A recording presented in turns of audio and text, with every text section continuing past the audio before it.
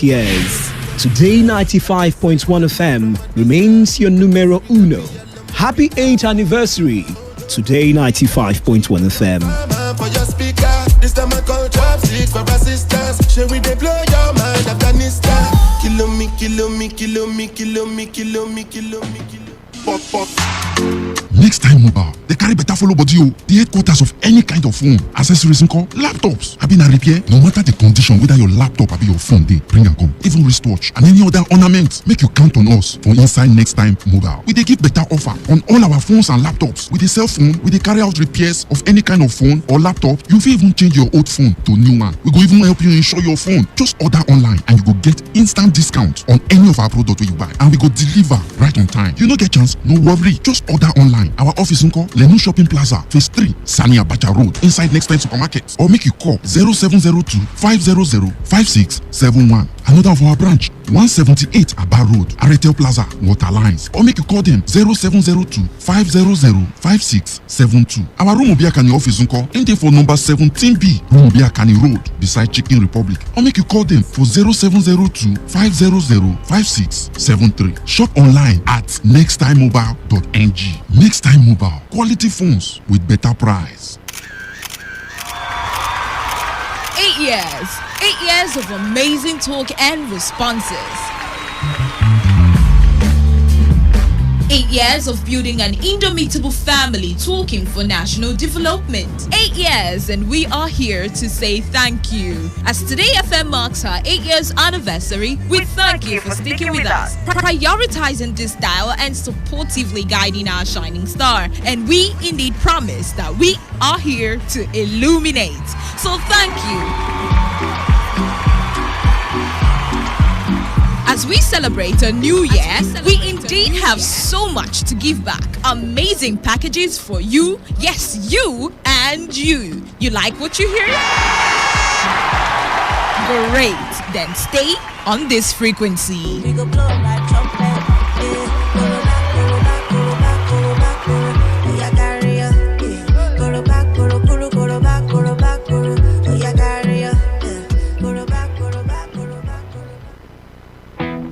Wake up to today's quest. Wake up. All the news and information you need in one go. Get started with the best of sports, lifestyle, analysis, and Annie. Can you feel it? Can you feel it? Can you feel it? Wake up to today's quest with Annie on Today 95.1 FM. From 6 to 11 a.m. weekdays. Fantastic.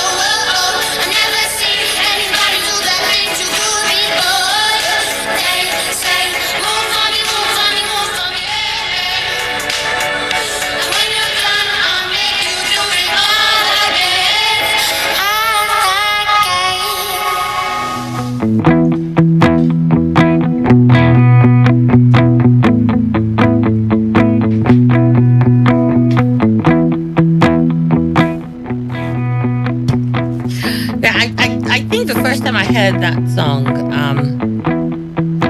Dance Monkey.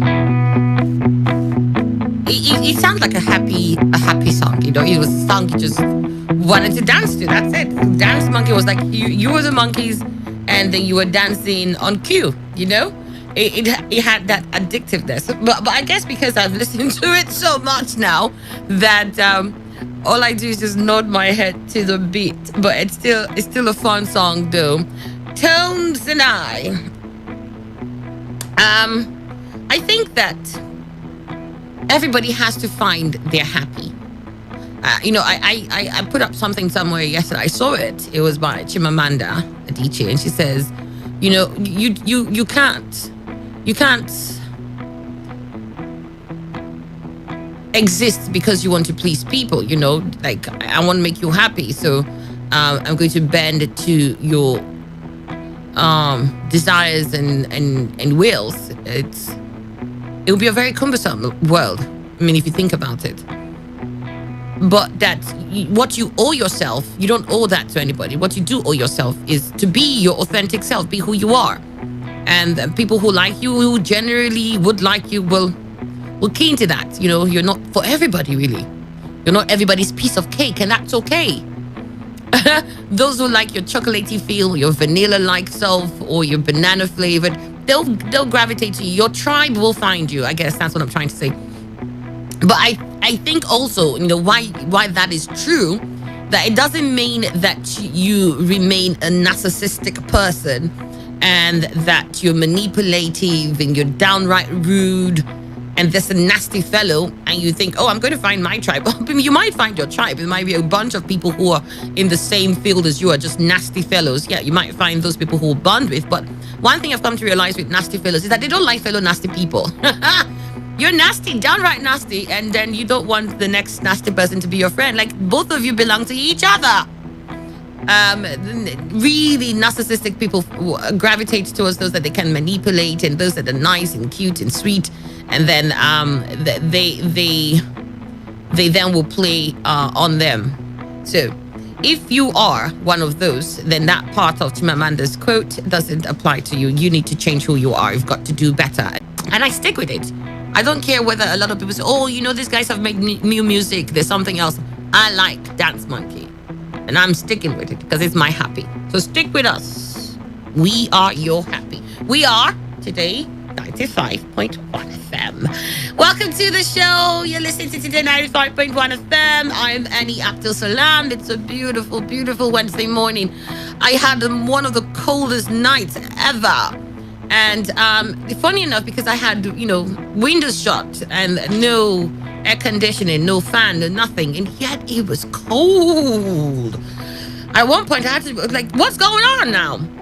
And then, I just decided that, you know what, it's going to be a great day anyways. Whether it was a cold night that was truncated halfway, today is going to be a good day.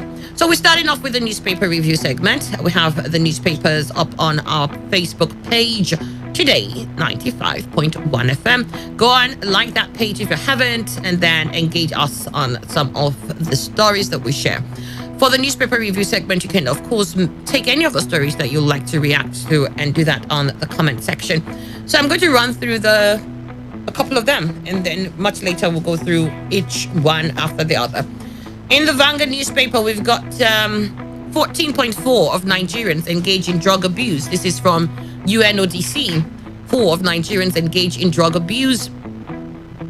Release Igbos arrested by security forces, INM tells presidency.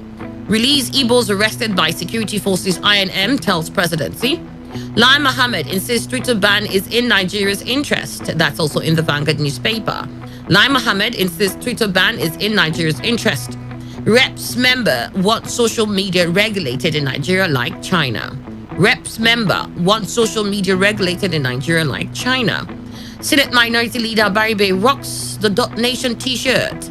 Senate Minority Leader Baribe rocks the .Nation t-shirt. Poverty reduction, Buhari sets up private equity fund. That's also in the Vanguard newspaper. Poverty reduction, Buhari sets up private equity fund. Insecurity, time to change strategy. The Vanguard newspaper has that caption. Insecurity, time to change strategy. And then we'll move into the Guardian newspaper. We've got President 6 approval for 895 billion naira supplementary budget. President 6 approval for 895 billion naira supplementary budget. And then embrace Wike's developmental strides, Danagogo tells coastal communities. It's in the Guardian newspaper today. Embrace Wike's developmental strides, Danagogo tells coastal communities. Police firm disagree over ransom for abducted Chinese workers. Police firm disagree over ransom for abducted Chinese workers. Federal government disobeys own law, flouts workers' pension remittance. Federal government disobeys own law, flouts workers' pension remittance. And then also in the Punch, Umahi's commissioner dies, driver unconscious, governor declares holiday in prayers. Umahi's commissioner dies, driver unconscious, governor declares holiday in prayers. Also in the Punch, ex-rep Lawan jailed 7 years over Otedola's $500,000 bribe. Ex-rep Lawan jailed 7 years over Otedola's $500,000 bribe. Zamfara, home to highest number of poor Nigerians. This is from the NSR. Zamfara, home to highest number of poor Nigerians. NSR. Buhari will complete tenure despite call for removal. Ojodu there with that position. Buhari will complete tenure despite call for removal. Ojodu. Court orders federal government to pay 3.3 billion naira oil revenue to Akwa Ibom and River States. Court orders federal government to pay $3.3 billion oil revenue to Akwa Ibom and River State. Akwa Ibom is to get 2 point something and Rivers 1 point something. In this day newspaper, we've got Jonathan, inability to manage Nigeria's diversity, cause of growing tensions. Jonathan, inability to manage Nigeria's diversity, cause of growing tensions. Senate endorses Yahya as Chief of Army Staff. That's in this day newspaper. Senate endorses Yahya as Chief of Army Staff. Unijos employs local hunters to secure campus and hostels. Unijos employs local hunters to secure campus and hostels. And now to the Tide News Online. Declare state of emergency on national assets, experts tell Buhari. Declare state of emergency on national assets, experts tell Buhari. And also insecurity, make traditional institution fourth tier of government. This is also in the Tide News Online. Insecurity, make traditional institution fourth tier of government. Insecurity hasn't hindered project's execution in River State, Wike affirms.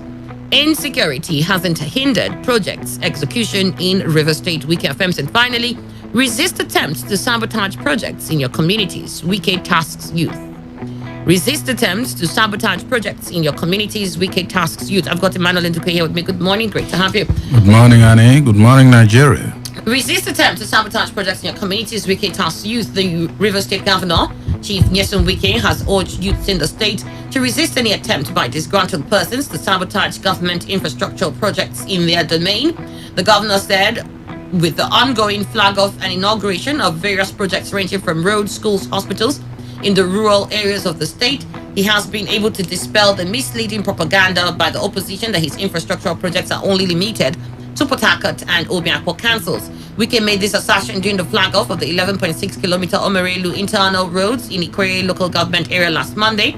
He stated that the flag-off is a fulfillment of the campaign promise he made to the people of Omerelu when he was contesting for the position of governor of the state. He promised that when the election comes, that you will stand by us, that you will vote for us. Indeed, you voted for us. So, having fulfilled part of your promise, we must fulfill part of our promise. The governor regretted that despite one of the most influential commissioners in the immediate past administration being an indigene of Omerelu community, the administration heartlessly neglected the community. I have said the essence of politics is not about money you make and put in your pocket. The essence of politics is what you're able to attract to your people. I cannot be in government, I cannot be close to government, and I cannot attract one infrastructure to my community. Can one man feed everybody? Is it possible? If they give you all the billions and you put it in your pocket, that does not mean the community is rich. Wike, who expressed concern that a community like Omerelu in his age lacked access roads, urged the youths to resist any attempt by any unscrupulous persons to sabotage the road construction and other government projects in the area.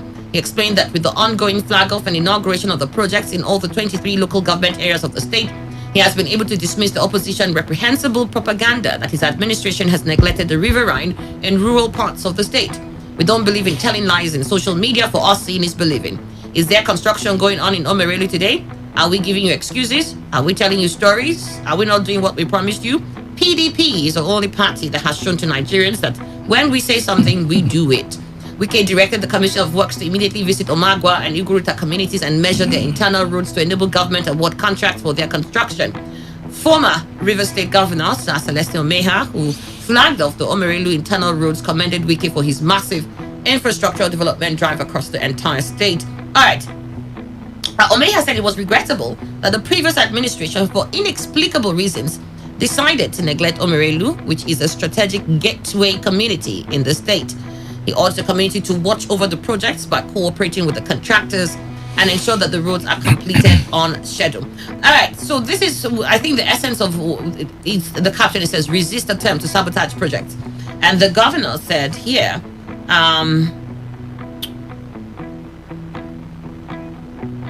he urged the youths to resist any attempts by unscrupulous persons to sabotage the road construction and other government projects in the area. I'm looking at the youth involvement in the construction of projects, or the establishment of projects, as it were, in their communities. Where do you draw the line, or where do you encourage them to go ahead? Emmanuel? Well, some of the jobs will be handled by the youths, as they will be engaged by the construction organizations that will handle the roads. But you see, I agree totally with the topic, not with all that the things expressed to maybe consolidate on the topic. No. Because if I am to believe in that, when Umehia is blaming the past administration, he chaired one. Yeah, before he was removed and Amechi came in. So why not award Omerelu? Are we saying that if he had awarded Omerelu... No, it was too short. He was there for just barely... Short or no short, the way he said it, if he had also showed such zest himself, he would have awarded it. Let it be that Amechi removed it. You see, I think politics are always, when they want to do something very good, they will always remember past ones and then throw some banters. That's just it. But I know that what Governor Wike has advised the youth is very apt and salutary. There is no doubt about it, because if projects, let's say road or whichever project, don't know party, if, for instance, the roads are constructed in Omerelu, now it doesn't know that APC person should not pass it, or PDP person should be the only person to pass it. So it's apt to protect it. No matter what people are saying, like he said, seeing is believing. People that are seeing what he's doing are seeing it, and those who choose not to see are not seeing it. All right, we got that sorted out. So resist attempts to sabotage products in your communities. Wike tasks youth, and also from the Times newspaper, insecurity hasn't hindered project execution in Rivers. Wike affirms. Rivers State Governor Chief Nyesom Wike says his administration has fearlessly tackled insecurity headlong and created an enabling environment for smooth delivery of quality development projects.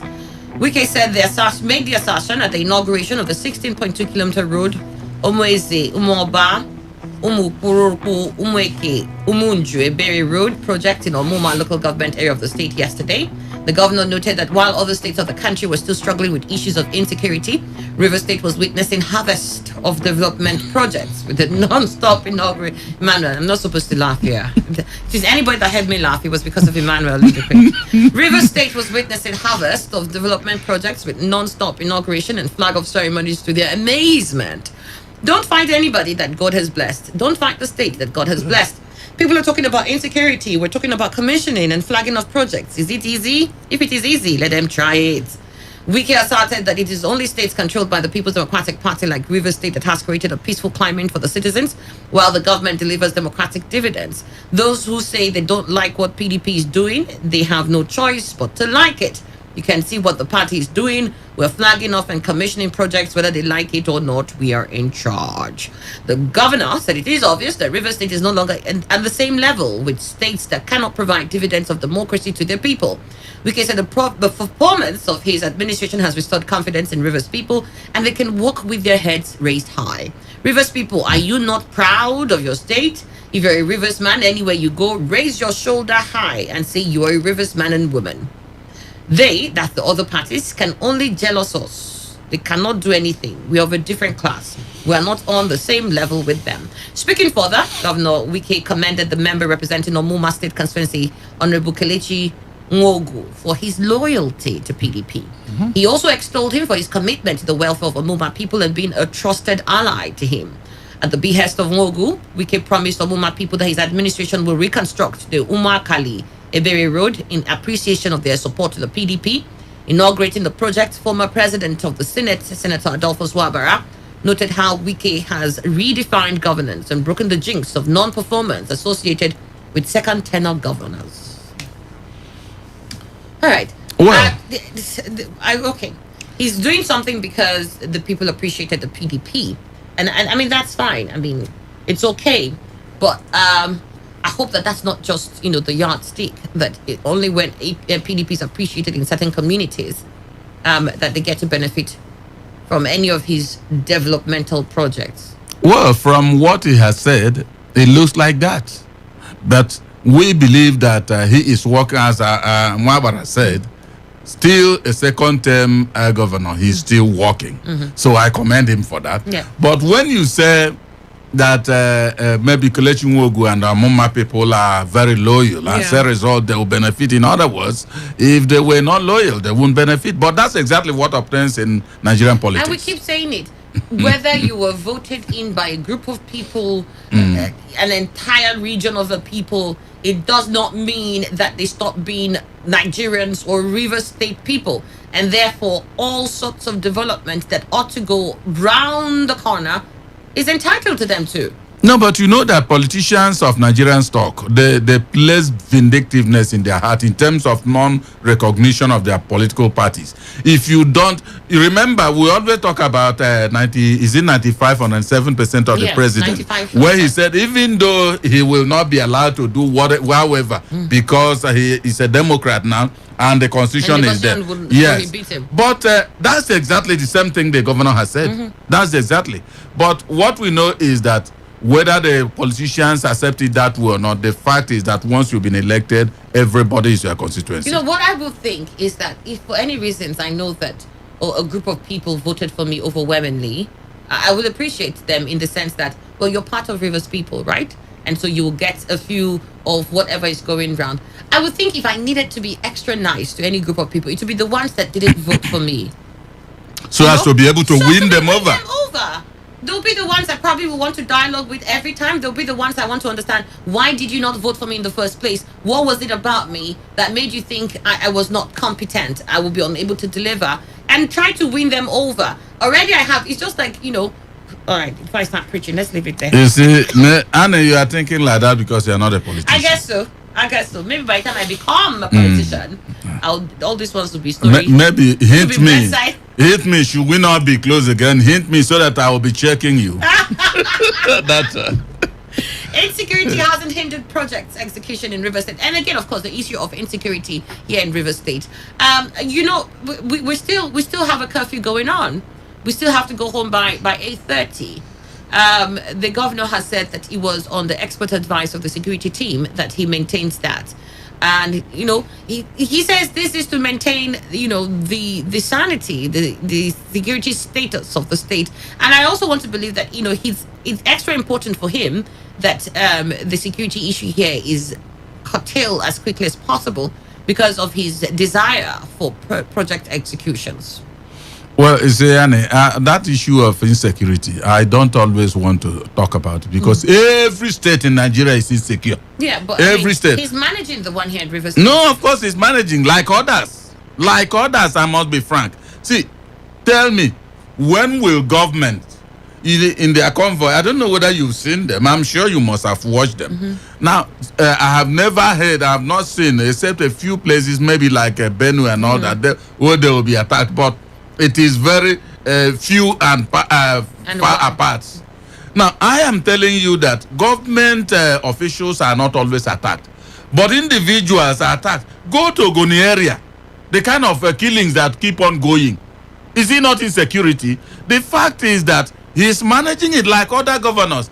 Things cannot be at the same. Now, it may be different in Abia, it may be different in Rivers State and all that, but it doesn't mean that any chief executive is not managing his own. Right. So I'm very happy that we can still move around, not because of the power of the governor, but because of the goodwill of the people. Perhaps look at the coffee now you mentioned.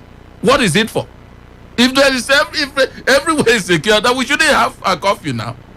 We should be walking freely. I think it's admittance that yes, there's insecurity, but that he's also up to the task. He hasn't allowed it overwhelm the state. I agree. He can still function. He can still go about and execute projects. He's managing it like other governors. All right, Because see, the degree of anything defines how it can be managed. All right then. Insecurity make traditional institution fourth tier of government. Traditional ruler of Obimo community in Nsukka local government area of Enugu State, Igwe Spencer Ugoke, yesterday called on the federal government to make traditional rulers institution the fourth tier of government to guarantee adequate security of the communities. The monarch, who said that traditional rulers were not backed by law to arrest, prosecute criminals in their respective communities, added that community policing through the traditional institution remains the best way to reduce crime to the barest minimum in Nigeria. He made the call at his palace in Obimo when he celebrated Governor Ifeanyi Ugwuanyi's 6 years of outstanding performance in rural development and security of lives and property as governor of Enugu State. The monarch, who equally inaugurated his town union executives during the event, asked federal government to continue paying ex-corps members monthly allowance of at least 15,000 naira until they secure employment, adding that the gesture will also help to reduce crime drastically in the country. The traditional rulers institution is not captured in our constitution. We are not backed by law to carry out certain functions in our communities.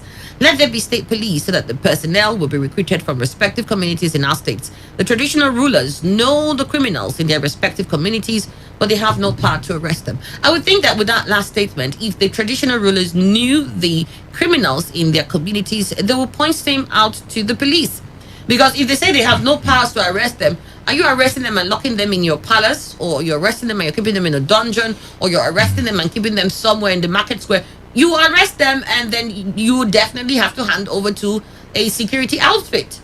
Well, I think it marks a dereliction of duty if traditional rulers, only because they are not given the power to arrest, will know criminals and won't point them out to those who are given such powers. Everybody cannot be a security operative. But those who are not will be cooperating with those who are. So why is it that the angle of mentioning ex-corps members, that federal authorities should be paid the 50,000 naira? Where will they get the money from? Federal government should find it. Federal government should find it. All right, then. Let's move on from that story to another. We have here. Declare state of emergency on national assets, experts tells Buhari. Declare state of emergency on national assets, experts tell Buhari against the backdrop of challenges facing national assets across the country. The Association of Facilities Management Practitioners of Nigeria, AFMPN, has called on President Muhammadu Buhari to declare state of emergency on public infrastructure. The call was made by AFMPN President Collins Osayamwe in an interview with newsmen while speaking on the new vista of his leadership. The new vista his leadership has opened for the association to play a strategic and critical role as a professional body charged with the responsibility of maintaining and managing public infrastructure. If the bill at the National Assembly was passed into law and assented to by Buhari in order for Nigerians to enjoy public assets. However, Osayemwe pointed out that public infrastructure has not been given the desired attention over the years as a result of not giving recognition to professional facilities managers who government needs to collaborate with to maintain critical national assets worth billions of Nigeria. He said, and I quote, "It is evidently clear that our public infrastructure is in a state of emergency, and the government needs to declare a state of emergency in order to rescue our public infrastructure from total collapse. The reason for lack of maintenance of our infrastructure is not far-fetched. It is because in Nigeria, the profession that is saddled with the responsibility of looking after the built environment does not exist in the list of professionals that constitute the building team. We are seriously concerned about the deplorable state and deficit of public infrastructure in Nigeria. In 2012, the Infrastructure Council of Regulatory Commission alluded that $12 billion to $15 billion was required annually for the next 5 to 6 years to bridge the infrastructure deficit gaps in Nigeria. It is worthy of note that if these figures are anything to go by, the situation should have become worse by now, 9 years later. He also explained that in the built environment, architects are responsible for conceptualization, design, and supervision of the project. The structural, mechanical, and electrical engineers and even IT engineers are responsible for design and construction of the building systems. The building engineer carries out the physical construction of the building. Now, let's examine the role of these professionals. They all perform a certain function, and they leave the site once their assignment is completed. Not even one of the professions listed above is trained to look after the building. Once the building is commissioned, they all leave the site for a new project. Unfortunately, all the activities carried out in the building up to the stage of completion is less than 20% of the life cycle cost. The remaining ongoing activities and cost of over 80% of its operations and maintenance cost and activities. This critical stage in the building life cycle is often neglected, hence the poor state of our infrastructure. I cannot emphasize the role of facilities management practitioners in managing our built environment. According to him, the main reason Nigeria has not been able to maintain our infrastructure is because the profession responsible for maintenance is not yet recognized for its strategic role in Nigeria as a profession, and facility management profession is not recognized as a member of the built environment practitioners. Well, all that he said, I think they should be co-opted into such a recognized bodies that are focused on maybe maintenance of security. But even at that, Maintenance of infrastructure. infrastructure, good. But I don't know how they can go about it, because how many are there to be, like he's saying, for instance, a building comes up. If it's only one, let's start with that one. Maybe people will learn that that's a profession. That a building comes People up. will learn that's a profession, because I mean, the engineers, it was because a lot of people hyped the engineers. A lot of people go to school now to say, I want to be an engineer. An engineer? So maybe by the time we start making people understand that facility management is also a profession, people will go to school and perhaps. I think if they are so important, like he has highlighted, of course, there's no doubt about, no ring of doubt about their importance now. They should be co-opted. But then, like I said, my doubt is on how they can go around the country, because one thing he mentioned there is that if, for instance, a building is commissioned and then they all leave, abandon and go. I don't know whether they will drop some people. Yeah, some people are supposed to, as the facility manager, you remain behind. Is that right? Manage that facility. The federal government, listen to them. Let's see how far they can go from there. Dr. Obidima joins us. He's a journalist, JP, and international affairs analyst. Great to have you. Good morning. Good morning, Annie. All right, so what are your thoughts here? Facility management. Well, the point there is that if you look at this issue holistically, you begin to wonder even the country will have efficient and effective mortgage system that can make people to really carry the professionals along in their building projects. Because we're not isolating the national assets maybe to assets owned by government and its agencies. We should look at it holistically. Even the private assets that ought to be managed. And because of the paucity of funds, it is clearly very difficult for individuals to undertake what is really there. Well, the government that has maybe the wherewithal to do so, there have been this lack of maintenance culture, and that has really caused deterioration of assets over time. And government also, at all levels, from federal to local government, they don't even know the need of these professionals. Even the town planners, like the construction roads that they are doing, it's not just structural engineers, just not the civil engineers. Like all the flyover they are building all over the places. My own thinking is that even the town planners would have been carrying along, because it's the town planners that can give government the advice, the professional advice on what to do to manage the kind of gridlock we experience when such constructions are going on. All right. So I think it is institutional problem caused by the government. All right, we'll get your thoughts there. All right, let's move on. We have other stories I want to really catch up with real quickly. I'm just going to ask you all to go ahead and like our Facebook page one more time, Today 95.1 FM. You'll find all the stories that we're talking about on that post. Please select as many as you want, make reference to it, and let's get your thoughts on it. Share it on the comment section. All right, so moving away from that to there, where we have the declare state of emergency and national assets expert tells Buhari to Unijos employs local hunters to secure campus and hostels. The authorities of the University of Jos yesterday revealed that they engaged the services of local hunters to protect students on campus and their hostels. The outgoing vice chancellor of the university, Professor Sebastian Meimako, disclosed this yesterday during the valedictory session to mark the end of his 5-year tenure. It is no longer news that the security situation in the country is quite tenuous. This is why, under my administration, we made frantic efforts to ensure that all lives and property within the university are adequately protected.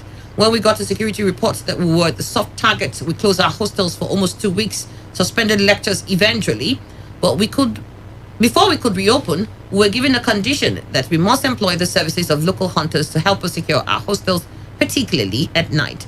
Today, this is where we are. But thank God the Director of Peace and Conflict Studies, looking at the happenings, has offered to train these hunters on the role of engagement in their working in the university. He noted that apart from his collaboration with various security experts, which led to significant drop of crime in the university, the institution under his leadership also recorded tremendous achievements in other areas under the period of 5 years when he served as chancellor. I mean, what jumps out to me here is that the university was thinking, within the box of what is available to it, and that the Director of Peace and Conflict Studies was brought on board to have a conversation on what they can do to ensure, a more secured environment, and how the director offered to train these hunters on the role of engagement in their working in the university. I mean, there's several other departments within the universities that can be brought forward, and they will come up with ingenious ideas as to how the university communities can protect themselves, or perhaps even communities in the larger space, communities within the states where they exist. I mean, this is, if you can't carry out proper research within the university sector, where will we do that? Is it only going to be politicians who sit on the round tables wherever they are? Well, they sit around the table and, of course, don't do research. So research is off their own area. Maybe they talk about how to share money or whatever. So those are their own areas. See, necessity, they say, is the mother of invention. Now, this particular university, thanks to that maybe outgoing VC, and all the officials that agreed, that sat down and thought about that, where the officials, that is security officials of government, maybe are not effective because of no fault of theirs or because of fault of theirs, but the bottom line is that they are not effective in policing the area. And then you have those who are, in fact, even if they are coming from the ground as hunters and they can maintain the security needed, engage them. Is it not how Amoteku and all that came up?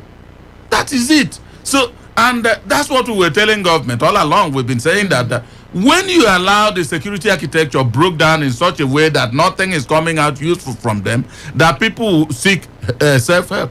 And that's exactly what is going on. Now, the man that is, they said, is the director of peace and conflict resolution, whatever. Well, if he's doing a job, let him just guide them through maybe the natural, the educational way. Because what is beating the drum for them, remember, they are not trained ordinarily. They are not just, if you are talking about the training the police officers went through and DSS and all the rest of them, these particular hunters didn't go through them. But the fact is they are able, maybe because of having known the bush, I don't want to go beyond that. So the fact is that they are providing the security needed in the university environment. So let them be engaged and let them do the job. All right, I've got your thoughts there. Dr. Obitima. Well, I don't understand this use of hunters. if the hunters they are talking about is the ones I used to know in my area, I don't see. I'm talking of Joss. I know. Okay. I'm talking of hunters. It's all right. It's the kind of hunters I know. I don't see them possessing that capability, to police an institution like University of Jos. Well, I mean, they said they were to provide security. Yes. They are to Provide security. Yeah, that the hunters to provide security. This is what I'm saying. They are not trained. Okay. Hunters are not trained for that purpose. Yeah, they're not, obviously. Hunters- That's why the director of... Yeah, hunters are also Peace and conflict. they are not allowed to carry guns Okay. that can match the kind of the guns we see with these terrorists. But they're saying they're recording success. They don't have the guns to match the terrorists, yes. But the Vice Chancellor is telling us about the success they've recorded. Well, I don't know the degree of success, the kind of security, the degree of security challenge within that environment. Was OSPAC trained to do what they are doing? I also believe that OSPAC has also not faced serious challenge. Yes, I don't think they have faced serious challenge like what we are seeing with these terrorists. If they have, because their equipment, the gun they are carrying, it's not the type of gun I see, but that does not mean that it's not a novel idea, at least if to maintain internal security. But when it comes to external aggression, the kind of one we have been hearing, people who are facing police and the military, I believe that the hunters may not really do well. But the only thing it speaks is that we have need to beef up our security system. Buhari that is not understanding what restructuring means should know that the population of Nigeria today calls for this kind of decentralization of our policing system. All right, then. What are your thoughts there? Even that schools should have their police. All right, then. Well, I'm glad that the Vice Chancellor did not wait for any endorsement of schools to have police, and that what was focal for him was the security of lives and property, and found it ingenious to get the local hunters and also to get them trained through the director of Peace and conflict resolution. The director is a military person or a security person? I would think that the best... He's the director of that department. I would think that the best that can happen will be that different sectors continue to find means that they can protect themselves and stop lamenting over things that they haven't gotten yet. Let's make do with what we have. Yes. The lives that are dying are not going to wait and say, wait, let's see until we have secured state policing before we'll know whether it has failed or not. And they're going now. So what do we do to secure these lives? And do you remember what my friend Dr. Vidima is saying? OSPAC, in his view, have not met challenge. Yeah. In this East-West road, kidnapping was a daily routine. Every day. But when OSPAC came out, trend or not trend, where were those kidnappers? Maybe he says, as per they haven't faced bandits who are coming 200, 100, right? That's what you mean, right? Even bandits themselves, were they trained for such jobs? Have they not assumed it? All right. Necessity is the mother of it. Let's face the one who were trained for. So moving on, in the newspapers, Senate endorses Yahya as Chief of Army Staff. The Senate yesterday confirmed the appointment of Major General Farouk Yahya as the Chief of Army Staff. His confirmation was sequel to the consideration of a report by the Joint Committees of Defense and Army that screened the Army penultimate week. Presenting the Joint Committee's report, Chairman of the Senate Committee on Defense, Senator Ali Wamako, said the committee was satisfied with the comprehensive and robust engagement and interaction with the nominee during the screening. He said Yahya's nomination was in line with Section 217, Sub 2A, B, C of the 1999 Constitution as altered, as amended, and in accordance with the provision of Sections 18, Sub 1 of the Armed Forces Act, Cap A20 law of the Federation of Nigeria 2004. He said that the committee did not receive any petition against the nominee, adding that he was cleared by the Department of State Services. According to him, during the screening committee, the nominee's knowledge of the strategic capabilities of the Army was exhaustive and impressive. He showed a clear knowledge of the Army, which is apt for a Chief of Army Staff, Despite the army being the largest of the armed forces, the nominee was clear in his vision to encourage joint operational synergy with other services for success in all theatre of operations. According to it, the nominee agreed on the need for the command to have more transparency and disclosure to the committees on security in the legislature in order to ensure a harmonious working relationship, considering that they were critical stakeholders in the security sector governance. It added that Yahya underscored the need to ensure peace in the forthcoming elections and deal with non-kinetic issues such as the settlement of internally displaced persons from Boko Haram's insurgency. Well, it just seemed as if for them, Yahya checked all the boxes. And so he's been cleared to become the chief of army staff. Anybody the president nominates must go through the procedure. They will in fact confirm or reject. Now they've confirmed Yahya. Let me ask this question. Those senators, whether in a committee or the whole of them, that confirm Yahya, are they military experts?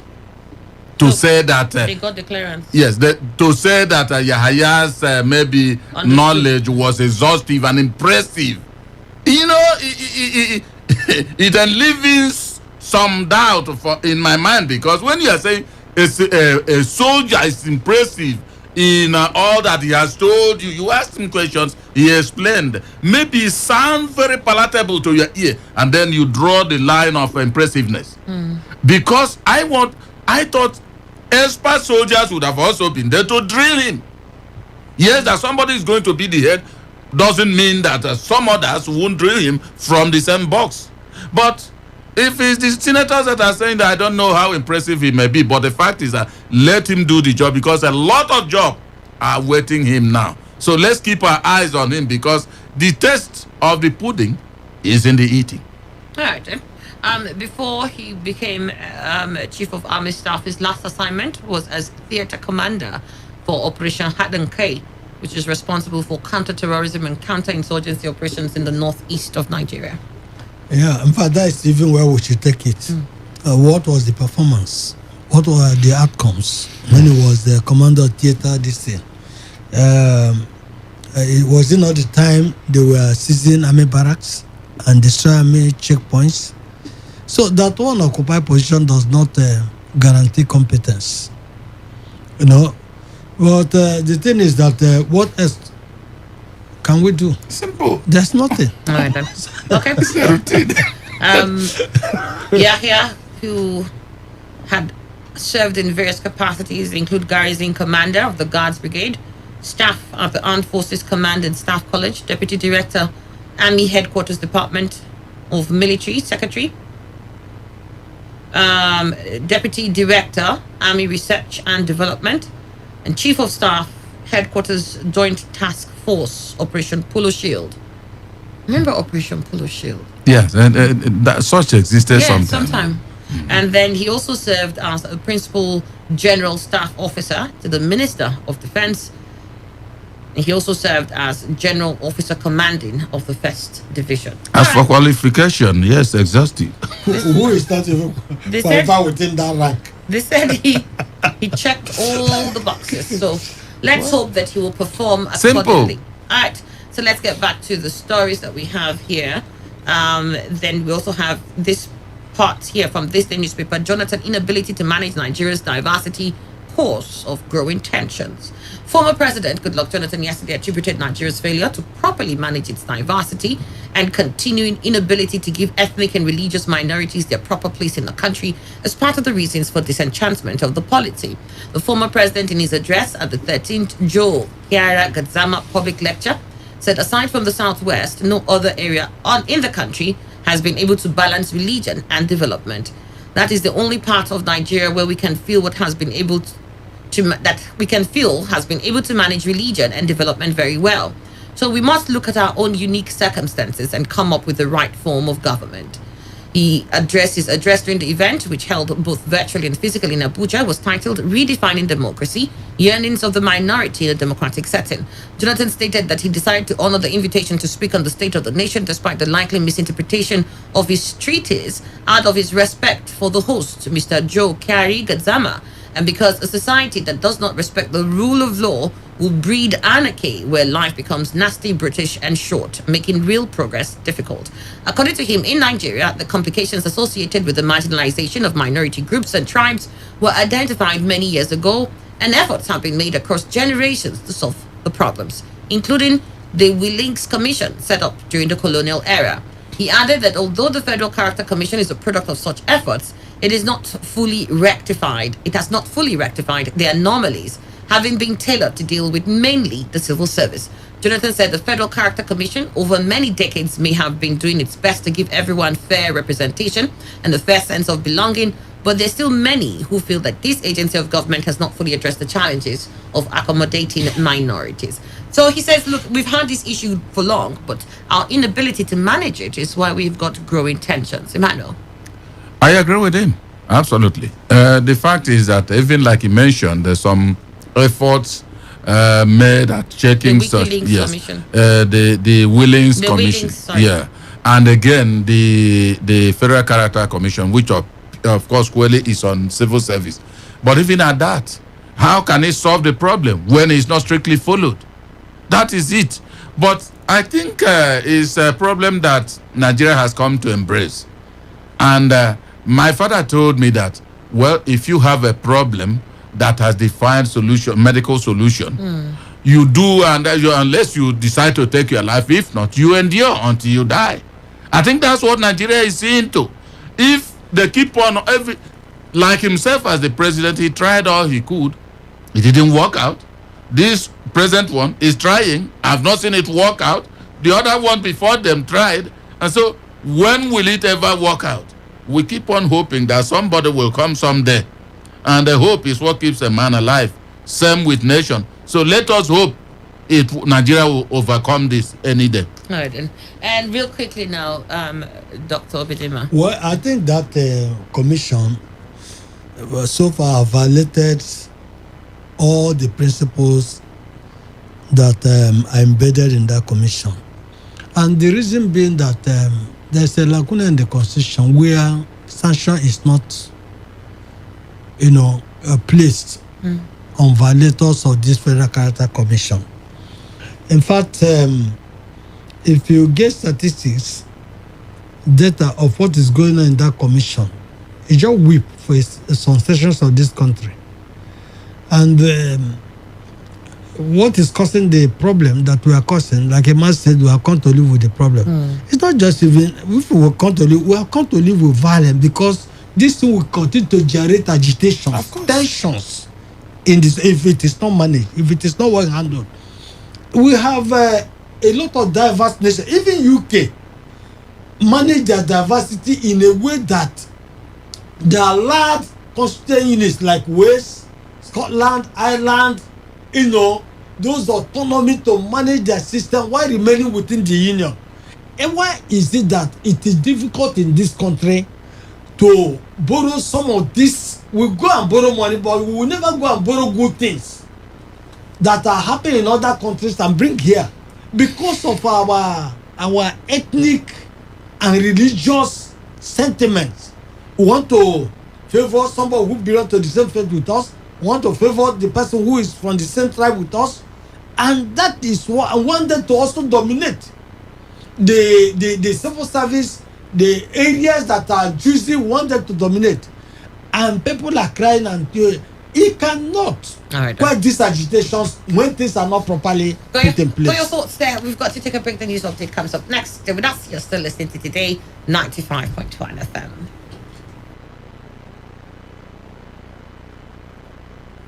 It's Today 95.1 FM, Port Harcourt, voice of the people.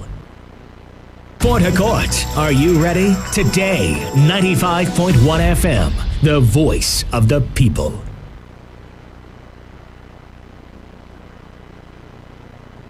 Every day, every hour, when the big stories break, depend on our 24-hour news team to bring you the latest. Today 95.1 FM. Today, 95.1 FM, Port Harcourt. News update.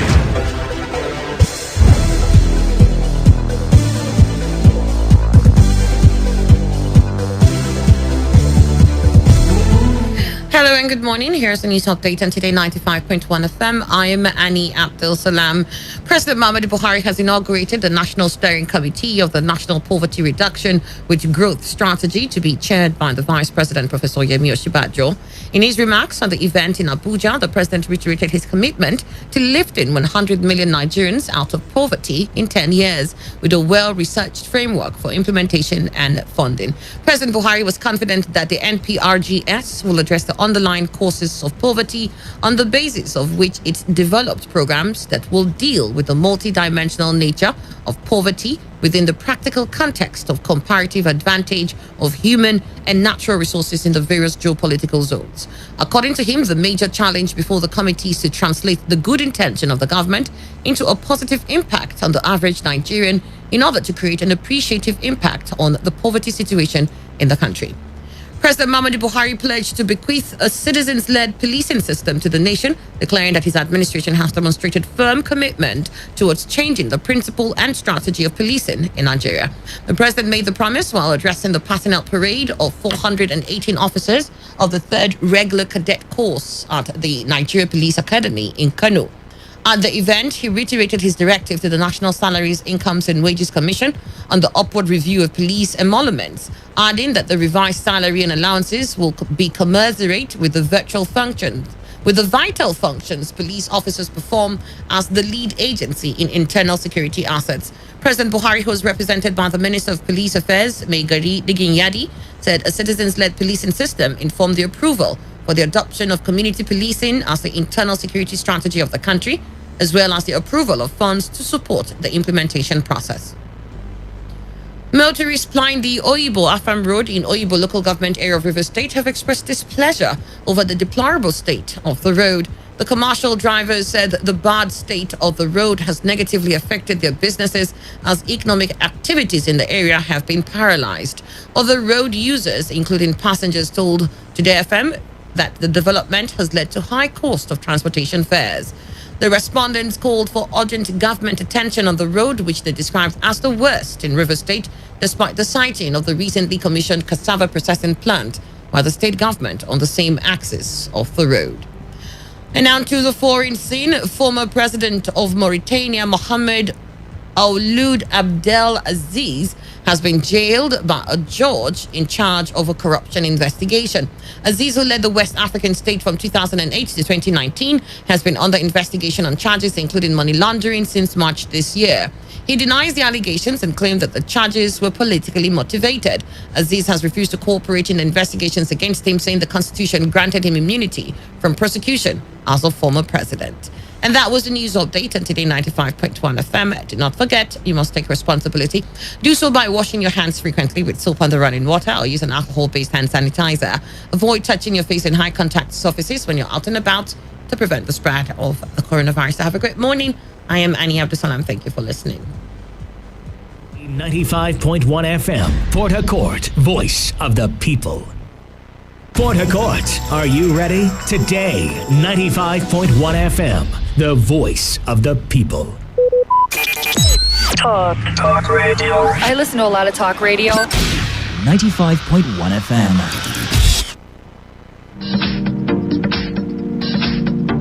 As the voice of the people, we always have you in mind. So we've got a special package for you. Hoo-la la! It's a season of celebration and appreciation as we celebrate 8 solid years of relevance, 8 years of broadcasting and glorious interactions with you.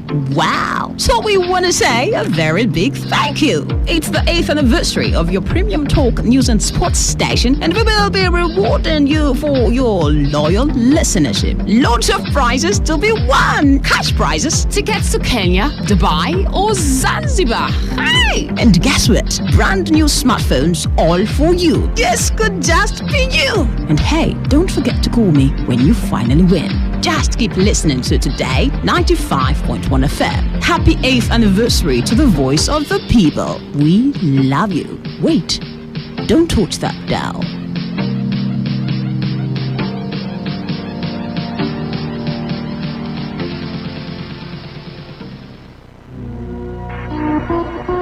Eight years. 8 fantastic years. My goodness. 8 years of broadcasting from the heart of Pitaqua. We have had this amazing 8 years of romance. And no, this is not a breakup voice note. This is to say thank you. Thank you for all the love, kindness, and dedication. Look at us now. Look at us now. We have 8 years of amazing growth. We couldn't have done it without you. Yes, you. You, our dear listener, you are worth it all. And because of you, we're dedicating the next 8 years to loving you fiercely. And so, to start the next 8 years, for this month of our anniversary, you need to stay glued to this channel. We're giving out great prizes. We're giving holiday destination packages to Kenya or Dubai. You decide. We're giving out phones. We're giving out cash. We're giving lots of freebies. You don't want to miss any. We love you so much, and that's no lie. Thank you for 8 years. 8 years of awesome broadcasting. Take you away. Come on, come on, come on, come on. Come on, let's go. What? Let's go.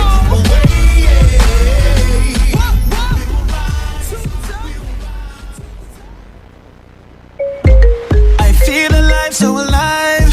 When I'm with my best friends, indulging my G exotic. Nothing makes my drink more than when the mixer is delightful G exotic. And after a long day, I wanna relax with the taste of my G exotic. Time to taste of G. Indulge and get lost in the deeply satisfying taste of the Chi Exotic range of delicious fruit blends.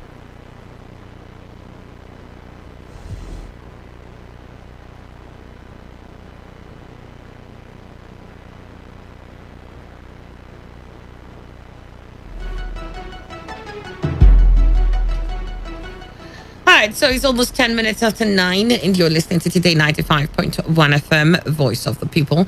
And I have with me in the studio, Mr. Shadrach Demabo. All right, Mr. Shadrach Demabo, you're here representing CJC Markets. All right, so let's start with why you're here. Why are you here? All right, before I go ahead to as regards to what or why I am here, let me just give you a brief intro concerning CJC Markets. No, we'll get to the intro. I just want to know why you're here first. We'll All get right. to who is CJC or what is CJC? Why are you here? All right, I'm here to just give an announcement regarding our crash program we are commencing by July. Okay, and it's a basic class and advanced crash program that spans for 2 weeks, and also to tell them what CJC has to offer to them in this coming month. All right, okay. So now tell us, what is this CJC? All right then, thank you. All right, CJC simply means Garrick Just Capital. It is a forex brokerage firm with its headquarters resident in Auckland, New Zealand. This broker has been in the forex market for over 20 years, and its global presence has spanned more than 18 countries in the world.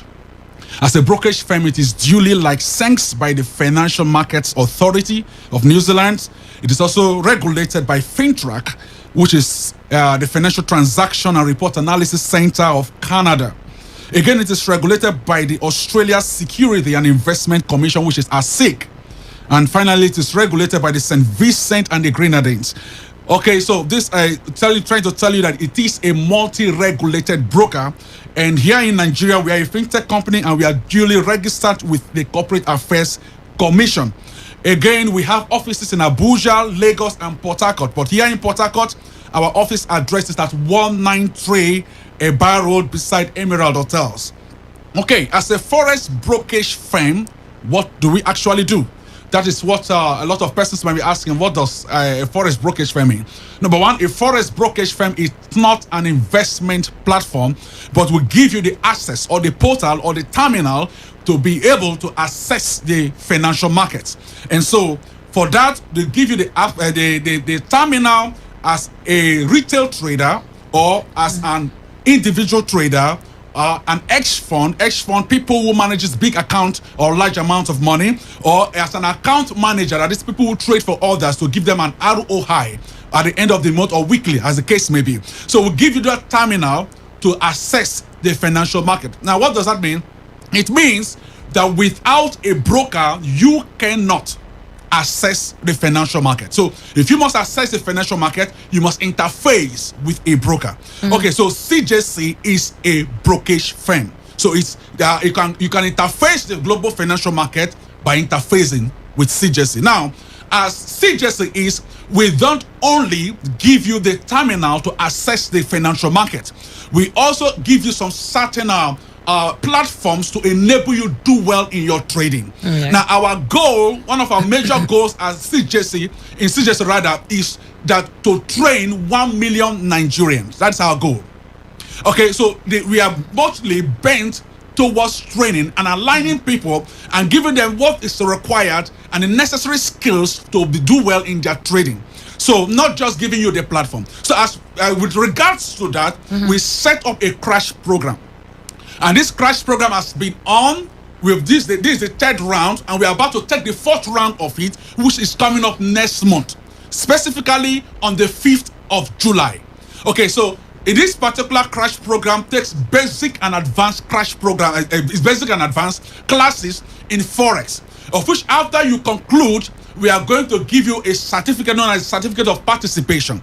Now, just to give you that concept or this and that, fine, this person has gone through CJC training, both basic and advanced. Yes, okay. And the essence why we are doing this, because we have seen that a lot of persons have lost a lot of money in Forex, perhaps maybe by giving their money out for people to trade for them, okay, giving their money out to maybe investment platform, and we say, come on, why can't you learn this thing yourself and trade your own account by yourself? And so we are bent to do this for you by bringing this crash program to train and equip you. Okay, so we are not just a platform through which you can access the financial market. We also there as running an academy for you to train you for free. Okay, so all you just have to do is to interface with us, register with CJC, okay, open an account, push in the capital you want to use to trade, and we are going to train you until you're good and before you start trading your account. Okay, but that is not also what we just provide. Apart from the training, we also provide you what is known as mentorship. There are people who also know how to trade, but they are still having some issues. We have mentorship classes for you, okay, and then we can talk one-on-one. Okay, this is not out of the box. So we also have VIP classes. All right, and so we also have fundamental classes. So many classes and groups around this our platform. All right. Yeah. So and finally, we also have signals. Okay, so our persons who don't still have the time of all this training we have to come in to learn. All right, so we have signals. You can take our signals to trade for free. You can access your signals for free. For free, so long as you've registered with us, you're with us. Okay. So we have all this in a package for you. Now, what we have basically coming up in July, on the 5th of July, is that we have a crash program coming up. And in this crash program, we are saying that, look, if you're tired of losing your money and there's perhaps giving out your money to investment platform and then at the end of the day, they've crashed. Come on, this program is there for you to come and learn how you can trade your own account by yourself. Okay. So it's starting on the 5th of July. But before that crash program begins, we have a seminar on the 2nd. That seminar, we are going to orient you. We are going to tell you about CJC more. We are going to tell you about other provisions and things we have to offer. So you got to know, because you got to know the people you're dealing with. So we tell you, orient your mind and give you proper knowledge about CJC. And after, we should usher you into the program on the 5th, which is commencing the next Monday. All right. So once you come for this seminar, okay, we'll educate you, orient you, and get you registered in preparation for the crash program, which is for 2 weeks. Now, this crash program takes this model. We have the physical crash program. Okay, for 2 weeks. Now, there are still some persons who don't have the time to come for that physical crash program. And so we also have what is known as an online VIP class. Now, this online VIP class is going to be taken specifically by the country manager himself. Okay, that look, okay, these people, I'm going to take them just online or web now. It will be at the comfort of your home. We'll hook up together and then we'll go on with training. Online. Okay. Then we also have another class, we call it fundamental class. I call it the fundamental VIP. Now, here is the truth. There are so many persons that said they have come into Forex, especially because Forex have several compartments, at least several markets. We have the currency market. We have the stock market. we have the index market. Okay, also we have so many markets, like we have the metal market, like your gold, silver, and the rest of them. Right. These are different markets in forex. So depending on the one you have your liking for, but on regards to the currency market, the currency market is majorly moved by the fundamentals. What I mean by the fundamentals means the economic happenings in the world. And so in the fundamental, we are looking at the macroeconomic variables that affect the financial market. Now, these macroeconomic variables, if you don't understand them and you are trading the currencies or the currency market, even though you know you're technical, you know how to trade very well, the trade might still be going against you, because if there is a news, an economic news that is coming that will affect the currency market, even though you make good trading decisions, the market goes against you. Right. So you must know how to trade with the news. So that is all about the fundamental. So that fundamental VIP class, we're going to teach you how this fundamental runs and how to analyze this economic data, so that you know that, okay, based on this data that is available, this is how it's going to affect the market. It's very important. So many traders don't know this. And so that's why we have a special class for this, known as the fundamental VIP class. So if you're interested in the crash program, text PH to this number 070 670 16644. I repeat, 070 670 16644. Again, if you are interested in the VIP class, text VIP to this number 070 670 16644. I repeat, 070 670 16644. Then finally, if you're interested in the fundamental VIP class, perhaps you're already a trader but you're not good in fundamental, you can text fundamental to this same number 070 670 16644. So just text and they will contact you via your number. Thank you. All right. So in all of these things that you've provided, I've heard you say that they're not paying. They're not paying for the yes, they are not. They are not. Why would you be doing all of that free? At what point do you pay them? Because I mean, these are a few things that people ask. Oh, if we're not paying now, that means there's a way they're taking this money from us. Okay. Let me explain that. You know, it's a win-win thing. Now, what a broker needs is people, because it's just like you opened an event center. And you want people to come and rent it to do their wedding, to do maybe a party or whatever, and they pay rent for it. Is that correct? Yep. And that is the essence. Why? So your view is how to advertise that your event center, so that a lot of persons can easily book for it. The same thing. What a broker do is that he offers you, he creates this platform and wants people to use that platform. So while people come in, subscribe with the broker to use this platform to trade the financial market, as they are using that platform, they are charged for rentage in the form of spread. Okay. Do you get that? I get it. Good. So now that is why the broker is interested in people coming in their bulk to use this platform. So whatever it will take him to do so that people will recognize this platform, use this platform, is ready to do that.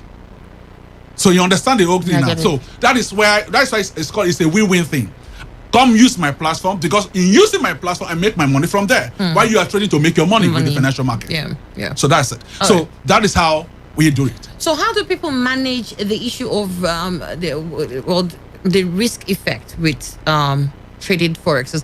I think this is where a lot of people find it difficult in trading forex. And now when you now say they should go and manage their own funding, they believe that means they're going to lose their money quickly. Okay. Actually, the crash program also entails risk management class. Okay. All right. Because what is very vital in forex is that so many traders know how to trade, but the problem they have is how to manage their account. Okay. Now, let me say this. Like the last class last week, I was teaching a class. That's the last class on Thursday last week. It is a risk management class. We did some calculations. That before you open a position, number one thing, check your account size. How much do I have in my account? Number two, how much do you want to risk to open that particular position? These are things that people don't do. I want to enter a particular trade fine, it is possible for that trade to go against me. Is that okay? Yeah, it is possible for that trade to go against me. If that trade should go against me, how much am I willing to risk? So that should be determined. So 1, your account size. 2, how much am I willing to risk? 3, if I'm willing to risk this, then which lot size will I use? Then the lot size that will be with each time you have to go into the market. The lot size is what determines your risk and your reward. I mean, is that with each time you go into the market? Each time, yes, you must determine that. Okay. So these are things, you don't just go into a trade. Because, okay, I see a trade, let me just go. No. You must determine how much you want. Your profit, you should take profit. You must determine that. You must determine how much you want to risk in case that trade goes against you. So if you have determined that, let's say I want to risk $10. And in this risking, I want what I'm hoping to get is $30. So I'm risking 10 to get $30. So I look at the trade, it's a favorable trade. I take that trade with my appropriate lot size, and then I put everything in place. Even if I leave that trade and go away, I have already determined what I want to risk, which I have agreed with myself that if this trade goes against me, no big deal. I want to lose. I want to lose that, yes. But if it goes in my favor, this is what I'm getting out of the market. All right then. So what you're saying is that your platform CJC offers you the opportunity to make sure that you have more gains in your tradings than you have more losses. Why you go in through our risk management class? In fact, the risk management class is a very important class. The last one we had, I really had to elaborate a lot of things. Yeah. Another thing is trading psychology. The mindset. Some persons just believe that I should be trading every day. And that is why we said, look, as a trader, you must have a system or a strategy or a pattern of trading. So that each time you come to the market, if your strategy doesn't align, let the market go. You don't have to trade every day. There are some people who are just addicted to the forex market. Every day they just want to be there. They just want to be there in the market. Whatever is happening, it's not their business. So let me just be there with my system. No. So there we talk about discipline. If there is anything, one thing I've seen in forex, my time I've spent in the forex world, one thing I've seen, forex will teach you discipline and self-control. Because if you don't have it, you will continue losing money in forex. It's just like to have money, you should be able to, for instance, some person will just, another thing again in risk management is, you should know, there's what they call margin and free margin. These are the things you look at, and then you can analyze and say, okay, fine. Let's say I have $100 in my account. If I have $100 in my account, fine. How many positions should I open with $100? Okay, let's say I open a position and the broker holds $20 of my money. It's called the margin. The margin is such that if the account goes, the trade goes against you, you're losing. Okay, and it has come to your margin. Let's say you have $100, so you have $80 free margin. Now, if the trade is going against you, you're losing. When it comes, it's reduced up to $20, the broker will cut you out. So now tell me, if the person has an $100 in his account, and then he opens like 2 or 3 positions, which means that the broker is going to hold about $60 of his money, which means he only has $40 free margin. Now, if this trade or these 2 of the trades are going against him and has eat up his free margin, the broker, to safeguard your account, will automatically close 1 or 2 of your tradings. And some people say, I am on the trading, the broker just closed me up. It's to save your account. So I don't lose everything. So I don't lose everything. So that your account doesn't run into negative. Okay, so when your account does, because if the account goes into negative, it means you are winning. You're winning. You're winning. So this and so many other things is what you're that is what we do in the risk management class. And then we tell you how much, based on this particular risk, what the lot size that is required for that risk. For that particular risk. All right, then. We've said so much already, but you said there's a seminar coming up. All right, so there's a seminar coming up, and it's coming up, okay, the 2nd of July. So let her elaborate more on the seminar and quickly, also we just the time. need the So date. let's go ahead. We need just the date. Hold on. We need just the date of the seminar and the venue, please. Okay, the seminar will be holding on the 2nd of June. Yeah, on the 2nd of June. July. On 2nd of July 2021. Our office is at 193 Aba Road, Rumola Junction, beside the Emerald Hotels, and it's be holding by 11 p.m. Meanwhile, our classes will be kicking off on the 5th of July 2021. And like you said, we'll be teaching a lot of things, risk management. Where is the event holding again? 193 Aba Road. 193 Aba. Yeah. What numbers they need to call to be part of that? We've got to go. 070 6701 6644. For those who are interested in the VIP classes, they should send VIP to 070-6701-6644. For those who are interested in the regular classes, they should send yes to 070-6701-6644. Call the numbers again quickly. 070-6701-6644. All right. We've real quickly now because we don't have all time right, again. I don't have much time, so we're just trying to tell you that look, CJC is there for you, and this seminar is kicking off by 11 a.m. Okay, on the 2nd of July, 11 a.m. Thank you so much for coming on board this morning. It has been a delight having you break down some of these things for us here concerning Forex. Stay with us. The continuation of today's quest comes up in just a moment. Radio has never been this good. Today, 95.1 FM, Port Harcourt. Wake up to today's quest. Wake up. All the news and information you need in one go. Get started with the best of sports, lifestyle, analysis, and Annie. Can you feel it? Can you feel it? Can you feel it? Wake up to today's quest with Annie on Today 95.1 FM from 6 to 11 a.m. weekdays. Fantastic.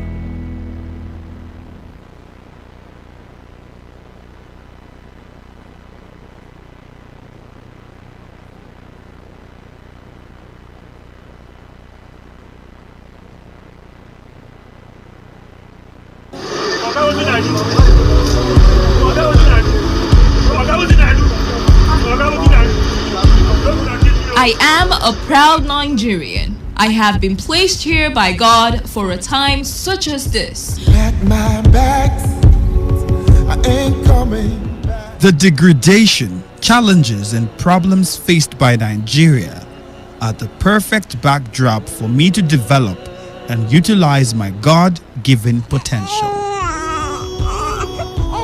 I will not complain. I will not criticize. Rather, I will use my skills, gifts, relationships, and experience to find long-lasting and revolutionary solutions to the many challenges confronting Nigeria.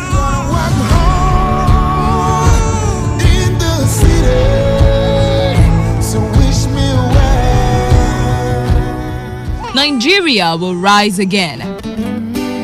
Because I am here, I will leave this nation a better place than I met it. I will work to make Nigeria a praise on the earth.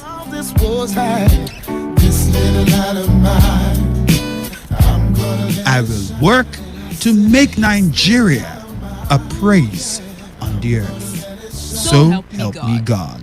Let me tell you how I got this far. This message is brought to you by Today 95.1 FM, Voice of the People.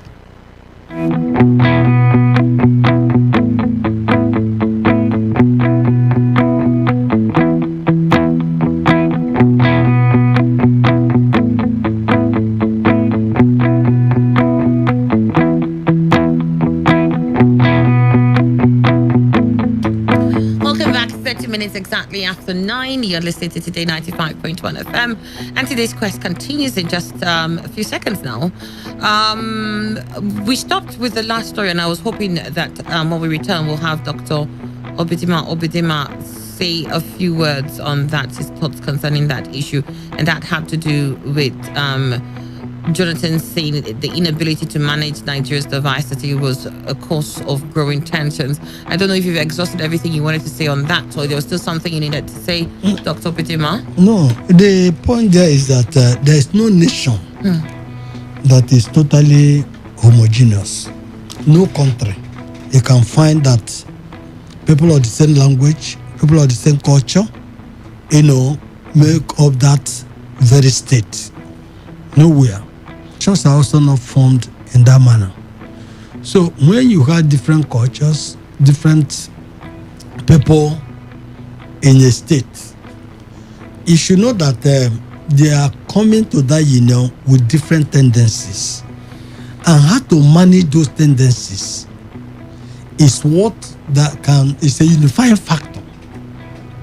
And any union that fail to do that and feel that maybe you have power today, can lord it over other people that agreed in that union to be together in that union, you will only be creating the kind of tension we have in Nigeria today. It has happened in several places in the world. Right. There is several advanced democracies. It has happened. And they sat down on how to manage the diversity. And the literature are banned that if we should go and take up presidential system of government, what must we not take? How they manage, also import how they manage their own diversity into our system. Why are we pushing that one aside from the constitution we appear to have copied? Okay. Or the system we appear to have copied from America? We got your thoughts on that. We'll pause on that because I think we might just have to revisit that particular angle. But let's take this story from the papers again. We've got Reps member wants social media regulated in Nigeria like China. House of Reps member representing APC Ebonyi Chinedu Oga on Tuesday stated that if the law regulating social media had been implemented, the activities of microblogging site Twitter would have been checked. Reps Oga, who is a member of the House Committee on Information, said, for example, in China, social media is being regulated and such a thing is not in Nigeria. And we have all those agencies that are capable of the regulation in the country. Also, Alhaji Lai Mohammed, the Minister of Information, Culture and Tourism, said the federal government's ban on Twitter's operation was in the country's interest. The minister, who stated this when he appeared before the House Committee on Information on Tuesday in Abuja, cited various sections of the Constitution of the Federal Republic of Nigeria in support of the action that was officially taken in the light of security challenges facing the country. Mohammed said the federal government had begun talks with the microblogging site to resolve the matter, adding, however, that until then, the platform remained banned. The Nigerian News Agency of Nigeria reports that on January 4th, the federal government placed a ban on operations of Twitter on the grounds that the social media platform was being used as a tool for destabilizing the country. Well, Uga thinks that we've got the agencies that can help regulate social media like we've got in China. Perhaps, he's wondering why we've not implemented that. Well, for me, as soon as... like China now is the yardstick. At least, if you are not known for good, you are known for bad. Simple, you must say one side. the issue is that I think for me, everything about control, I welcome it. But the manner you are going to effect that control is where I'll have my worry. Because in nature, absolutely nothing lacks control. Anything at all that you are doing without control will lead you to your grave. Or will lead you to maybe a situation where things won't work well. And that is why when they even bring the issue of social media, say, yes, let it be regulated. So that they will be able to go after whoever goes runs afoul of the law. But when you say, no, leave everything, I don't think it will help us. So for me, I agree, not because of the way they will do it, but at least the suggestion that there should be a control. It is only when they come out with that and we now point out at the areas that will be wrong or that will gag the nation, then we point out that. But with that, just saying, no, let there be freedom. I've never seen such absolute freedom without control. All right, Timano, your thoughts there. Dr. Bitima? Well, the issue of control. When we say control, yes, control is good. But anything we are controlling should also be for the benefit of the people. We should also control the prices of commodities in the market. So the government, if they want to control the social media, they should control the skyrocketing prices of tomato, onion, and all those issues, so that we know that, yes, it is the force within the ambit of government to control some of these things. But beyond that, is that we have a government that used this Twitter to put down Jonathan. Even Buhari, when he was being sworn in on May 29, 2015, acknowledged the social media for being there for them. And why is it that pulling down the message of one person is creating all the kind of noise we are now getting in this country? Like Mohammed, deploy the instrument of social media. Let's not get to the point of what they did. Let's concentrate on the issue here. Oga says that we should have it regulated like we have in China. Let's stick with that. Is China a modern society China when it comes to democracy? China is advancing. No, when it comes to democracy. That's what I'm saying. But China is advancing democratically. We are not. Democratically or not? No. It's not issue of advance. Why must we not take other nations as example? China is a close. No. China is a close society. I agree with you. But this is what I'm looking at. I agree with you that pattern. Yes. No, there's not about life being pattern. It's a condition. When the military came on, we lived at that time. We didn't die. The point I'm trying to make here is that with the kind of governance China has, China is making her leaps and bounds. Whether there's some constraints to the kind of government that she operates, as a different conversation. Compared to where we are in Nigeria, you obviously look at, it's China now we're asking to come build rail lines and stuff and everything. If China is able to deliver on that, and what they're doing to advance is that they have a restricted social media as part of their levels of governance, do you think that Oga was absolutely wrong to demand anything in that manner? Excuse me, you see, this China thing is the restriction of free speech that caused this coronavirus to spread the way. Is this can't China? That's what China caused. Okay. If when the doctor was trying to bring this information out, it was not shut down. Maybe this thing, coronavirus, will have been properly managed. So how can we go back to such close society? How can China be an example when it comes to communication, when it comes to information, when it comes to relationship and interactions? China should not be our example because we are not made like China. In fact, let me put this thing. Yeah. God even sanctioned free speech. In the Bible, God said, come, let us reason together. Let's discuss. Is it now that they are finding fault in Twitter? Twitter has its own regulations. It's self-controlled. And before when you open the account, most of these social media, this thing, they give you their rules and regulations for you to accept or to reject. When you accept, you are banned. And one of the Twitter this thing regulation is that when so number of people kind of raise voice against what you tweeted, they will put that in down. Did they not do it on Facebook and Twitter on Donald Trump? Did America fall the way it's falling? If they pull down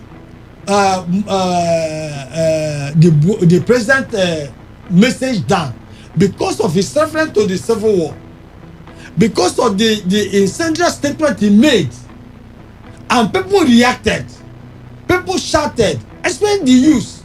They don't want to a replication of what they saw or people saw or told them in the past. All right then. Okay. And they put it down. Dr. Is it what is now causing the issue of suspending Twitter and not banning Twitter? Dr. Vitima, they use thank it you to very their advantage. Much. All right, we Now, had your thoughts there. Like I they said, should let's rest. not go back to whether and that conversation has been done over and over and over. The new angle to the conversation is Oga now, who says, look, we have all the facilities to monitor social media like China is doing. And he wonders why not. So we've got Henry Akine, he's a legal practitioner, National Publicity Secretary, Committee for the Defense of Human Rights, and convener of Human Rights Volunteers Initiative. Great to have you here. Good morning. Good morning. I appreciate being here. All right. We also have Dr. Emmanuel Warner. He's a lecturer at Department of Political Science, Uniport. Good to have you, Dr. Warner. Thank you very much, Annie. Good morning. All right, Dr. Henry Akine, let me get to you. Let me start with you on that. What do you think about Oga's position? Very impressive. Quickly, we'll say that because as much as I advocate and uphold the fundamental freedom to express one's opinion and to impart knowledge via any medium, it's also one of those areas of rights that are not absolute, that you would need to set rules, standards, and procedures for people to express themselves, and then for platforms to abide to be able to ensure that people do not infringe the rights of others. So I would always agree with those who say, yes, we have fundamental rights to freedom of expression, but at the same time, it has to have a limit in respect to how what you're going to say. Can we say, because we're in this studio now, that we can use any expression? I know even as simple as certain words are being regulated by the NBC. Yeah. So those of us who are coming on air to do analysis, we are beginning to be conscious of some of those references. Sometimes when you probably lose guard, you are cautioned. That's regulation. So that doesn't mean that radio stations should be shut down. That doesn't mean that analysts shouldn't go to the radio stations to make comments freely as they will, but that be guided so that you don't offend the sensibilities of others. That's the essence of regulation in any sector, in any aspect of life. Now, again, to say specifically whether the media, social media, in fact, social media is an emerging aspect of the media. Some would say not really the traditional, because we have lived with the so-called traditional for a long time, and then the emergence of the social media is just about not quite maybe 2 decades or less. So people have actually seen how fluid the social media has really affected communication and the rights of others. Now, it is not just in one country. My dear friend, probably not being very friendly with, I think, the Republic of China. Yeah. But then, okay, let's leave China. Maybe I agree with him that it shouldn't be our signpost. But what about those? I would have asked him, just that if we don't interject here, which democracy or which world should we use our signpost? Is it the United States of America, where we always will reference? Is there no regulation of the media in the United States? There is. Is it the United Kingdom, that the government has not called even social media platforms to order in certain regards? Or is it in France? France is one of the states perhaps would also want to reference. Let's leave China out. So is it India?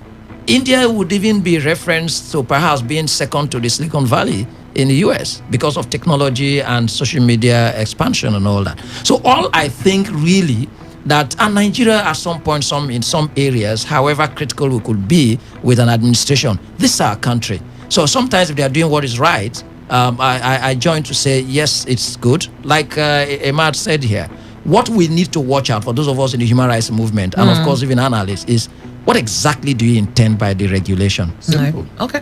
And then when you come up with that regulation, we'll watch again. We can hit the regulation when you come up with it. And then when we have opportunities to make contributions, like the public hearing towards the amendment of the NBC Act, then we will have opportunity to check what the intention of that regulation is. And if it is such that it's going to gag the media, that is going to have us to shut down media houses, then of course the courts are there for redress. Okay, got your position on that. Dr. Emmanuel Wana. Yeah, I think I will also say that I am one of those who uphold fundamental human rights of human beings, particularly with regards to freedom of speech. Let me also agree with those who have spoken before that what is important is the fact that the mechanism with which you use to regulate this thing, and in fact the regulators themselves, should be put into consideration, because it's obvious that no right is absolute. You cannot begin to exercise a right while doing that infringing upon the rights of others, or in the course of exercising your freedom, you cause coerce and tension in society. That will not be acceptable, because it will also affect you as an individual in one way or the other. So it's important for us to regulate. But in regulating, what do we intend to achieve in doing that? If you look at China, which that legislator made as a reference point, my worry again is that whereas in China, we may have leaders who are Democrats, who may be regulating the media, social media in China with the interests of the people at heart. But my fear here is that in Nigeria, I am quite skeptical if those regulators or our leaders will be able to actually regulate that with the sole intent of, enhancing the peace and freedom of the people. Because the essence of that is also to enhance collective freedom of the people. you know, so that where your right ends is where the other person's right begins. So we then not to have leaders who are Democrats, and that's my worry here. Let this thing not be abused at the end of the day, where popular views of people can be suppressed under the guise of regulation, But I think that what should be done in this process is that relevant stakeholders should be involved in actually determining what should be regulated in actual fact. Because if you have a popular voice of the people in a democratic setting, and because of that it's not palatable with you, it's not in sync with government policies, and so because of that you use the instrument of regulation to suppress people's views and ideas, that will be totally anti-democratic. So I think that the relevant stakeholders should come up at this stage and properly decide who should be part of the regulating process, what should be regulated, and for whose interest. This thing should be clearly spelled out. Otherwise, I'm afraid this regulation thing may turn out to be suppression of people's rights and views, which may not be very proper. All right, we've got your thoughts. And can you permit me just 1 second? Quickly, go ahead. Just to say that staying here and then to conclude that there is no right that is not absolute. Sir, there is one right, if no other, that is absolute. The right to dignity of the human person. There is no justification to torture. There is no justification to brutality. There is no justification to that kind of dehumanizing treatment to any person. That anywhere in the world, even international instruments on human rights, has not been taken out of context. It happens in Nigeria. No, I'm not talking about the offenses, but that the order is absolute. It's an absolute right. No, understand what it's saying. No, it's an absolute right. The right to the dignity of Dr. human person. It just needs to make sure that you bring. Yes, but it's been abused. It's, Thank you, sir. Is that the country we run? Well, that's not the basis of the Even in conversation. China, they torture But that is not even the basis of the conversation. We understand that there is a violation to that right, but he says when it comes to the absoluteness of that right, once it comes to the dignity to human life, it's there is no absolute. exception. There's no exception. Unlike in other cases where you have a right, they'll say there's an exception to this right that you have, not when it comes to the dignity of the human life. Anyways, that said and done, we're going to move on real quickly to what I think should be the crux of our conversation today, even though I'm looking at the time and it's just very little there. But I think because it centers on where we are where we are now in Nigeria, and that is where we have the former president, Goodluck Jonathan, speak on the inability to manage Nigeria's diversity is the cause of our growing tensions. And I'm going to start from the top. What he said, former President Goodluck Jonathan attributed Nigeria's failure to properly manage its diversity and continuing inability to give ethnic religious minorities their proper place in the country as part of the reasons for disenchantment of the polity. The former president, in his address at the 13th Joe Carey Gazama public lecture, said aside from the Southwest, no other area in the country has been able to balance religion and development. That's one point. And I want to pause there before we move on to the second issue I want to look at. He says no other region in the country, no other area in the country has been able to balance religion and development as we have seen in the Southwest. So, Emmanuel, your thoughts on that? That you agree with? Yes, him? I do. So, what is in the Southwest that cements this as a truth? No, just what is also, for instance, in Lagos, when you compare other states, they seem to agree and then have carved a niche for themselves and have chosen that this is how we are going to go, and perhaps others will look at it and then see it reasonable. It's not only in that, you see, Annie, in politics, it is the Southwest that is the most mature in every way, so that you can see all the parties may come out, they will have substantial people in all the parties, so that anyone that wins eventually, they will all support respectively. That is just what is going on. And I think it depends on intrinsic education, because nobody forces them to do that. That is exactly what is going on in the Southwest. I think former President Jonathan is right. In their religion, if you watch, most of the people that are what is it in this northern religion, Islamic religion, they are there in the Southwest. And then you in have their numbers. Good. You have also Christians there.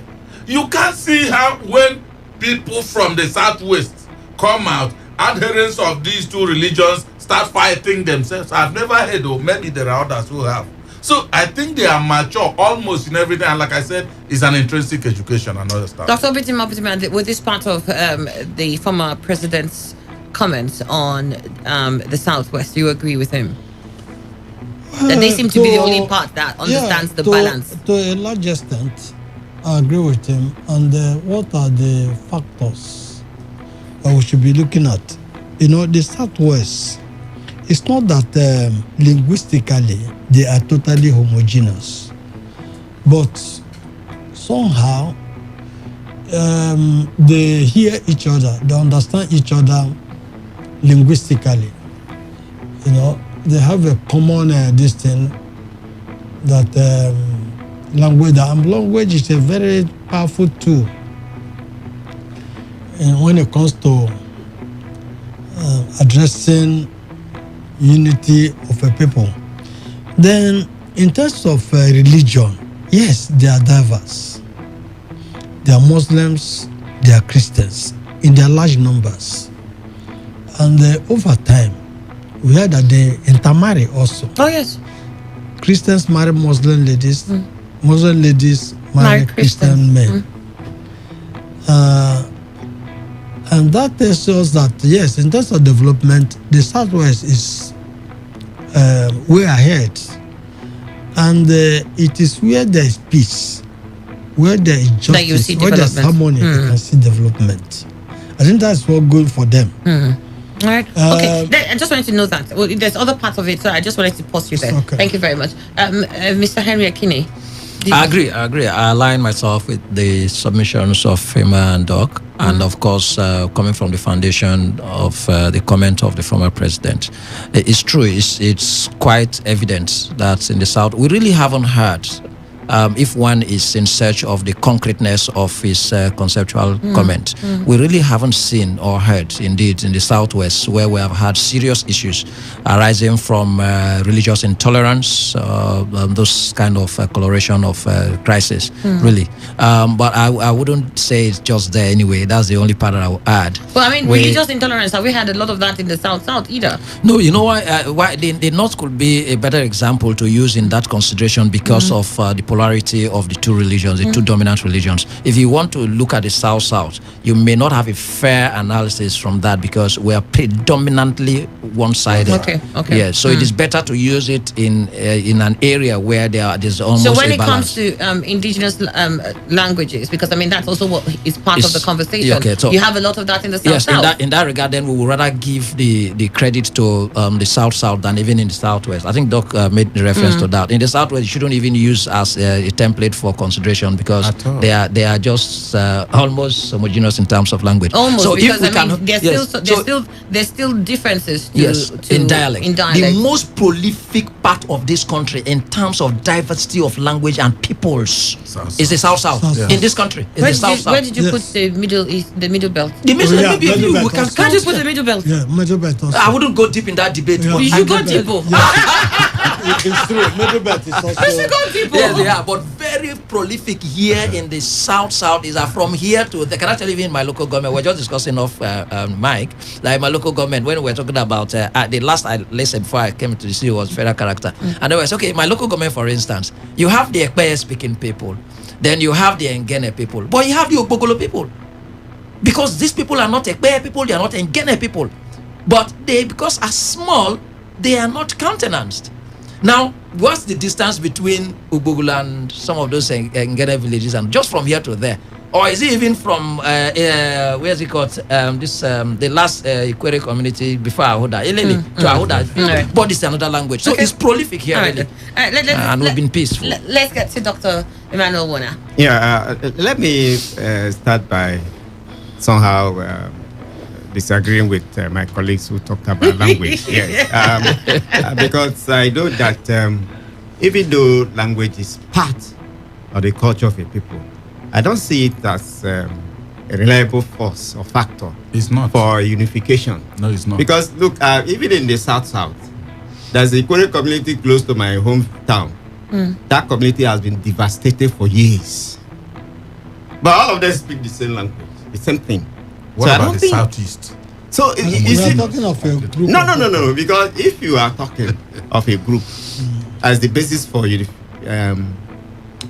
Catholic principle where you need to, have a universal understanding, So for me, I think it's not just the language thing, but beyond that, I think there is the kind of cultural trait also supported by the fact that those early leaders in the Southwest have acquired journeying education. Very, very fundamental. The awareness have been created long ago. Recall when part of the legacies bequeathed to them by Awolowo was this education thing. And I know that man had a foresight, was able to have a free primary education in the South. And I think that contributed a lot. And of course, we are talking about development. Development has to do with the participation of man in the development process. And this man must be equipped. He has to acquire the requisite skill and knowledge. And so if you have people who are, who are observed with this knowledge and have the skill, and these are the leaders who are imbued with liberal values in terms of democracy, in terms of understanding the impact and implication of leading a people, then you begin to have these things flow naturally. And again, you also look at the culture of the Southwest. There is this kind of respect for constituted authority, is part of them. For instance, in somebody, either the Oba or somebody can wake up one morning and give an order. And you see everybody, no matter your status, you obey. Even the method of greeting shows respect. But unfortunately, you cannot also compare that in places like Southeast or South-South, where you don't seem to have anybody. In fact, there seems to be no leader. Nobody is speaking. Somebody can wake up one morning and say, look, sit down. A governor can say, oh, traditional ruler, the next time you talk now, I remove your cap. So how do you expect? This man that put you. Who told you to remove your cap? Stop shaking your head.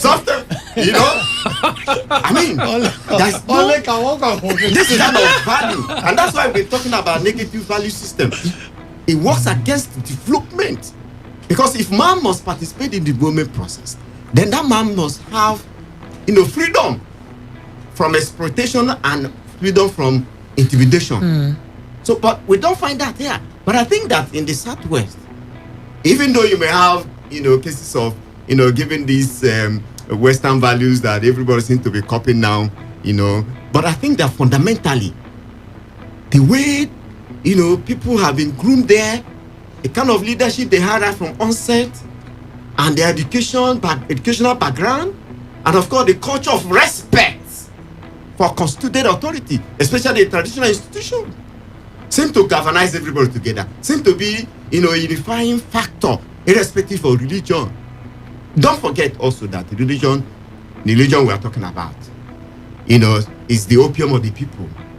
That's what Karl Marx said. And even in religion itself, there's also politics. There's politics. So, but I think that in the Southwest, religion seems to have transcended these nihilistic, negative, anachronistic factors to the point where, beyond the differences in their religion, it's the fact that they look up to their leaders, who also are responsive and responsible to the yearnings of the people. When we look at the state and relations in terms of patriotism of people, we also have to understand that patriotism is a factor that is dependent on something. It's a dependent factor. It's a dependent variable. And that variable is depending is static instinct of the leaders. What is the functionality of the state in terms of, performing basic functions, particularly promoting the welfare of the people, protecting lives and property? If these things are not done by the leader, of course, if you like, all of you worship in the same Muslim sect, there's going to be problem. So I think it has to do, most importantly, on the kind of leaders they have in the Southwest, who ab initio understood democratic values. All right. Okay, we'll go back to that when we return. Dr. Emmanuel Bona, thank you very much. But when we come back, we'll be looking more at that matter. We have a news update coming up in just a moment. Port Harcourt, are you ready? Advert. Today, 95.1 FM, the voice of the people. Whether it's happening every day, every hour, when the big stories break, depend on our 24-hour news team to bring you the latest. Today, 95.1 FM.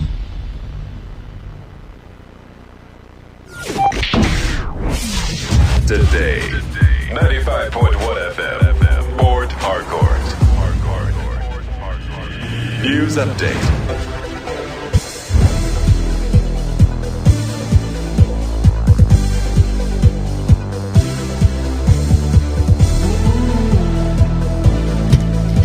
Hello and good morning. Here's the news update on Today 95.1 FM. I am Annie Abdul Salam. President Muhammadu Buhari has inaugurated the National Steering Committee of the National Poverty Reduction with Growth Strategy to be chaired by the Vice President, Professor Yemi Osinbajo. In his remarks at the event in Abuja, the President reiterated his commitment to lifting 100 million Nigerians out of poverty in 10 years with a well-researched framework for implementation and funding. President Buhari was confident that the NPRGS will address the underlying causes of poverty on the basis of which it developed programs that will deal with the multidimensional nature of poverty within the practical context of comparative advantage of human and natural resources in the various geopolitical zones. According to him, the major challenge before the committee is to translate the good intention of the government into a positive impact on the average Nigerian in order to create an appreciative impact on the poverty situation in the country. President Muhammadu Buhari has urged the Senate to consider and approve 895 billion naira as supplementary budget. The President of the Senate, Ahmed Lawan, read President Buhari's letter of request on the floor at plenary. The Federal Executive Council had earlier approved the amount, part of which has been allocated for procurement of military hardware to prosecute the war against insurgency and banditry. The federal government is also expected to use part of the fund for the purchase of COVID-19 vaccines and other health-related needs. The chairmanship candidate of Labour Party in Degema local government area of Rivers State in the just concluded council elections, Odoye Elikima, has closed his case at the tribunal sitting in Port Harcourt. Elikima, in the witness box, insisted that there was no election in Degema local government area on the 17th of April 2021. The Degema Labour Party chairmanship candidate, however, told the panel that his second witness will no longer be appearing in court because of alleged threats to life, leaving him as the only witness in his case. Today FM's Uchendu Ejiowo reports that the tribunal, led by Chief Magistrate Rita Ogogo, after listening to the witness, adjourned until Friday, 25th of June 2021 for the People's Democratic Party and their candidate to open their defense. And on the foreign scene, Hong Kong's largest pro-democracy paper, Apple Daily, has announced its closure in a blow to media freedom in the city. The publication's offices were raided last week over allegations that several reports had breached a controversial national security law. Company-linked assets worth $2.3 million were later frozen, even as police detained its chief editor and 5 other executives. The tabloid has been critical of the Hong Kong and Chinese leadership, and its founder, Jimmy Lai, is already in jail on a string of charges. And that was the news update on Today 95.1 FM. Do not forget, you must take responsibility. Please do so by washing your hands frequently with soap and running water. Avoid touching your face and high contact surfaces when you're out and about to prevent the spread of the coronavirus. I am Annie Abdul Salam. Thank you for listening. Have a great morning. Port Harcourt, are you ready? Today, 95.1 FM, the voice of the people. Talk radio. I listen to a lot of talk radio. 95.1 FM. Live from the Garden City of Port Harcourt, Nigeria. This is Today 95.1 FM.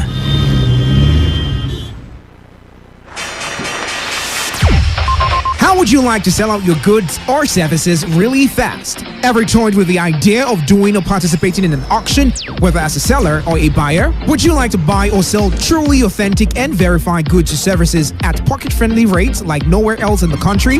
Then tune in to Today 95.1 FM every Sunday from 6 p.m. to 7 p.m. Market Floor is the place to be. It's the zebra crossing where sellers and buyers meet, offering delightful experiences at a time to earn, learn, share, and network. Come and see possibilities you never imagined possible. Get on the market floor, trading your goods and services today with the king of sales and marketing, Andy Akotive, on Today FM. Join us. For participation, adverts, comments, and inquiries, please call 0805 405 6991. Market floor. Baba God, now your hand working. Now your hand working. I say, 8 years ago, we made you a promise of total information dissemination without any shadow of doubt or contradiction. It's been days, months, years of fulfilling that promise. And as we celebrate, we want to use this opportunity to thank every one of you who have been part and parcel of Today 95.1 FM. We want to promise you that we would continue to do this and even more. Stay glued to this dial and stand a chance to win amazing prizes, including phones, cash prizes, and even a trip to Kenya, Zanzibar, or Dubai, even as we journey into the next 8 years. Today 95.1 FM remains your numero uno. Happy 8th anniversary, Today 95.1 FM. For your speaker, this time I call job seek for assistance. Shall we blow your mind, Afghanistan? Kill me. I feel alive, so alive. When I'm with my best friends, indulging my G exotic. Nothing makes my drink more than when the mixer is delightful G exotic. And after a long day, I wanna relax with the taste of my G exotic. Indulge and get lost in the deeply satisfying taste of the Chi Exotic range of delicious fruit blends. Chi Exotic Nectar. I love the taste. Now available in can.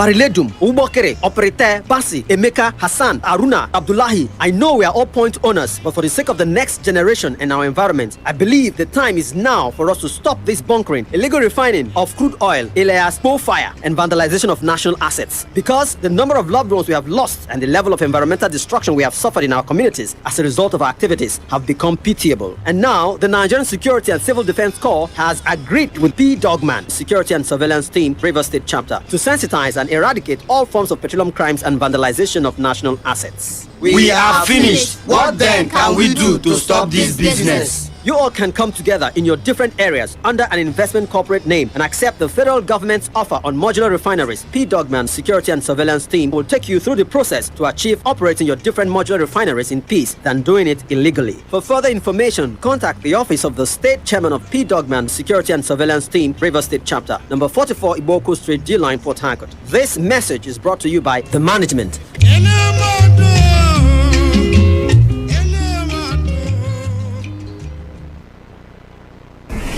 This is Today 95.1 FM. To copy this tune, press 9. This is Today 95.1 FM. For current news and information, press 5. They are politicians, all of them. They know what they do. So they know how they attack each other. To stay connected all day, press 1. The person who raised the alarm is the one who made the public know about Good afternoon and welcome to the World News on your Premium Talk Radio station. We are your premium talk radio station. Today 95.1 FM, the station with a unique dial.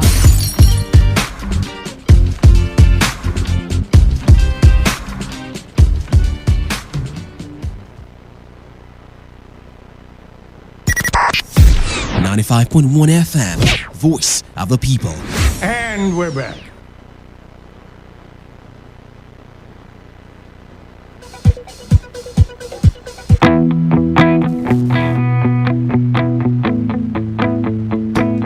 All right, 11 minutes has gone past 10 and we are back on the conversation that we've been having. We're looking at the particular subject of former President Goodluck Jonathan, where he made mention of how the issue of diversity is not being managed properly, hence the rise in insecurity as we see it. And there's a part to this conversation that I needed to push further. And I said, after we've established why the Southwest might be a model for the rest of us, the other areas to his statements that he made that I might need us to also prod into. He made clear, he says that in Nigeria, the complications associated with marginalization of minority groups and tribes were identified many years ago, and efforts have been made across generations to solve the problems, including the Willings Commission set up during the colonial era.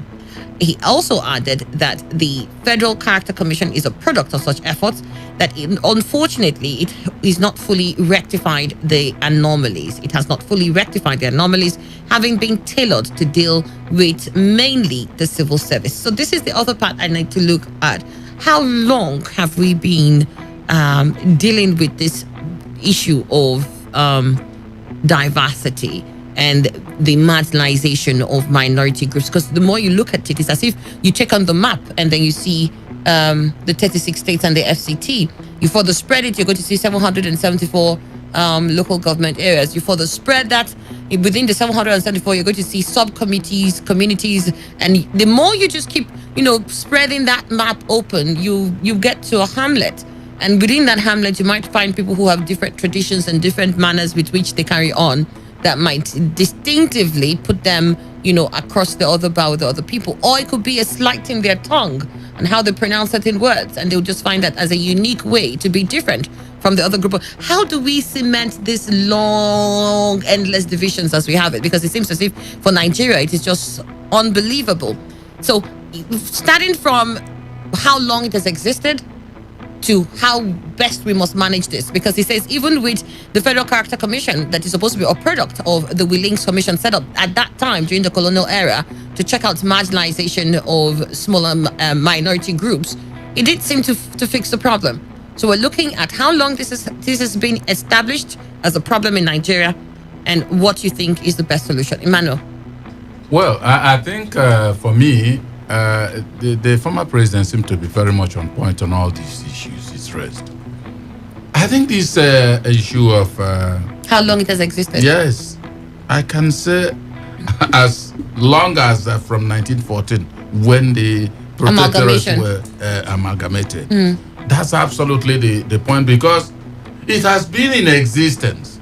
I'm always somebody who stands against minority marginalization, because nobody made himself or herself a minority. It's just like appearance. And as soon as you are born, you find yourself, if your face is like a monkey, you didn't cause it. And so people should, so long as you are looked upon and you are not a monkey, you should of course be taken like a human, other humans. And the Nigerians, I think this has been this long. We've had several administrations. Even when the colonial masters were leading us, that's when he mentioned about this Willings Commission and all that. He tried his best, but he couldn't unite Nigeria. This remains. And, the instruments like this Federal Characters Commission that, of course, has been to manage the civil service, has not succeeded in managing it. And I'm asking, why would it succeed when it has never been strictly followed? You make a law, you brought out a law, you are supposed to follow it completely. If you don't, that means it will not be holistic in terms of its achievement. And that's exactly what we're seeing, that since these efforts are there, maybe some appearing in policies and all that, just to unite Nigeria and take everybody as a Nigerian, whether minority or majority, but it's not achieved. Why will it ever be achieved when you are not following that particular laws or instruments you have thrown up to do that? And that is where we find ourselves. That's why I said earlier on that there's one thing my father told me when I was leaving him first time. He told me, see, my son, you are leaving now. Remember that whatever comes to you, whatever you face, and there is no medical attempt to cure it, and it can't be cured, or whatever, which can also be ordinary problem, not medical problem. You have done everything you can. That problem persists. Endure it until it naturally takes its course. I remember when Chief Obasanjo was the president, Then this issue of that what's his name? This person that was in the Senate, in Zamfara, brought up this issue of what do they call this? Sharia law. Sharia law. Good. Chief Obasanjo said when they talk, Chief Obasanjo, the president will not make comment.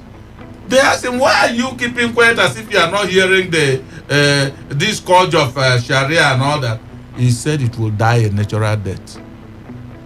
That see, there is no point making any comment on it. You see this Sharia, it will die a natural death. At least, even though it exists where it should, but it's no longer a problem like that in Nigeria, entire Nigeria. So for me, I would say that Chief Obasanjo saw it well. It has died a natural death because it's no longer a worry for the entire country. But it's it cannot even be a worry where it is where it should be. Right. Now, as for the solution, I think that until this country, of course, through its leadership, and then followership, which is always my own way, when the leadership sees that, yes, everybody, every part of this country are Nigerians, irrespective of how small they may be and how big they may be, whatever is source for the goose is source for the gander. So let's treat them equitably. Because see, when we are talking about treating equitably, I have told several people, especially those who may come from the minority, there is nothing you can do about it. It's just like this, my philosophy of endure whatever facer you have. Now, if you think because these people, now look at them, all of them have taken the position. That is nature. That's how their nature have made them. Because whenever you are not talking about people from this place, that place, and then your own come up, you will be maybe about 2, while they may be about 20 or 50. It's none of you are making. You didn't make it, they didn't make it. Yeah. That is the way it is. Until we all take ourselves as Nigerians, and this I include the followers, because sometimes you see a leader mounts that podium of leadership. It is the followers that will be urging him. Can't you remember how the other person treated his people? If you remember in Jonathan's zone, it was the mantra.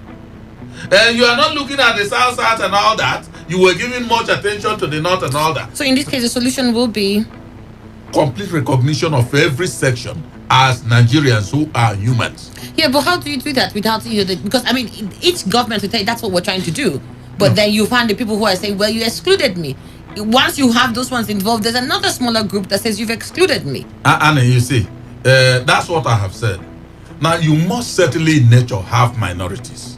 You must also have majorities.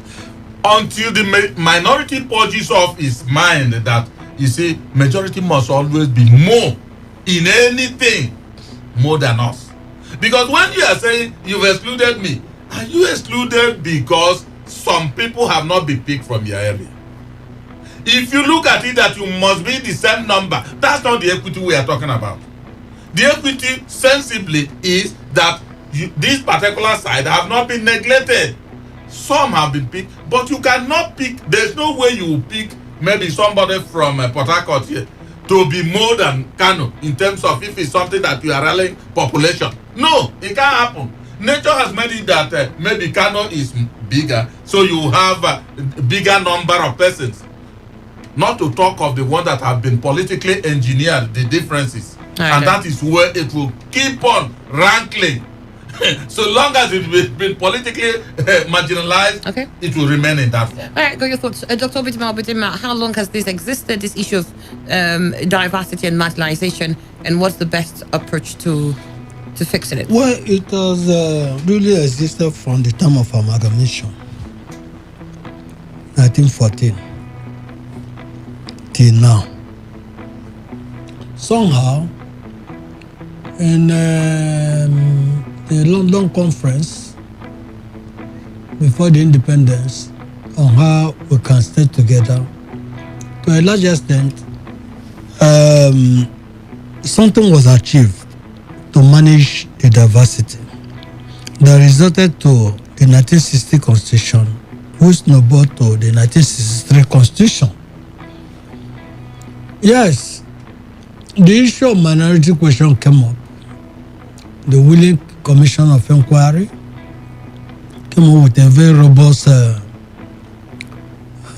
proposal positions, which the very major tribes that arrogated themselves as the owners of Nigeria played down, neglected, and within their region dominated these minorities. So the agitation for, or the question of minority protection and interest continue to resonate from time to time. Now, what is the solution, or what should be the solution to this problem?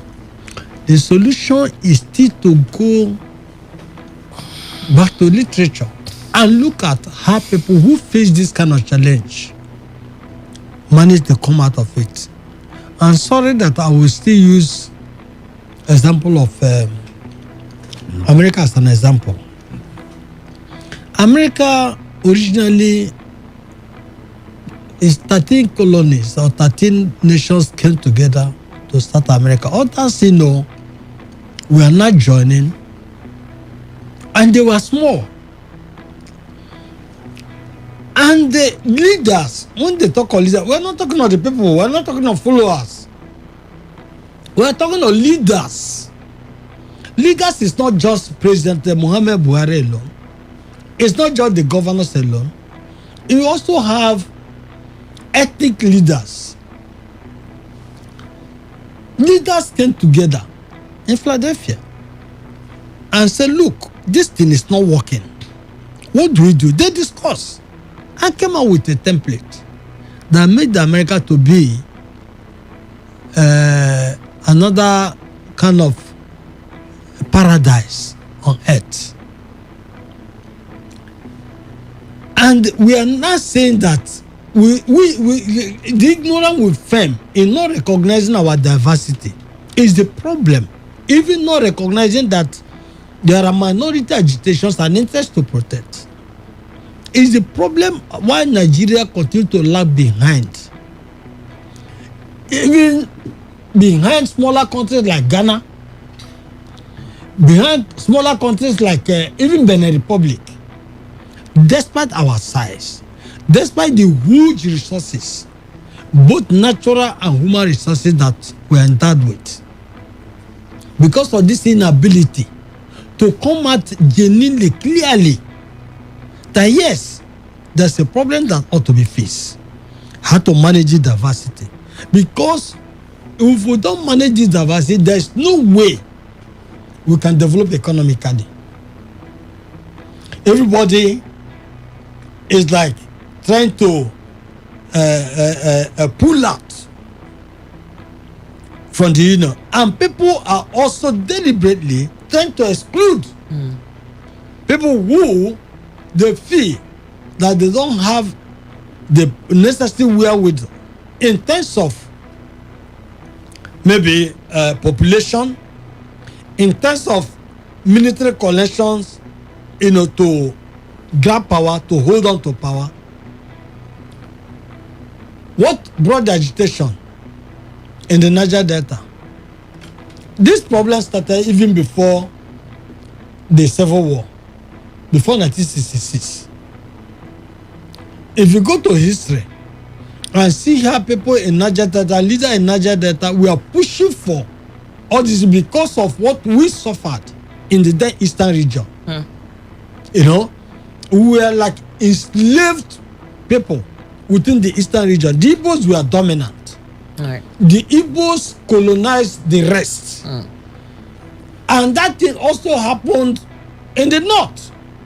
The TVs, the Garas, all those minorities were also pocketed. They were also... The solution will best come when there is a table where everybody can sit and speak. Well, that is the thing that we have been pushing, and which some myopic leaders are pushing down. If everybody sits to speak, not everybody.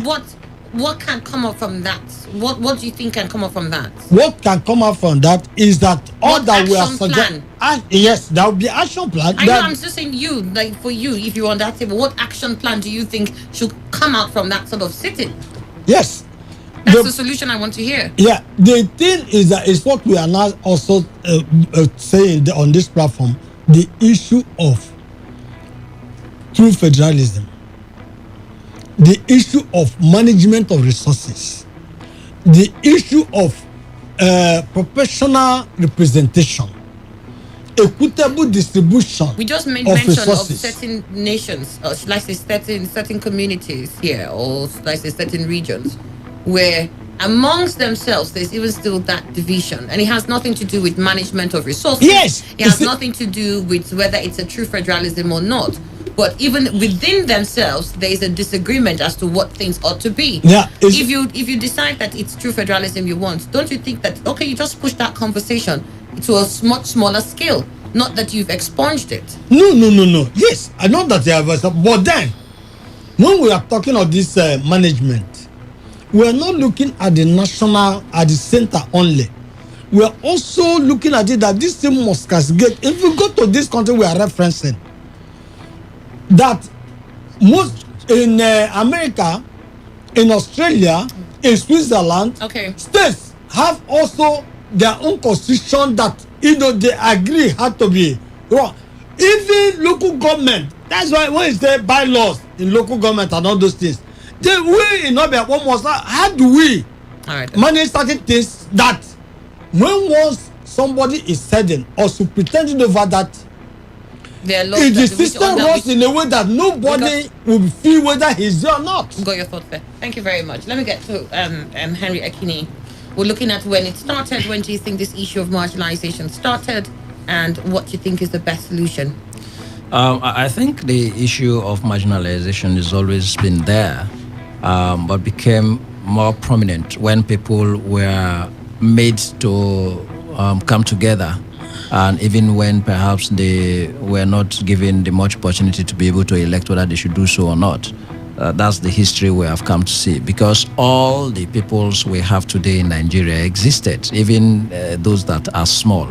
Perceivably, minority groups existed. And I do not think that at that time they were seeing those that were majority as their problems, provided they were not having issues to do together as much as they had to do when they were put together. So historically, I should think that during colonization, a lot happened that sought to bring Nigerians that were existing as nation states, together, and then it began to evoke that sensibility, that feeling that now that some persons have put us together, who is superior to who in this group?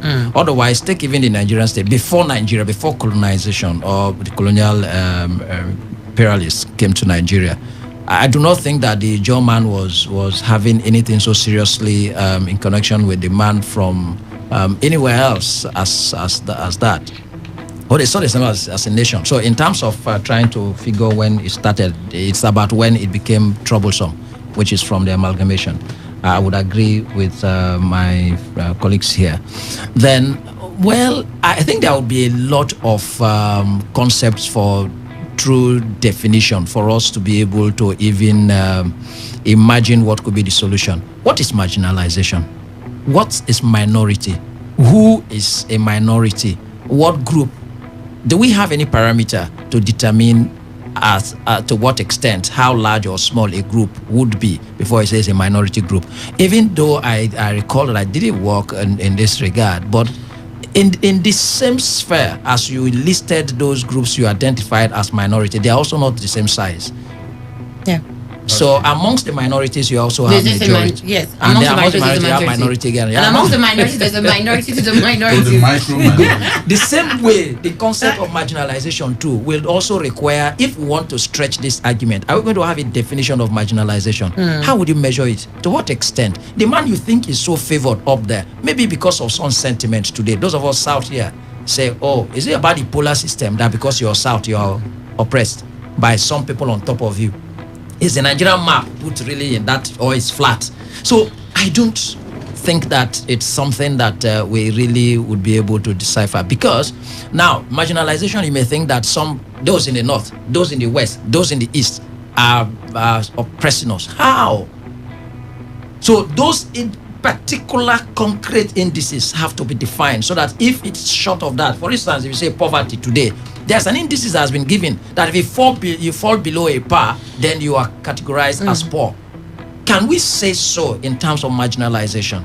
Can we say so in terms of minority or majority? But then, talking towards, so which way forward? Yeah. I think defining and having a conceptualization of these would also help, so that we don't carry some narrative to some extent that we think that the problem you are facing is caused by the other person there. I give you an example. As an Ijaw youth, and in most of the fora I've had to make my own opinions, I've asked, are we actually being marginalized by someone outside of the Ijaw ethnicity, or even amongst ourselves? Or do we start from amongst ourselves? Take the Nigerian polity. Am I really, as an Ogbogolo person, being marginalized more by the Nigerian state or someone outside of River State? Yes. Or is it the River State? Or is it the Ahuda West local government that I come from? Because I identify and I see marginalization of my people in Ahuda West. I identify and see marginalization of my people in River State. So to what extent do we really want to put this argument so that we don't scatter this country? Solution for me is it begins from inside of us, and the message we give, the narrative. I agree. That's where I agree with Dr. Obidima, that I think we have to rather see ourselves first as one, generally, before we begin to think how divided we really are. Okay. And then it comes with even but very fundamentally, that's where I agree about. One of us spoke about the delivery of the leadership.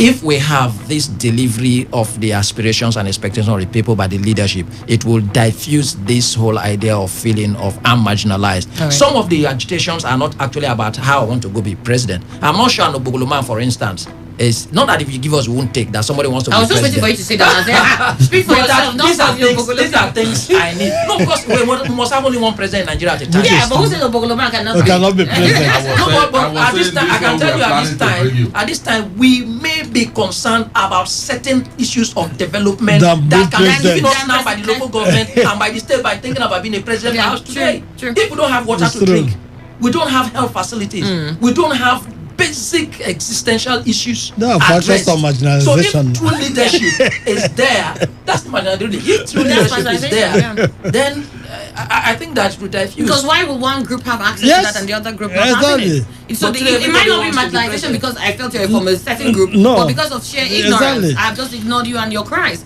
All right, let me get to Dr. Emmanuel Warner. Yeah, Annie, for me, I think that the issue of marginalization, discrimination in Nigeria started even far away in Europe when there was saturation in the capitalist economy of Europe, when European businessmen it had nothing to do with Nigeria. Even before they came here? It had nothing to do with Nigeria. If there was marginalization, it was in Europe. We're marginalizing you from Europe. Let me come now. Because Dr. Wanda. Now let me explain now. That is the people are into my no area. problem. So they coming to your field. Because of the saturation in the capitalist economy of Europe, European businessmen had to think of moving outside Europe. Yeah.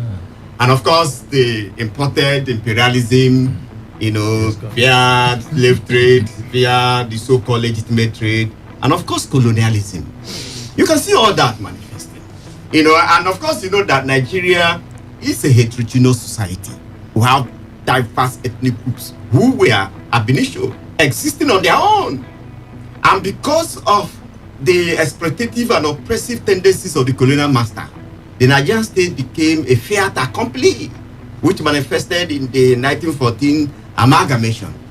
We can see what that brought. Fissiparous tendencies.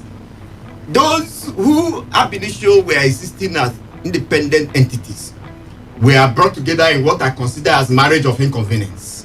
Strange bedfellows who were not given opportunity to decide whether they are going to be part of a country called Nigeria. And that's where we have the problem.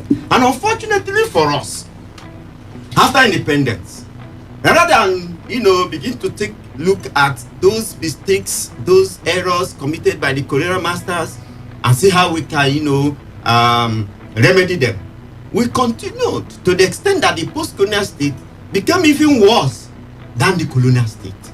You can see the 1953 census figures. You can see what happened even when, we tried to have a federation. The federation was an imposition, another fiat accompli by the colonial masters. So fundamentally, the federation called Nigeria is built on a faulty foundation. And that's what is witch-hunting us up to this moment. That's what is witch-hunting us.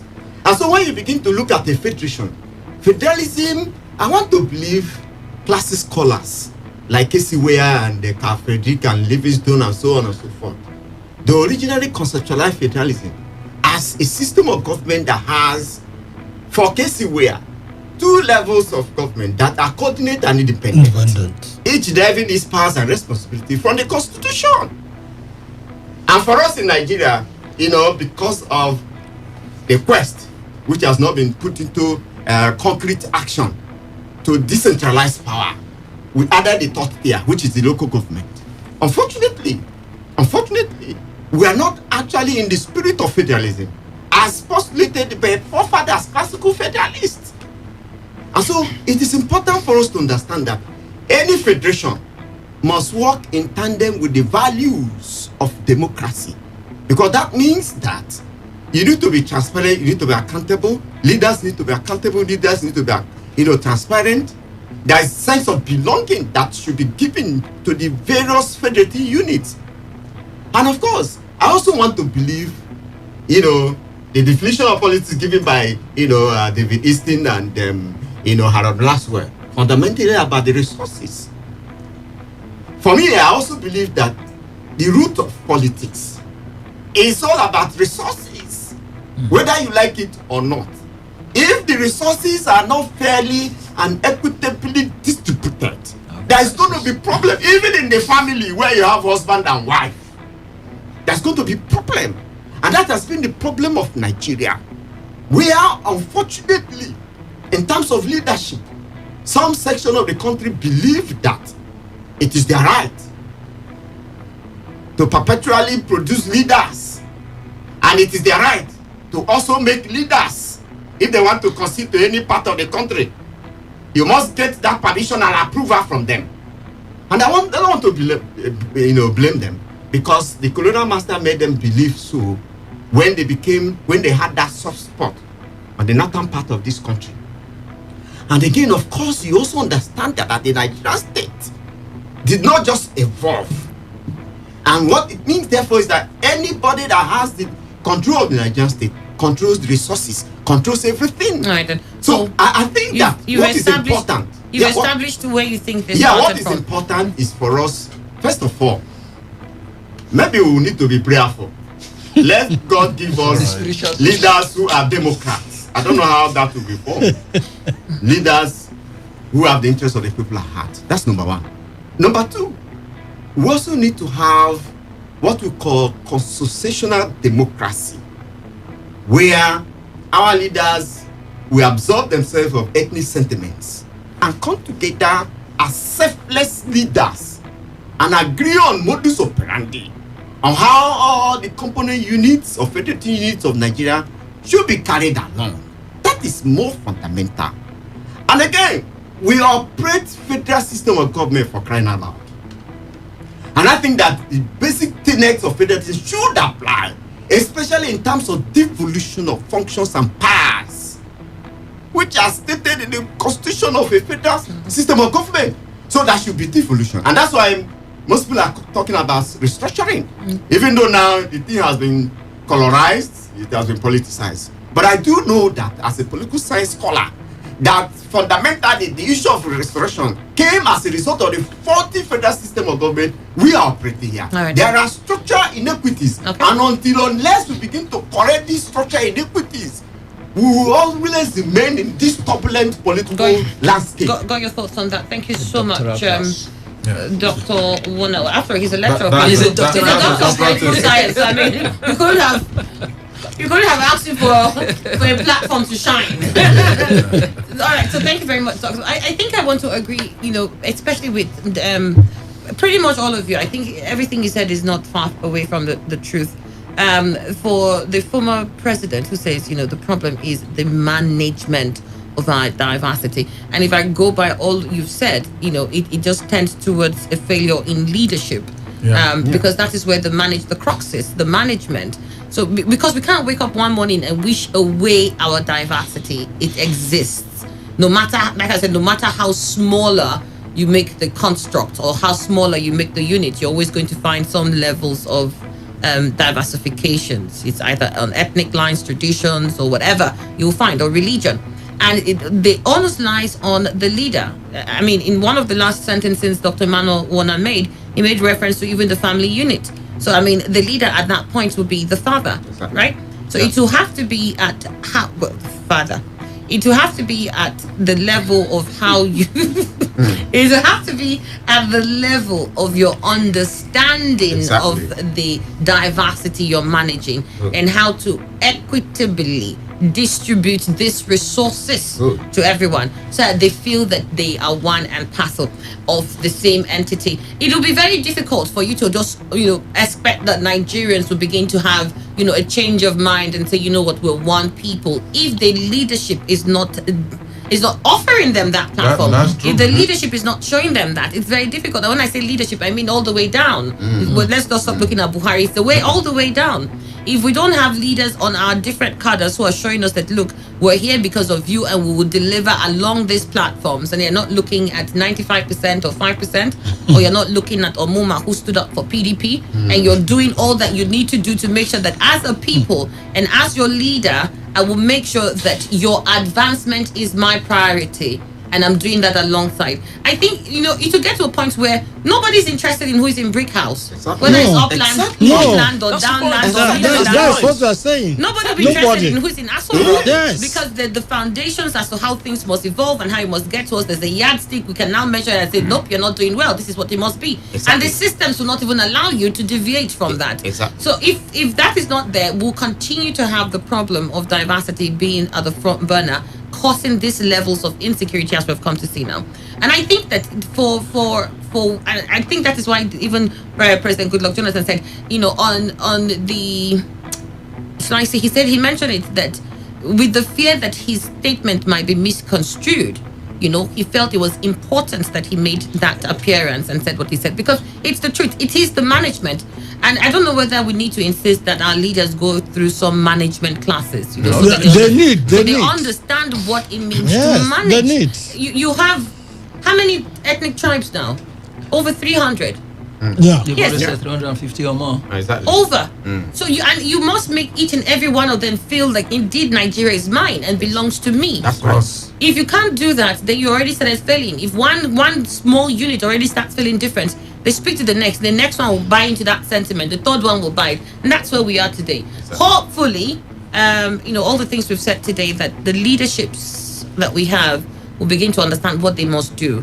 If it's a conversation that everybody needs to come to the table to have, and I want to say everybody on the leadership level, or if they feel that there are ways and aspects that they must have these conversations had, whether it's through the forms of restructuring or whatever forms, that I think is important, because if we don't manage it, then it was bad in Jonathan's time, it was bad in Yar'Adua's, it was bad, in the time when Buhari too was even president. I'm sure it wasn't as bad as this. So that means if it is not fixed and somebody comes after Buhari, all right then.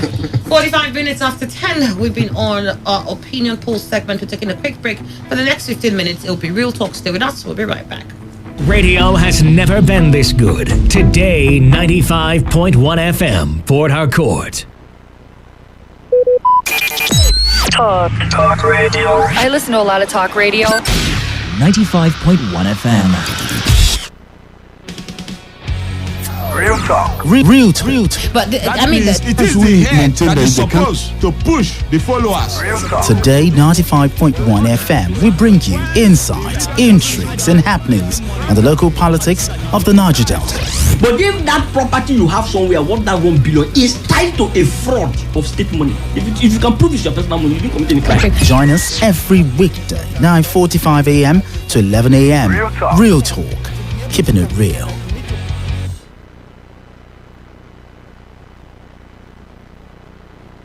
Commander of the Order of the Niger.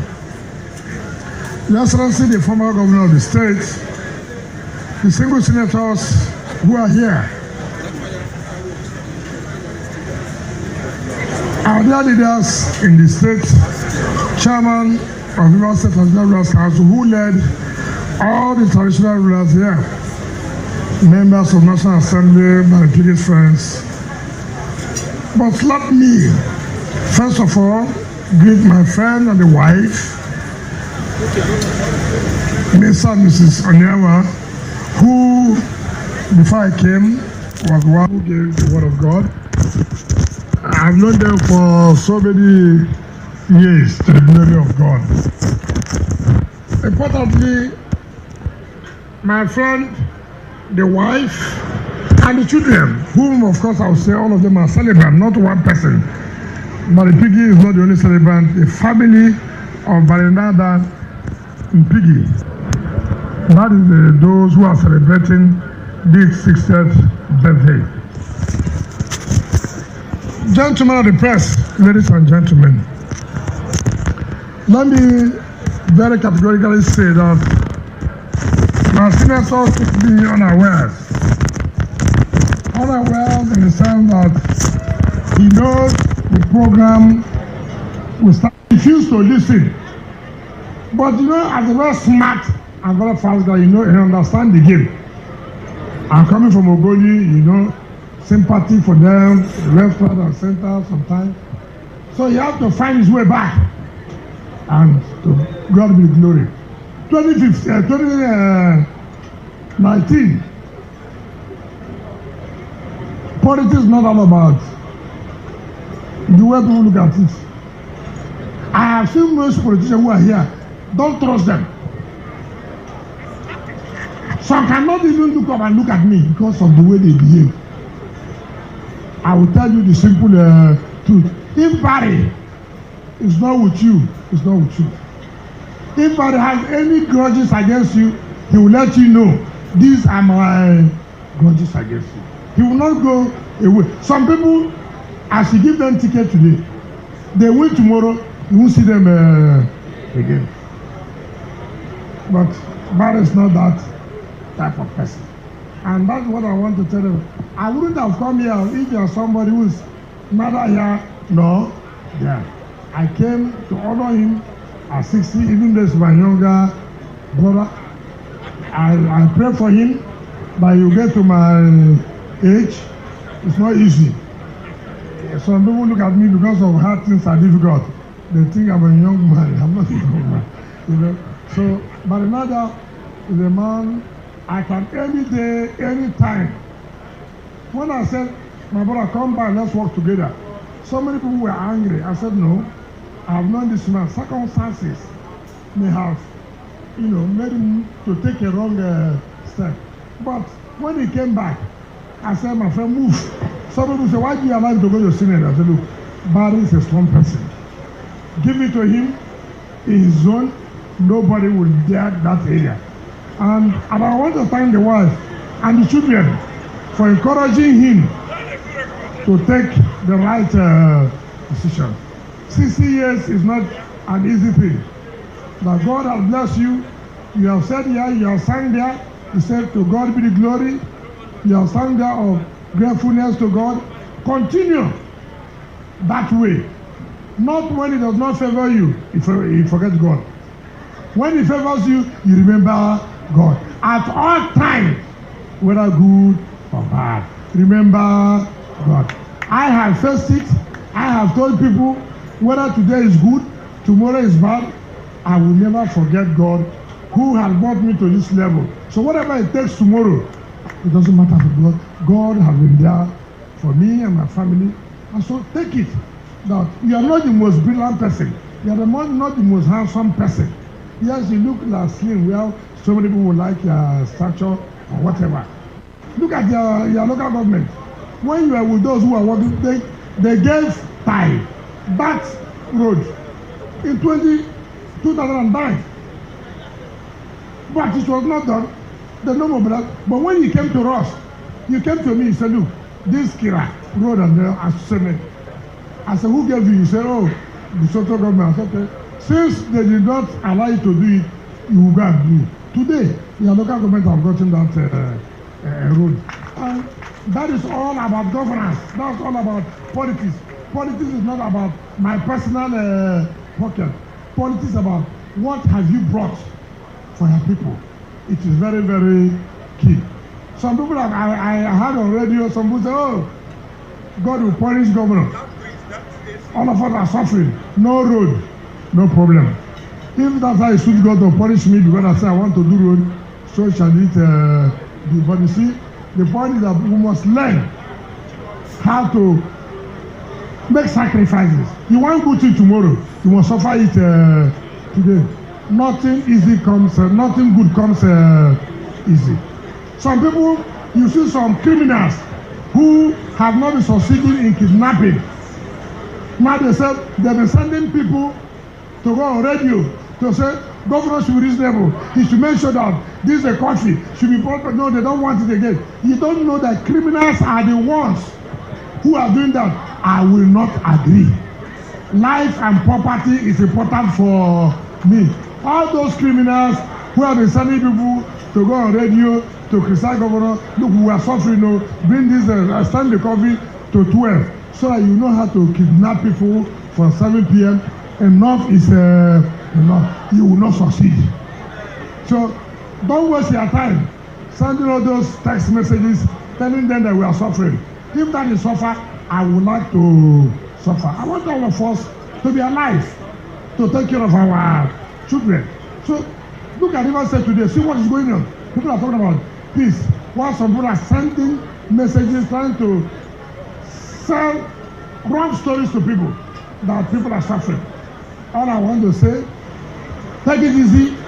We'll come to the right place where all of us will be happy that God has blessed this state.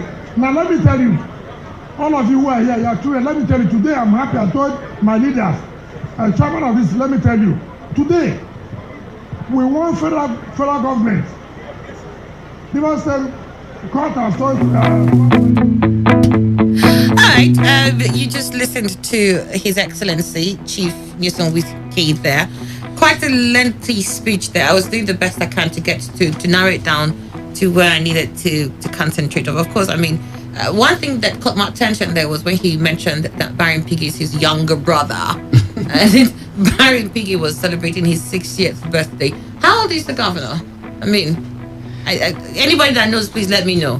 It can only be deduced. It can only be deduced that he's saying that he's not younger than 60. You know, I know there was a case in court over his age during that election period. There was a time that he was taken to court over the age he declared, and there was something about, it was his brother that went to do that at that time. So I mean, anybody who knows, I really want to know who knows his age. The numbers that you want to do that will be our text message portal 07019339962. And if you think you know his age, tell me why you think that he's that age, and if he's really older than Barry Piggy. So that's my younger brother. Okay. That said, let's move on. What I really wanted to concentrate on was on the part where the governor said, look, criminal elements are sending people to go to radio stations and talk about the hardship that they're going through because of the curfew that he has imposed in River State. Remember that it's just Obiakpo and Falga that has 8:30. Otherwise, it's 7. In other places, it is still 7. So, and that of Oibo is still on lockdown, right? I think that is still from 6 p.m. So, the governor says criminal elements are the ones going to radio stations or sending people to go to radio stations to make mention of the difficult times they're going through, and sending messages to him that he should lift the curfew. He said the only reason they want to lift the curfew is so that they can get back to kidnapping people between 7 p.m. and 12 midnight, and that he would not be governor and stand to see that happen. If it means that we have to suffer a little while, then so be it.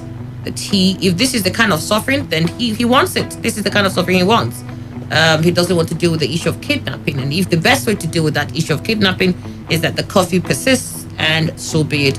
So I guess he was making a call out to the criminal elements that they should not bother going to radio stations or sending their allies to radio stations to make mention of how the curfew is providing such a difficult time for them, because this is not about to change. Recently, I mean, the governor has been caught in several traffic build-ups, especially as people are trying to run home between those hours before 8:30, and the several areas where we have seen new constructions emerge on the road. It has caused a build-up on traffic. And I think once or twice I've spoken to people who said, look, we're in the traffic with the governor. But of course, because he's governor, he has people who will, make way for him. And yes, they're stuck for a bit, but then they come out and then his security details go ahead and clear the path, and he's able to move while the rest of the people remain in that traffic to whenever. So it's not as if he deals with the ordeal with us. He's not there with us and suffer it all along. Because I mean, the few times I was caught up in it, there was nobody in front to clear the road for me. I had to deal with it myself. But the governor believes it's for our best interests. He says they're kidnappers, they're criminal elements who want to wreak havoc in the state, and this is why the best approach to this is that we have a lockdown. So Emmanuel. Well, let me just quickly say, I don't think that our station will be one of those stations that hasn't had anybody come from the criminal element side to mention that the curfew should be lifted. Or do you think we've had? So, are you gagging us? You know that we don't see usually those who are calling in. And so if there are criminals, the governor is telling us that there are.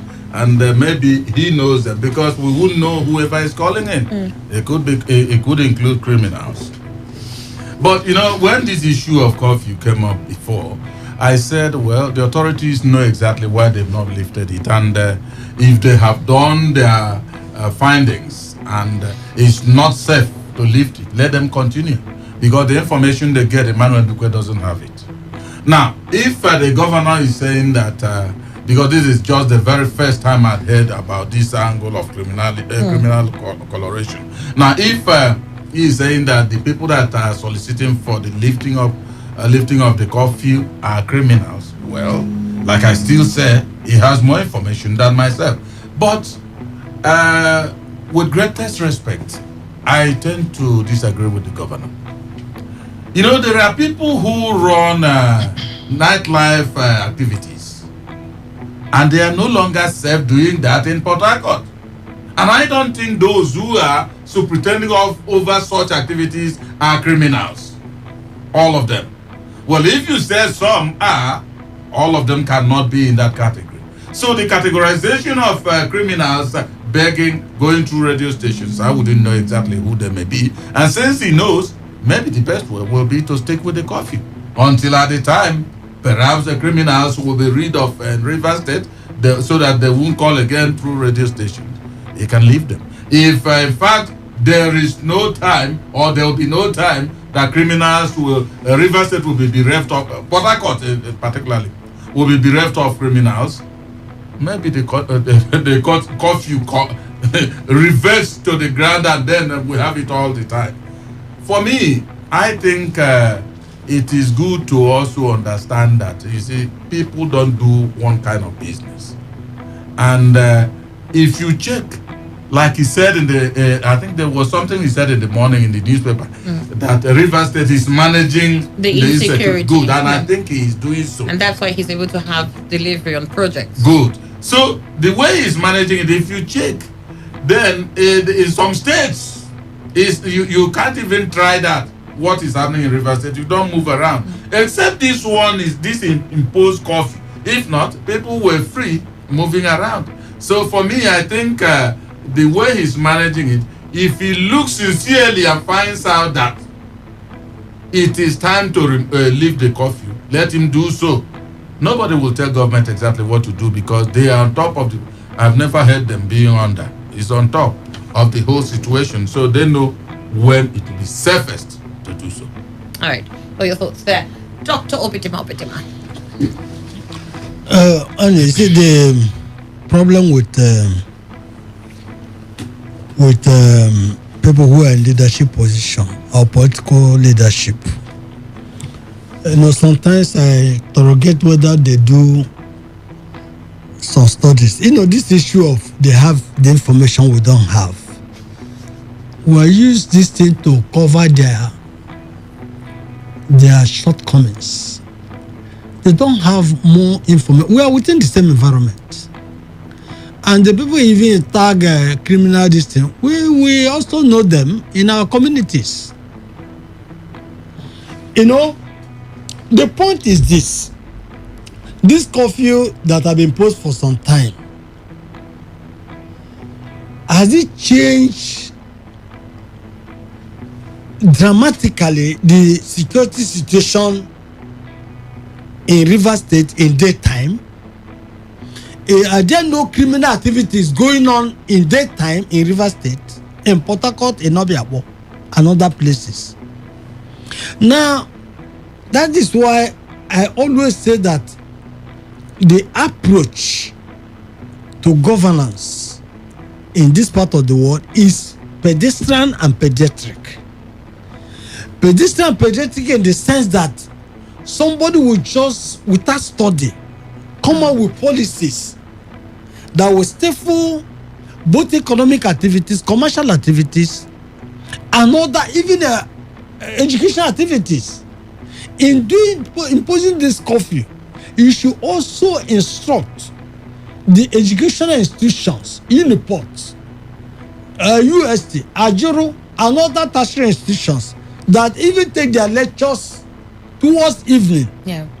You know, to ensure that all their lectures end by 3 in the afternoon, so that students who don't have place, you know, will go home on time. I have a foster daughter in River State University. Last night, she called me that there is a hold up, serious one, and they know the River State University had to pour this thing for years. This accommodation problem for students. And you see the students that come out from there by 5 o'clock before they come and wait at that junction to get taxi to all their destination is quite horrific. As at 9 o'clock, she was somewhere when the bus dropped them at Rumokoro. I was saying, okay, move towards the police station. Well, she was going to Rumoko, where my son lives. You know, move towards the police station. Because they did their practical and ended around 6. You know, and no vehicle to take them again after they got the one that dropped them at Rumokoro. So you see how people are suffering. And you say you don't want to listen. The economic, do you know what Rivers State is losing economically by locking down all commercial activities that take place in the night? And these are the things. Now, within the time you impose the curfew till now, what arrangement have you made to ensure there is security in the night? So that criminals will not move in the night, kidnappers will not move in the night. Tell me what you have deployed. So, and you come and say that criminals are taking people to radio. Yeah, a criminal have brought me here now to say what I'm saying. Well, please tell your criminal not to send you here next time. In that case, tell your criminal not to send you here next time. Please. So, you see, when they churn up policies, they should also study the environment, also see the policy if it is a short-term measure. And within that short-term measure, put something in place that will checkmate what you are trying to deal with. Not when it becomes a permanent lifestyle. When it becomes a permanent something. All right. And it is creating problem here and there. Okay, all right. Let me move to Mr. Henry Akine. Well, I think Doc has actually made points. Cost-benefit analysis should also always be the test for decision-making, effective decision, really. What's the cost of this policy or this decision? What benefits the measure? And then be able so that it becomes effective. Otherwise, anybody can take decision and any kind of decision. That's why decision could be evaluated as to whether it's effective or otherwise. And then over time, you review your decision. How effective has it really performed? Well, anyway, the governor has always said at any time that he's in charge at this time. Most times he has said so. That whether you like it, you don't like it. I wouldn't use some of those his references myself here on radio. But he's always demonstrated that. And though it affects every one of us, it can never be different from the analysis that Doc has just given here. That's just one, sir. a whole lot of persons are passing through serious difficulties. And then, like you asked, very rightly so too, one would think that if no other part of this state should enjoy the benefit of 24 hours security, it should be Port Harcourt and Obiakpo as the city center. That is to say, all the security apparatus and agencies we have cannot police us for 24 hours. No, they can't. They can't surround. Okay, if it means even doing a barricade, surround Falga and Obiakpo for 24 hours and let business and people move freely. For God's sake, what else are you doing in government house? And then, but in government house, there is 24 hours of security. Yeah, all the elements of security agencies. I keep saying this thing anytime I have an opportunity. It is a wrong narrative done deliberately to continue to put Nigerians and, of course, citizens in the wrong understanding of what the control of security is. Every governor in every state in Nigeria controls security.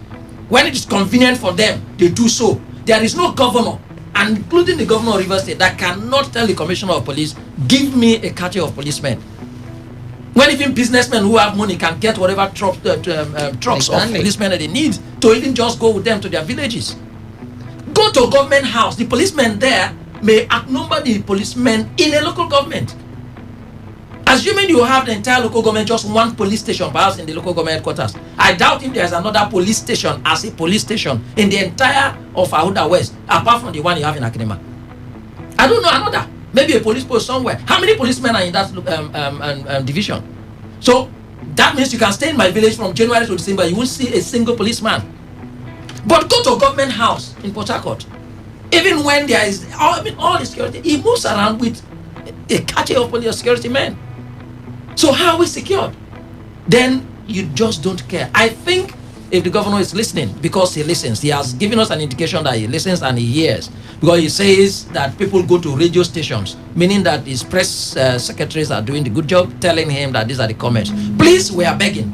I don't have much comment in this one, that this curfew has served us rather greater, I would say, disservice than the people. No, this is apparent, this is clear that people in Port Harcourt and Obiakpo, and do you know that people rather even on their own go to bed earlier in the villages than you would have been in Port Harcourt? All right. If you're in the village, you could go even without anybody forcing you, whether a curfew or not, in the evening 6, you come back from farm already weak, you've gone in. So, but here, people start their businesses 3, 4. I'm sorry, you know why the traffic is that maddening? It's because everybody lives almost about at the same time. So where I would have been in my office until about 9 and then just allow the traffic to ease down before I go home. That's what we do in Lagos. Or even here in Port Harcourt, I used to do that and ease off before I go home. Right now, once it's 5 o'clock, you're conscious everybody's coming out from everywhere and everybody goes out to the streets. And he says he doesn't care. And you've got Julius Berger. Still there now blocking the roads. And the major roads now have been shut down. Aba Road, you can't do seamlessly from Lagos bus stop to Rumola. No. In fact, there's no Rumola route anymore. Water lines is gone. At the same time, no water lines, no Rumola. You get to Ikwere Road now, Adajot, everywhere is just blocked. And these are the major routes. Then someone will announce that if you're coming from Iwofe, take where? Chinda. How many vehicles can do that road at a time? And then everybody will be coming out from Iwofe at 5, so it could beat to get, and then at the same time, it's not possible. He says, and I'm going to quote him here, that but I'm not a criminal anyway, and no criminal sends me. He says you have to learn how to speak on radio. He says you have to learn how to make sacrifices, right? Reasonable sacrifices. Suffer the inconsequences of today to achieve a better tomorrow. That's what the governor is saying. All right, Dr. Emmanuel Wuna. Well, I think that first let me say thank you to the governor, at least to be fair to him, for what I consider is rapid response to security challenges in the state.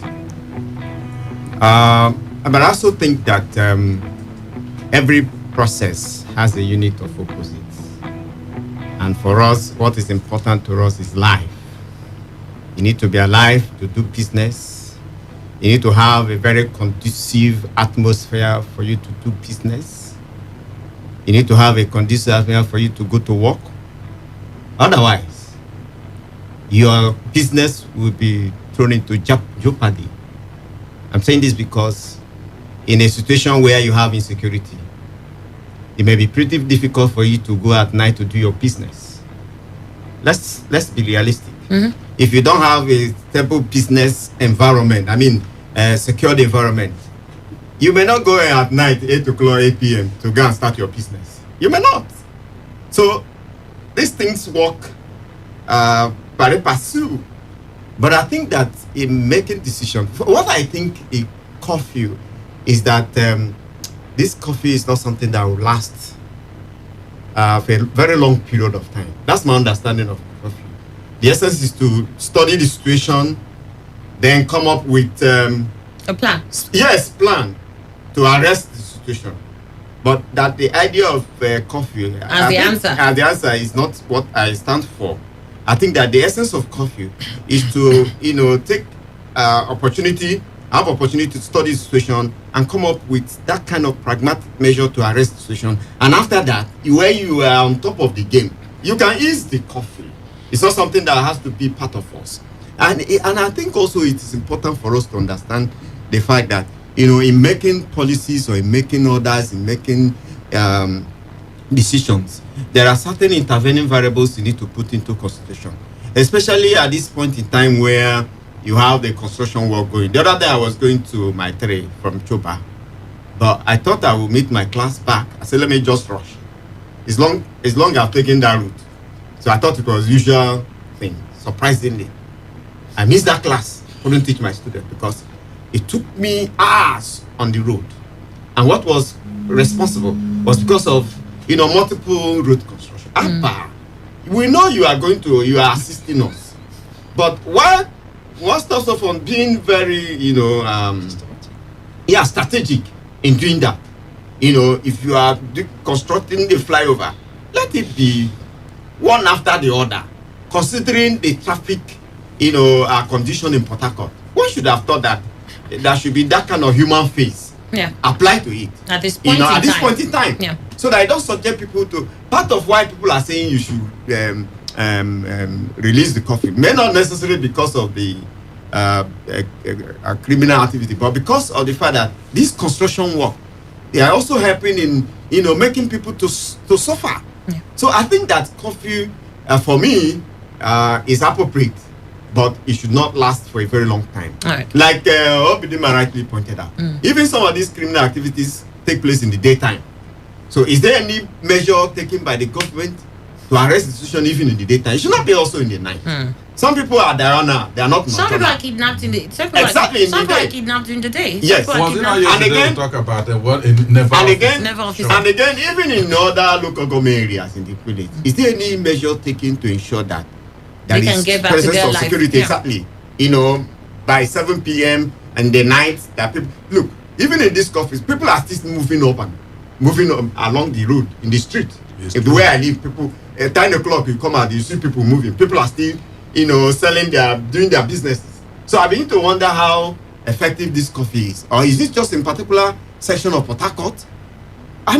So when we make policies, we take decisions, we should ensure that these decisions, at least the adverse effect will not be more impacted. Dr. Emmanuel, when I think you have to tell us that part of River State that is not obeying this. I don't want anybody to trace me. Because the rest of us are obeying it.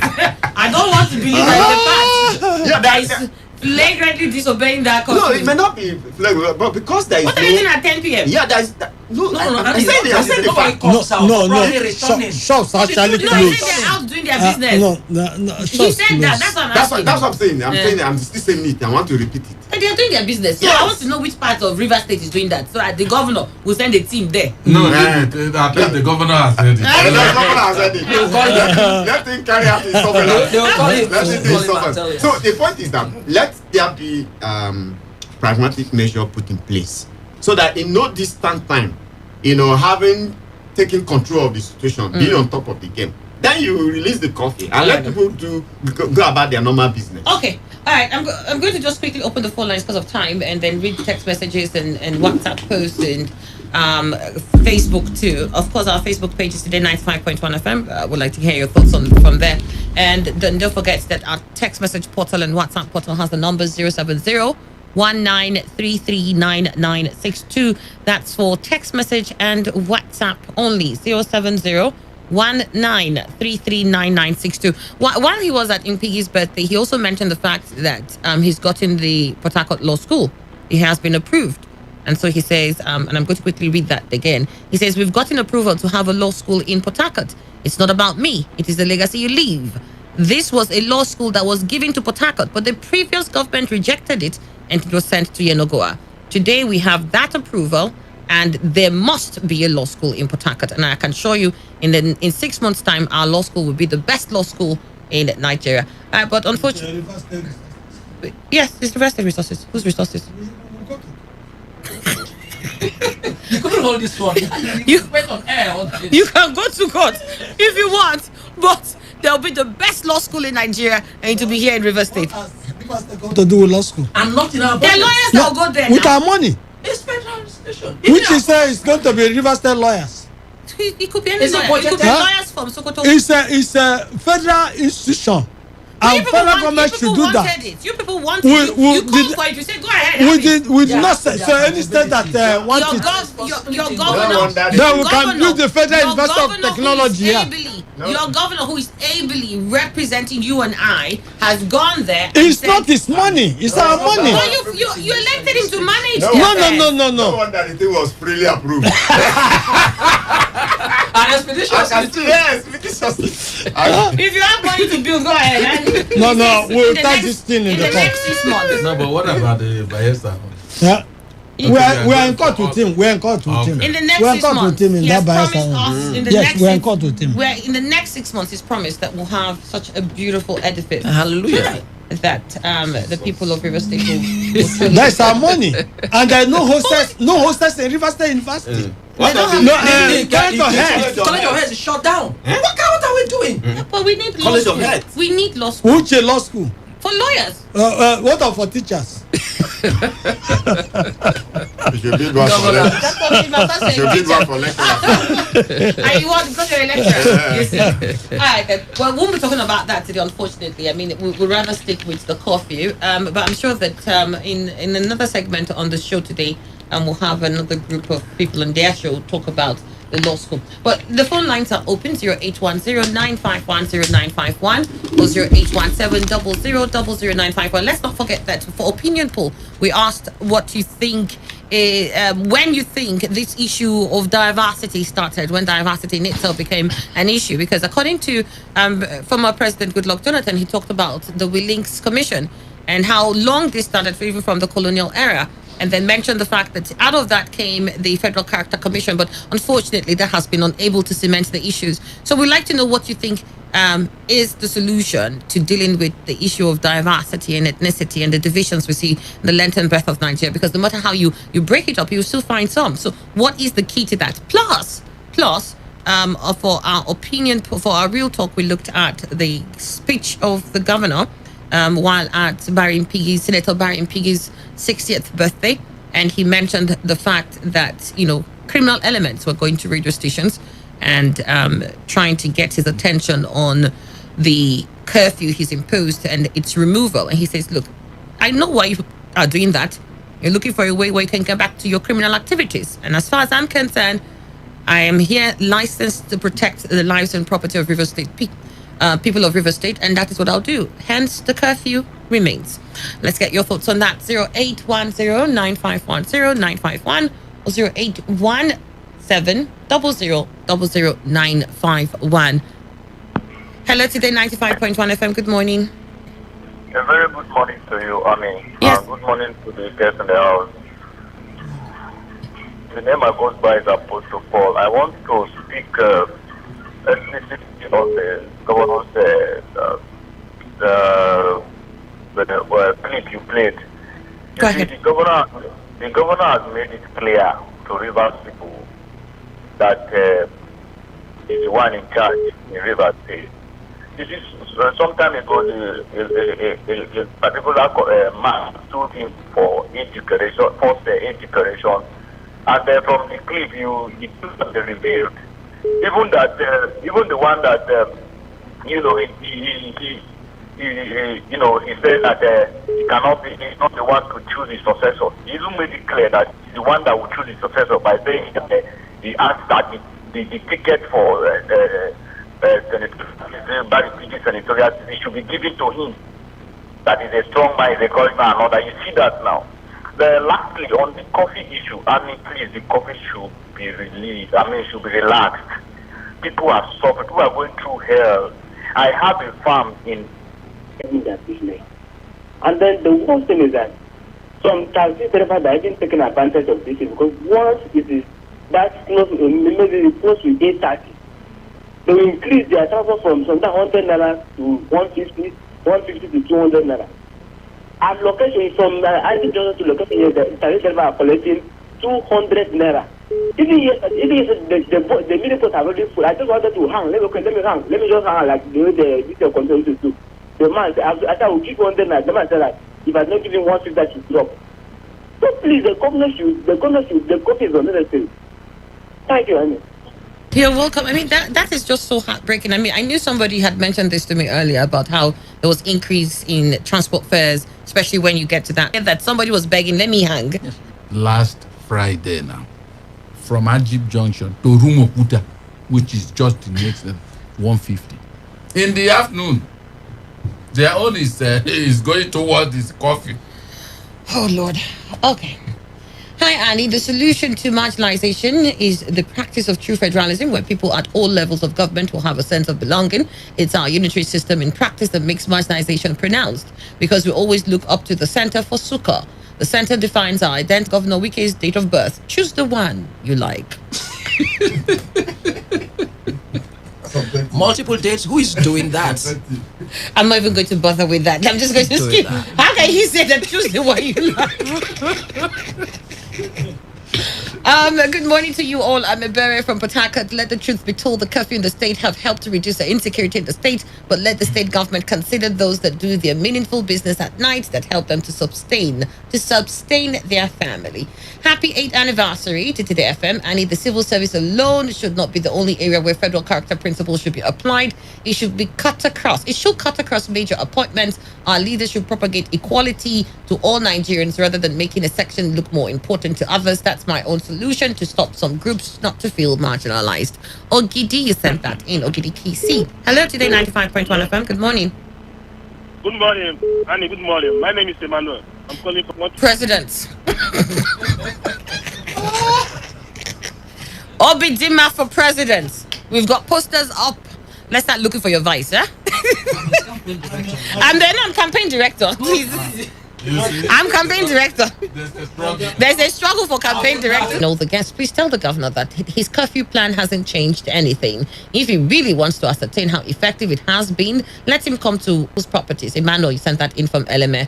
Good morning, everyone. Governor Wike's comments in regards to the hardship experienced by Rivers people as a result of the curfew is the most insensitive comment a public servant could ever make. Does the governor know what it takes to earn a decent living? For over 20 years, Governor Wike has been living off free meals, free accommodation, free healthcare, free transport. In fact, he's been getting everything for free. Since he was born, has he ever worked for someone or created a business that has employed at least 5 persons? The governor's grandstanding, we've had enough. This is from Relish. There, Annie, good morning. Where is, I don't know, Prince Inalu? I don't know where all those people are. Good day to everyone. One of the major issues that is causing our problem in the country is the issue of local government identification letter. Please, you should do away with that. I have seen where that piece of paper has deprived someone a job because of where he's coming from. Lucky is his name. And then, Annie and the guests, I greet you all. On our religious and ethnic diversity, it will be difficult to manage because it has become a tool for politicians in their antics to win election in the name of turn by turn. Engineer Francis has said that. And I also agree, a lot of politicians like it. Because, I mean, when they do that rotational thing, they can say, look, it's the turn of Ekpeye people. So whether you like it or not, it has to be me. The governor should please relax the curfew. I have to pay 300 naira from Eneka to Iguruta on Sunday. George, you sent that in, and you're sending that text from Iguruta. Hello, Today 95.1 FM. Good morning. Hello, good morning, Annie. Hi, good morning. Great to have you. Go ahead. What's your name and where are you calling from? Yeah, this Mr. Sam from Woji. Mr. Sam from Woji, good to have you. Go ahead. Yeah, good morning, Chief Nduku and the guests in the studio. And happy anniversary, 8th year anniversary of Today 95. It's coming up. Thank you very much. Okay. And you see, sincerely, this is what we're talking about from the speech of the former president, whereby one of your guests in the studio make it very clear that some of the people in this part of the world, like the speech from the governor, they don't know anything about the plight of the people. They just come out and speak all kinds of things. Now you see a governor who has failed woefully in carrying responsibility is now indirectly calling the people criminals. Who brought us to this level? Who brought us to this level whereby a governor, if I don't want to say more because he don't know how to speak, he will just come on air in the public and begin to speak and arrogant. Sam. Don't I won't allow you to come on air and speak like that. No, I'm not saying him, but I'm not some people will be clapping and laughing at it and he think he's doing Oh Lord, Sam, no. Say what you need to say and leave all the other side talks alone. Leave that to the gutter people, okay? Moving on, we've got good morning, Annie, and my people in the studio. You people should help me and tell the governor that he should take the law school to Iguruta, the Greater Port Harcourt area. From Felix in Iguruta. Felix says, since it's coming, please put it in Iguruta. I think it's right. Since it's already here, let it go. I would, if I have a way, I will elect there too, so that we begin to take the traffic away from the center of Port Harcourt. Oh, what about Eneka people? Greater Port Harcourt is not congested really yet now. He should take it to my village. Why? Take it to Ahoda. Let me speak for the people of Ahoda. Take it to Ahoda. There's a university in Ahoda now, so take it to my village. Okay, take it to Abonema. What is the benefit of that? Who argue for all these places? The minorities. We are talking of our money. Go to court. You said you go to court. Hello, Today 95.1 FM. Good morning. Annie, finally. It's great to have you. Good morning. Morning. That will be my mentor. Good morning, sir. Yes, a gift. How are you? Very fine, sir. Oga, good morning. The activist, good morning. The lecturer, sorry, I just forgot the name. Dr. Wona. Dr. Wona, God bless Dr. Wona. This morning, I want to disagree with my mentor. I agree with you as my mentor, but the action, as far as I am concerned, this is democracy in action. Go ahead with the court matters that you're planning, not the ones that are in court already. But frankly speaking, and there's something that you read out this morning, one of the headlines, and I've been celebrating since day before yesterday and yesterday, because most of the governors, they will come in, they don't even know where to start from. Henry Seraki Dixon, that I'm not happy with, brought joy to Bayelsa people. 951 million. Now River State, the same thing. How did it come to pass? It was Wike, Seraki Dixon, and Udom Emmanuel. They came together, put their heads together, and today there's judgment for these three states. Monies that were lost are back because it's a consent judgment. Nobody's talking about this. Yes, because the monies have not arrived. Maybe when they arrive, we'll talk about it. Consent judgment, you are sure. So we are talking about billions. Can we move on to what we're actually talking about? Yes, that's not the point of concentration this morning. The curfew matter, Dr. Wuna said it all. Eric, my friend there, is telling us that he has not seen any benefits from the curfew. I disagree with him.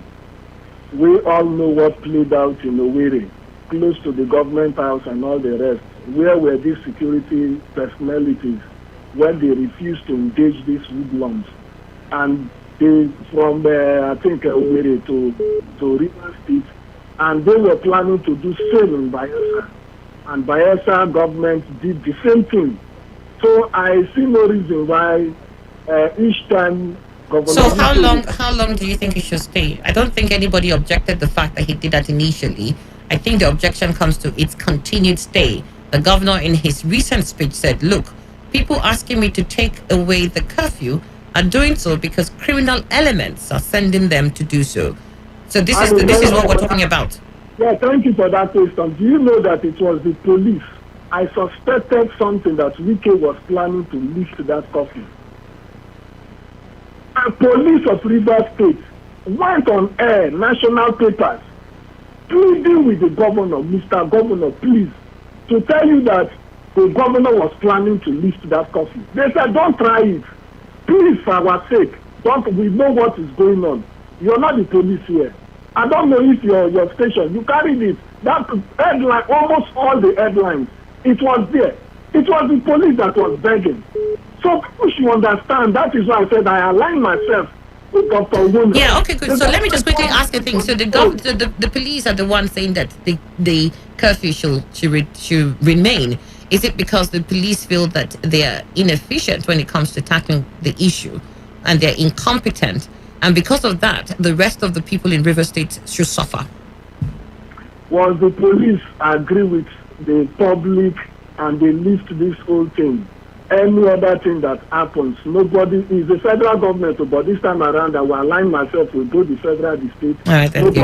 Okay. The federal or the state. Okay, Gift, we got your thoughts. Thank you very much. Hello, Today 95.1 FM. Good morning.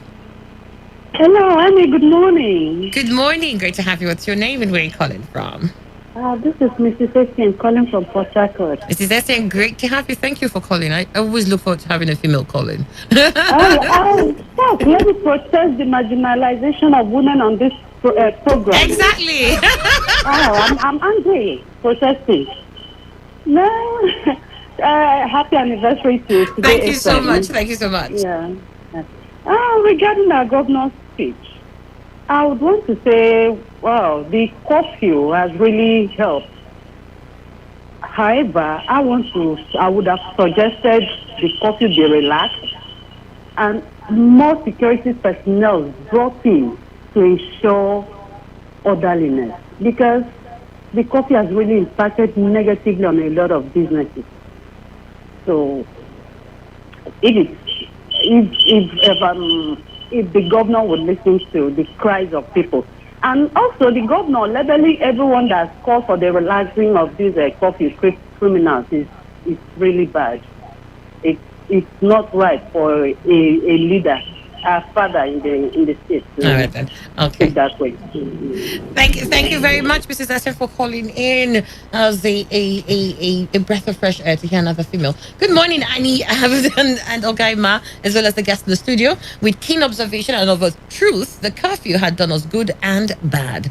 Actually, it helped us, especially at night. You notice that for some times now, there are no attacks on police stations and killing of police has ceased. However, in the other hand, some businesses have been paralyzed and dried up, especially at night. The governor should please watch his utterances in public. The leadership quality should be displayed by the governor while making these utterances. Pastor Sunday from Rubico sent that in. Good morning, everyone in the studio. Please let the governor take the law school to Omuma. Governor Wike should help the people on the curfew. From Pastor Samuel Omuma. So, Samuel, because you're from Omuma. The last call for today. Hello, Today 95.1 FM. Good morning. Hello, good morning, Annie. Yes, good morning. What's your name? Yes, Akanimo calling from Port Harcourt. Akanimo, you've got 30 seconds on the clock. Yes. The issue of marginalization and diversity. And before your arrival on earth, this thing have been there. But how can we go about it, especially in our country, Nigeria? And I'm telling you that the only solution is that as the political class, we need to look into every tribe, every community, every villages, every state, every whatever you may call it, to do things right to all.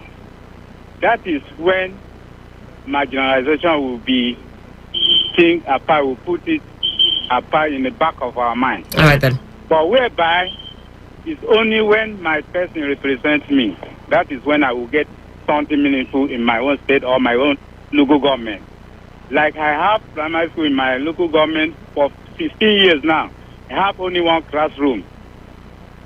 16 years because we don't have anybody in government to look into us. So we will Very remember unfortunate. our general session.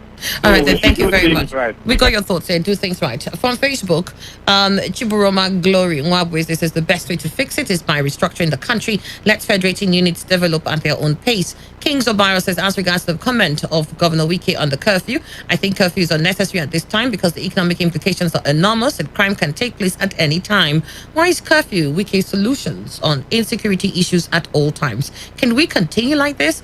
Thank God that Tewu says the best way to fix it is by national dialogue because the country has already been divided along religious and ethnic groups since the inception of this APC government. Abdulganil Jimo says, why is it that whenever our leaders are out of power, they'll now have solution to our problems? This was a man who presided over this country for a good 6 years, allowed the same religion and ethnicity to be his appointmentees. I don't know what you mean by that. Felix Ojunogwa Ede says government needs to repent from their wrongdoings and do the right things for the country to be a better place for us to live in.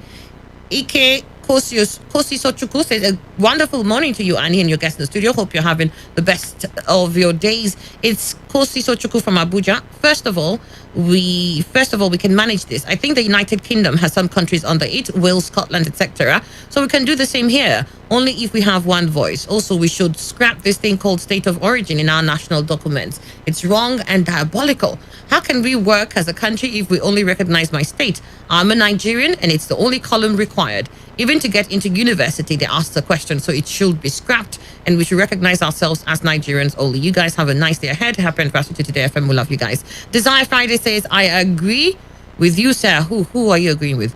And Chili Edwin says, most worrisome in Jonathan's postulation is that he presided over the affairs of this country for 6 years as a PhD holder and could not make any effort in building the bridges that connect our diversities, which this present government has refused to build upon. I have problems with failures trying to guide those who should tutor them just because they have the microphone. Jonathan failed when he had the opportunity and should park well. President Buhari is now building those bridges which posterity will bear witness through politics, won't allow naysayers. See what PMB is doing today. He's building a new Nigeria. He's building a new Nigeria, and everyone who mean well for Nigeria must emulate his style and the sincerity of purpose. No one is in the minority except those who choose to be. We are all Nigerians. I don't know why that statement is funny. So I choose to be in the minority. Me, I woke up and decided, you know what, I want to be in the minority. Come on now. It's the actions of the day that determines where I am. And the actions of the day are programmed by our leaders. This is what determines. Anyways, we've had enough of the comments and the text messages. We've got to go. The time is already 11:42. Dave will have my head this morning. Dr. Obidima, let's have you. Well, I think the Nigerian state is really retrogressing in every front of its national life. And we can only cure this by creatively and strategically coming to a dialogue how to manage our diversity. Mm-hmm. If we don't fix this issue of diversity, there's no way we can politically, economically develop. All and right, the issue of coffee in River State, well, my plea is for the governor to relax it. All right, then. It's causing a lot of hardship now. And no criminal sent you? And also get people that will manage the night All right, for then. us. Dr. Obidima, JP, journalist, international affairs analyst, thank you so much. Henry Akine, we're running through this 1 minute. Thank you. I think apparently everybody is conscious about the falling level of security across the country. So I do not think that anyone would say that reasonable strategies to containing that challenge would not be welcome. I didn't say the curfew didn't have any positive effect at all, but that I think the negative effects has overweighed the positive effect, and then it is time that we review that and then ease it. That's for that. But about us and people, I think marginalization, minority issues of perception and mixed reality.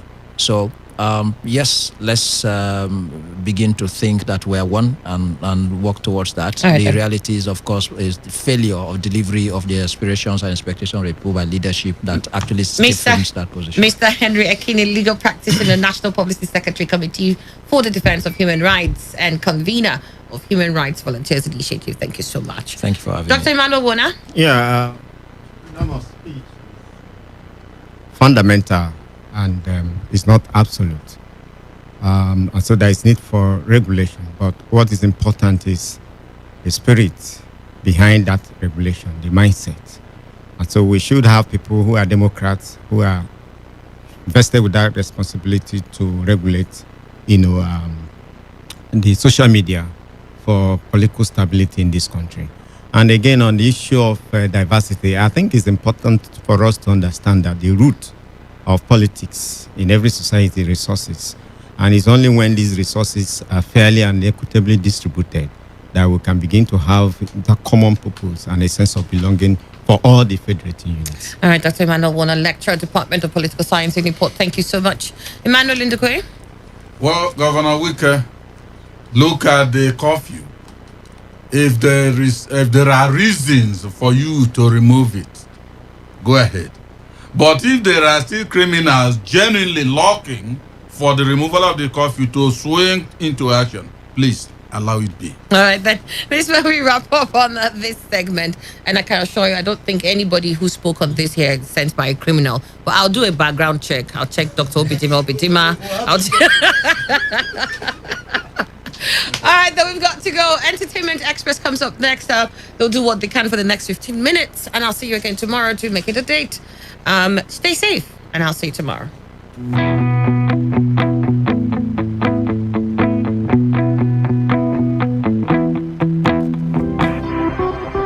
8 years.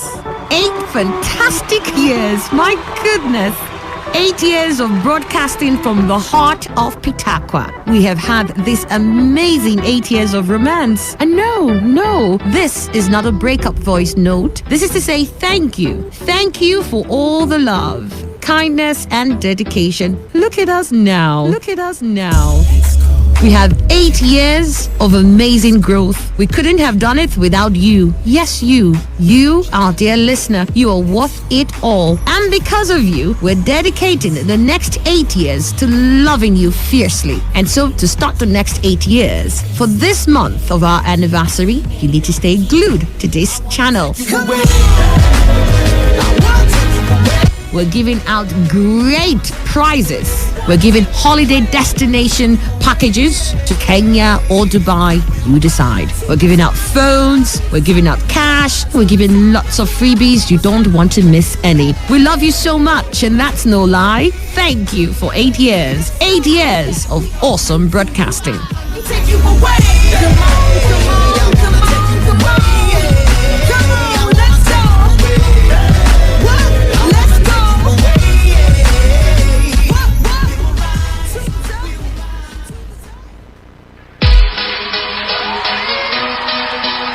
It's been 8 years. 8 years of broadcasting, conversations, eyewitness reports, entertainment, jokes, and laughter. Marking our 8 years anniversary, we've got loads of packages for you. Holiday packages to Zanzibar, Kenya, Dubai. We've got phones, cash prizes, and so much surprises for you. All to say thank you for always being here and being a part of our family. Today, 95.1 FM.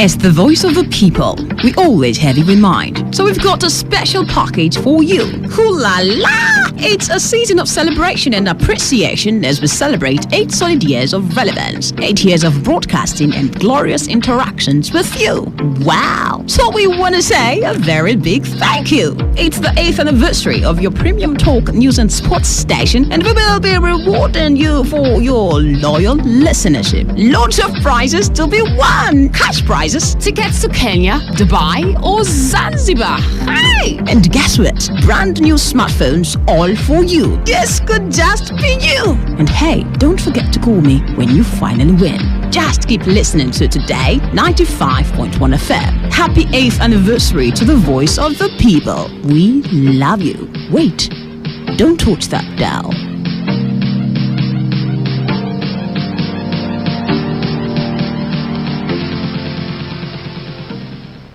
Here at Today 95.1, we keep the conversations rolling. Keep it going. We keep it flowing. We keep it. Guy, don't do that. Today 95.1 FM Port Harcourt. Voice of the people. What's poppin'? Brand new whip, just hopped in. Amazing stories, conversations, back to back, right here. Entertainment Today on your premium talk radio. Today 95.1 FM.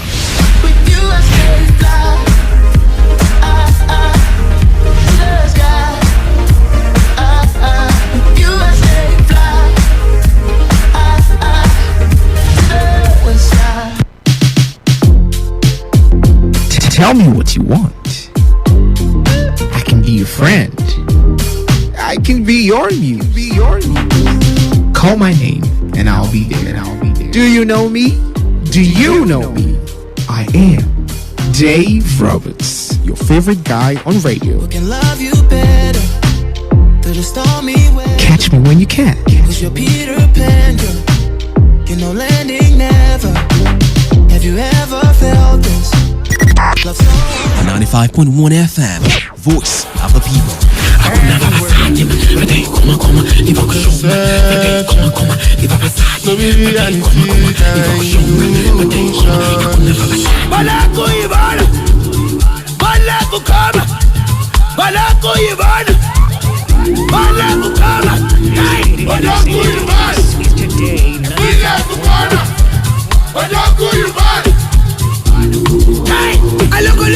Yeah, Babulu.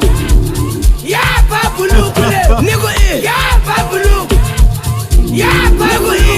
Nigga, yeah, Babulu. Yeah, Babulu. Nigga, yeah, Babulu. Hey, yeah, Babulu. You know me, I do like popo. Everything you find goes so good. Me, I get that. DJ Terry Kofich and Burn Boy right here in the Premium Talk News and Sports Station. Today 95.1 FM. Make up like you go up, and welcome to the show. Yeah. Good morning, everybody. Welcome to the show, Entertainment Today. That show where you get to hear all the latest juicy gossip and trending stories in the world of entertainment. And you already know who's talking to you, right? Yes, it's Dave, your favorite guy on radio, your radio muse, exotic zaddy, dripping with opulence, and this very wonderful Wednesday morning. Right here, how was your night yesterday? And how is your day going today? Hope it's very, very well, okay? Welcome to the show. I've got some limited time on my hands, but I'm just going to scribble through everything I need to tell you, all right? It's been a wonderful day already. I woke up on a very nice side of the bed. I hope you did also. And some things have been trending, okay? First off, happy birthday shout outs to you. If today is a birthday, congratulations. Yay! I'm just going to rush through everything, but congratulations to you if today's a birthday. And in case you're celebrating something that is worth celebrating today, congratulations. Yeah, congratulations to Princess Vivada. Princess Vavida, all right? Which of them? But anyways, congratulations to you. Today is your birthday. And yes, today is also a Woman Crush Wednesday. It's a Wet and Wacky Wednesday. I'll tell you some stories later on in the evening. But for now, I'll just rush through some things. Now, Eukaria Nunobi, who just bagged a PhD degree, has come out to say something, talking about inspiring yourself regardless of what's happening to you, what has happened to you. Recently, she just bagged a PhD, okay? And she had made some new revelations about how the father refused to train her in school, how she was abandoned by the father, how she was never given that attention. The Nollywood actress, Eukaria Nunobi, has shared an emotional post where she struggled with her childhood as a female, where the father had this gender biased inclination, train only male children, don't train female children, don't do certain things to female children. But look, this is where she is right now, like the biggest representation from that family, so this is like what an advice, okay, to anyone out there who still has this kind of thought pattern. Let's not train the female children, let's just train the male children. And at the end of the day, we can see people like Yukira defeating that narrative. Okay, so she went on to even make a post on Instagram where she says, "I'm still in awe of God. He changes destinies in a twinkling of an eye. He's the rule breaker. He doesn't need anyone's permission to bless someone." All right, and she has a spiritual inclination and stuff like that. But congratulations to her. All right, moving on to someone else who's an actor. Okay, he's an actor. He also can be an actress. I really don't know. He has different roles and different faces. He can be Mama Felicia. He can be something else. He can be every other thing. I'm talking about Zig Saloma, who got himself a new house right now. Just last week, okay? Was it just last week? Or the other week, he just got himself a new Benz. And right now, he's gotten himself a new house. Now, this is the definition of consistency. Y'all never knew this man went for Nigerian Idol. Like, he's so good, he's so talented like that. He went there, he sang, he was disqualified, he got back. Did you know that he's a lecturer also? Okay, because you see him doing all those funny things, eat it, shake. No, he's a lecturer, or was a lecturer, and he also studied English in the university. So he's not like one person who's just one random young man who didn't have something to do and decided to jump into skit making. He was actually grounded academically, and God just decided to show him a different path, and is making the money. Congratulations to Zig Saloma, who just got himself a new house. And someone was saying something like, y'all don't know the amount of money that this man has, and he's just deciding to keep it on the low. And for some people it's nice, for some others they want to throw out the money and everyone should see and know that they're making money. Well, congratulations to him. Another person who's it's a new fit for him, but the movie itself was a very big movie. Talking about Osofia in London, which is now streaming on Netflix.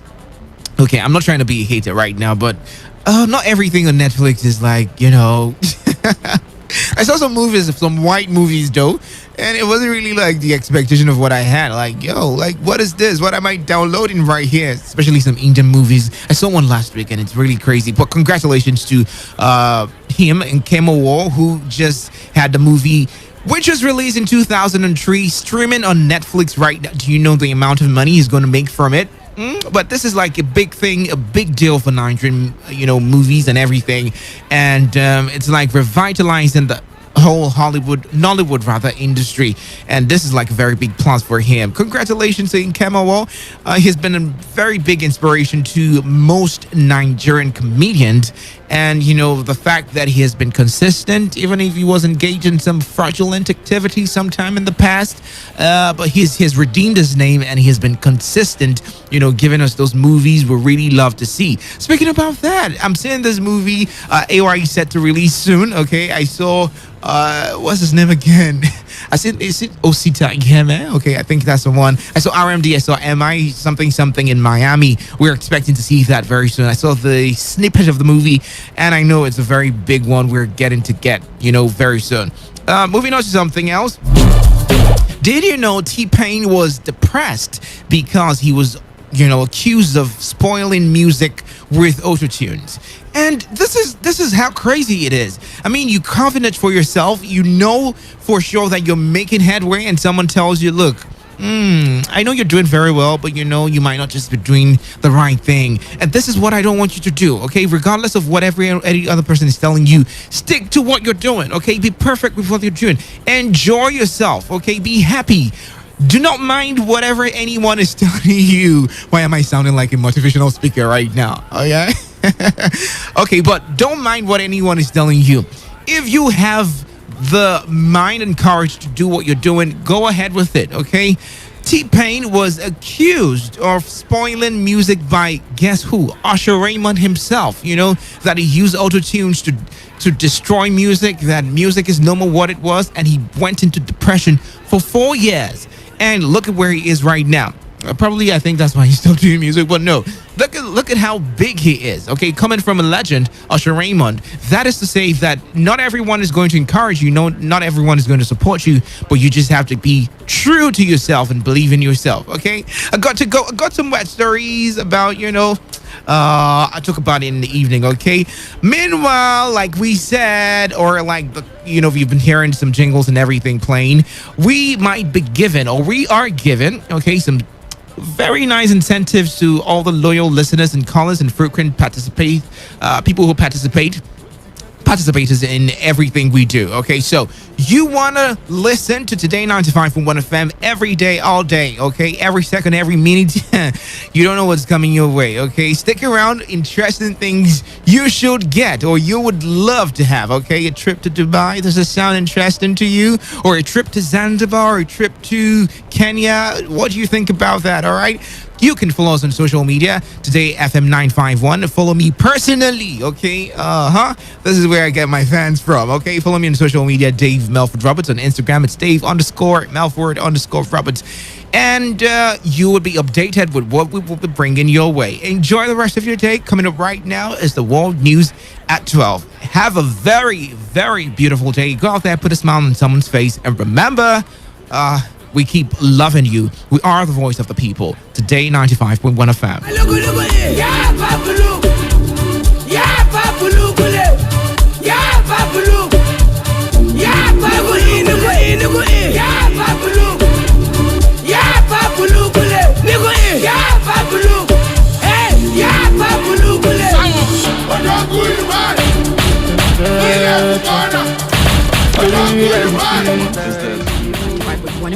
Every day, every hour, when the big stories break, depend on our 24-hour news team to bring you the latest. Today, 95.1 FM. Whether it's happening in Port Harcourt, South Sound, Nigeria, or around the world, we've got you covered. On air, online, delivering balanced news and unbiased analysis. Today, 95.1 FM. This is Today, 95.1 FM, Port Harcourt.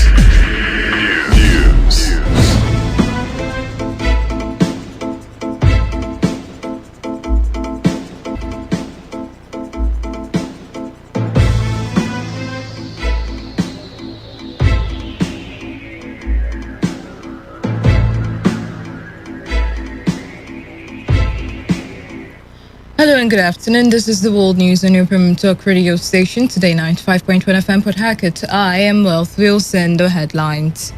Governor Nyesom Wike defends his decision not to relax statewide night curfew despite continued criticism. Islamic clerics Sheikh Abubakar Gumi recommends model for Niger Delta amnesty for ex-militants for bandits in the northwest. President Muhammadu Buhari sets up National Steering Committee on Poverty Reduction, and on the foreign thing, Hong Kong's largest pro-democracy paper, Apple Mail, shuts down. Now the details. Governor Nyesom Wike says the curfew imposed in the wake of the dastardly attacks on security formations in Rivers State will remain in place despite criticisms against it. The governor, who reiterated his stance about not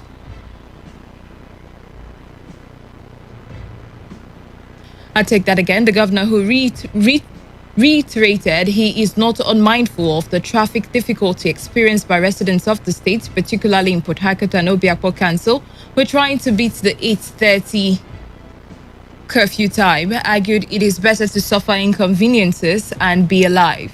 Governor Wike defended the night curfew while speaking at the 60th birthday celebration of the federal lawmaker who represents Rivers Southeast Senatorial District in the state, Senator Barry Nada Bigby in Port Harcourt. He enjoined residents and people of the state to learn how to make sacrifices, suffer the inconveniences of today, and achieve a better tomorrow.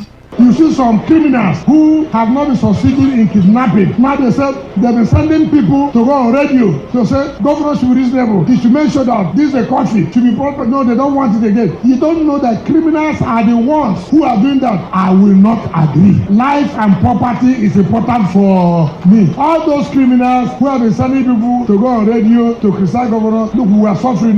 Bring this stand the coffee to 12 so that you know how to kidnap people from 7 p.m. Enough is enough. You will not succeed. So don't waste your time sending all those text messages telling them that we are suffering.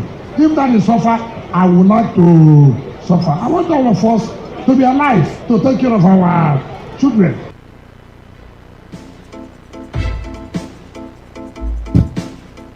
The Rivers State Governor Nyesom Wike has expressed gratitude to the people of Omuma and the member representing Omuma State constituency in the Rivers State House of Assembly, Kelechi Nwogwu, for the support that they have been extending to his government and the People's Democratic Party.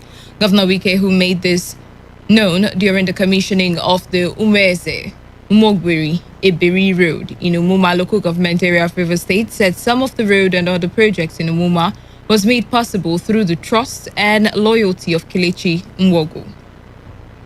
Let the truth be told. Omuma has shown a class of people. I want to tell you, nobody, no local government has ever you. Nobody has equal what you. I will commend their leadership through Kelechi Nwogwu. He has done for keeping people united, for keeping people focused, and for bringing the dividend of democracy to the people of Omuma. I don't work with people whom you cannot trust. I work with people whom I can go home and sleep with my two eyes to fight for his people. When the time comes to fight for his people, he's a politician that will never betray you. When things are hard, he's a politician that will stick his life for you. When people are running away, sometimes you see politicians, their legs are here, one leg is here, one leg is here. They send me texts, they do a different thing. They think I don't know, I know. Commissioning the project, the former president of the Senate, Adolphus Wabara, charged the people of Omuma to continue to support Governor Nyesom Wike for his numerous projects in the state. You are commissioning till in the second term. I don't want to mention names. The second terms, usually governors, some governors will just go to sleep. Just go to sleep because they don't have anything, they don't have anything to offer. And they are not demanding anything from the good people of Omuma. It was, I'm in Abuja. If those of us in Abuja will emulate or consulting to please help solve these problems that we're having in Nigeria through two projects. No ethnic nationality, no group will be talking of marginalization. Motorists plying the Oyibo Farm Road in Oyibo local government area of Rivers State have expressed displeasure over the deplorable state of the road. The commercial drivers said the bad state of the road has negatively affected their businesses as economic activities in the area have been paralyzed. Other road users, including passengers who spoke to Today FM, said the development has led to a high cost of transportation fare. The respondents called for urgent government attention on the road, which they described as the worst in Rivers State, despite the sighting of the recently commissioned cassava processing plant by the state government on the same axis of the road. The road is causing a lot of problems. It's sinking both buses, so big motors, even the ones that are carrying material going to power station, sometimes it will sink there. When you get to 1 naira, you spend 10 naira. Both the street is not good. Major road is not good.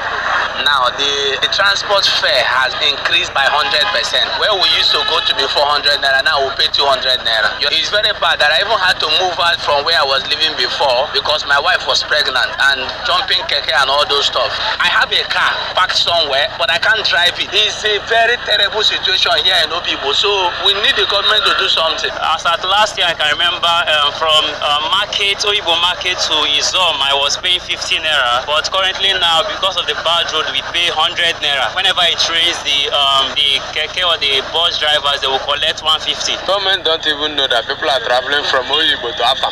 This road is one of the worst roads in Oyibo, in Port Harcourt, not only in Oyibo, the worst. Every government that comes doesn't look after Afam. We are not happy. The Economic and Financial Crime Commission has opened its case in a suit before a federal high court sitting in Port Harcourt against one Ikenna Kingsley Owuzurike on a 7-count charge bordering on advance-free fraud. Kingsley Owuzurike is alleged to have defrauded an Egyptian man of $6.5 million and another woman of $2 million. Speaking from a witness box, an official of the EFCC, Abbas Suleiman, said Kingsley Owuzurike was arrested because they suspected his statement of account. Suleiman said the conversation between the defendant and the Egyptian man, El Gan, was extracted from the defendant's email, but that no official petition was raised by the people concerned and that no direct payment was made. The trial judge, Justice A.T. Mohammed, adjourned the matter till today for continuation of cross-examination. Speaking to newsmen outside the courtroom, counsel to the accused, Ruben Wanogo, explained further why his client is in court. It's a case filed by the EFCC against the defendant, and the allegations are of a criminal nature, advance fee fraud, that he impersonated a certain Jeff Sikora and one financial institution in the United States. Well, you know, case making is a continuous process. We have crossed today's threshold. Strictly speaking, there are different counts, there are different allegations, but the only money featured in the charge will be, say, $6.5 million. And another $2,000 allegedly involved in the case. So from our point of view, that no such thing happened.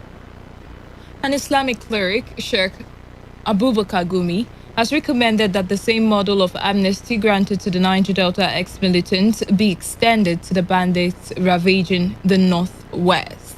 Gumi, who spoke on a live television program, was the bandits whom he said are ready for negotiation to be used as security for the schools and the forests.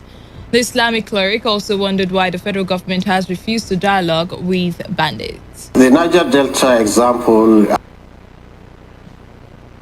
This same commander, Dogo Gide, that took these boys, he gave us his conditions for peace. Number one, he said, if once there is vigilante, he said, I will promise you, but once there is vigilante, I will never agree to any peace agreement. So when we went to the governor, we said, okay, why don't you disband vigilante and turn them into civil defense? Secondly, he said, they agree to protect the forest, no any case of kidnap will happen, and that if there is a 3 months of peace, then the government should come in and build a hospital for them. He mentioned hospital. And he said after another 3 months, they should come and build school for them, and that they should release all their prisoners. And they are ready to release everybody. These are the conditions he told us. So I don't know why we cannot engage them.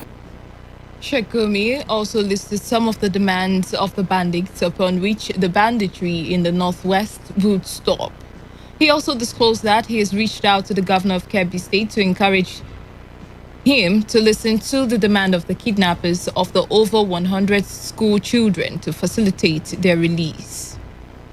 You are listening to the World News on Today 95.1 FM, Voice of the People. After the break, more news, foreign and sports stories, so stay tuned.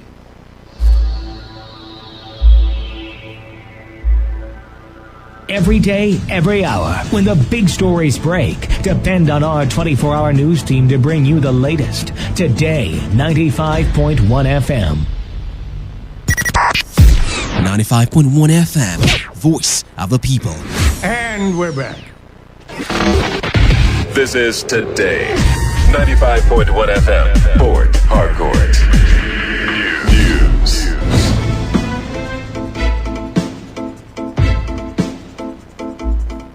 Hello and welcome back. Thank you for staying tuned. 11 minutes gone past 12 o'clock and you're still listening to the World News on Today 95.1 FM.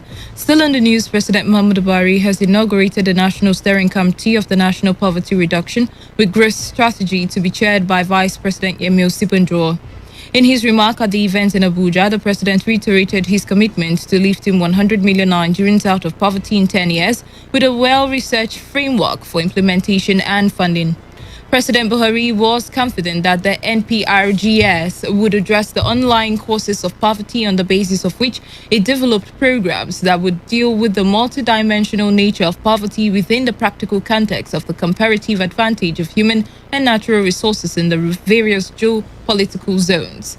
According to him, the major challenge before the committee is to translate the good intention of the government into a positive impact on the average Nigerian in order to create an appreciative impact on the poverty situation in the country. President Muhammadu Buhari pledged to bequeath a citizens-led policy system to the nation, declaring that his administration has demonstrated firm commitment towards changing the principle and strategy of policing in Nigeria.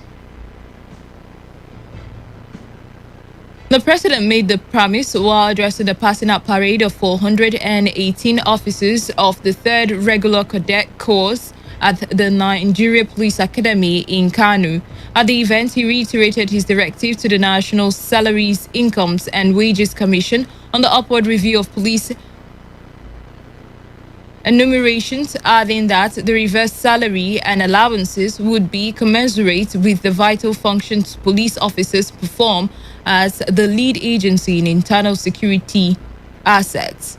President Buhari, who was represented by the Minister of Police Affairs, Maigari Dinyadi, said a citizens-led policing system informed the approval for the adoption of community policing as the internal security strategy of the country, as well as the approval of funds to support the implementation process.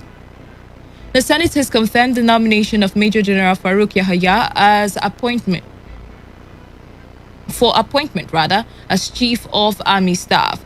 Yahaya's confirmation follows the presentation and consideration of the report of the Joint Senate Committee on Defense and Army at plenary, which was presented by the chairman, Senator Aliyu Wamako.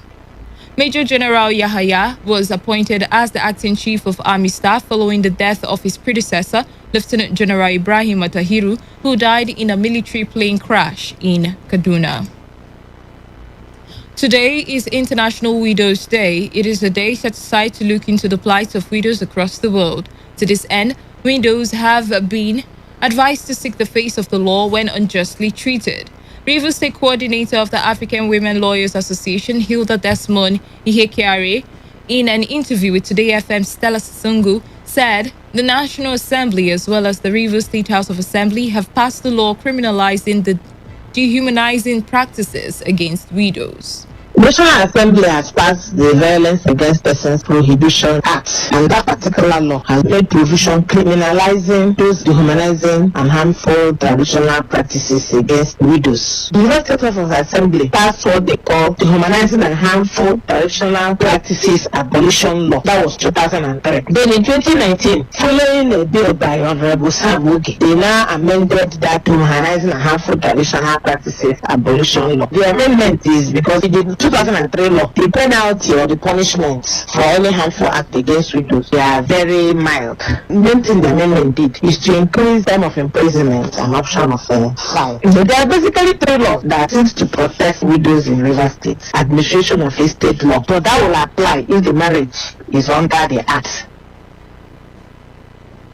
Desmond Ihekari also called on widows who are unjustly treated to come forward and report to the appropriate authorities that would look into their case.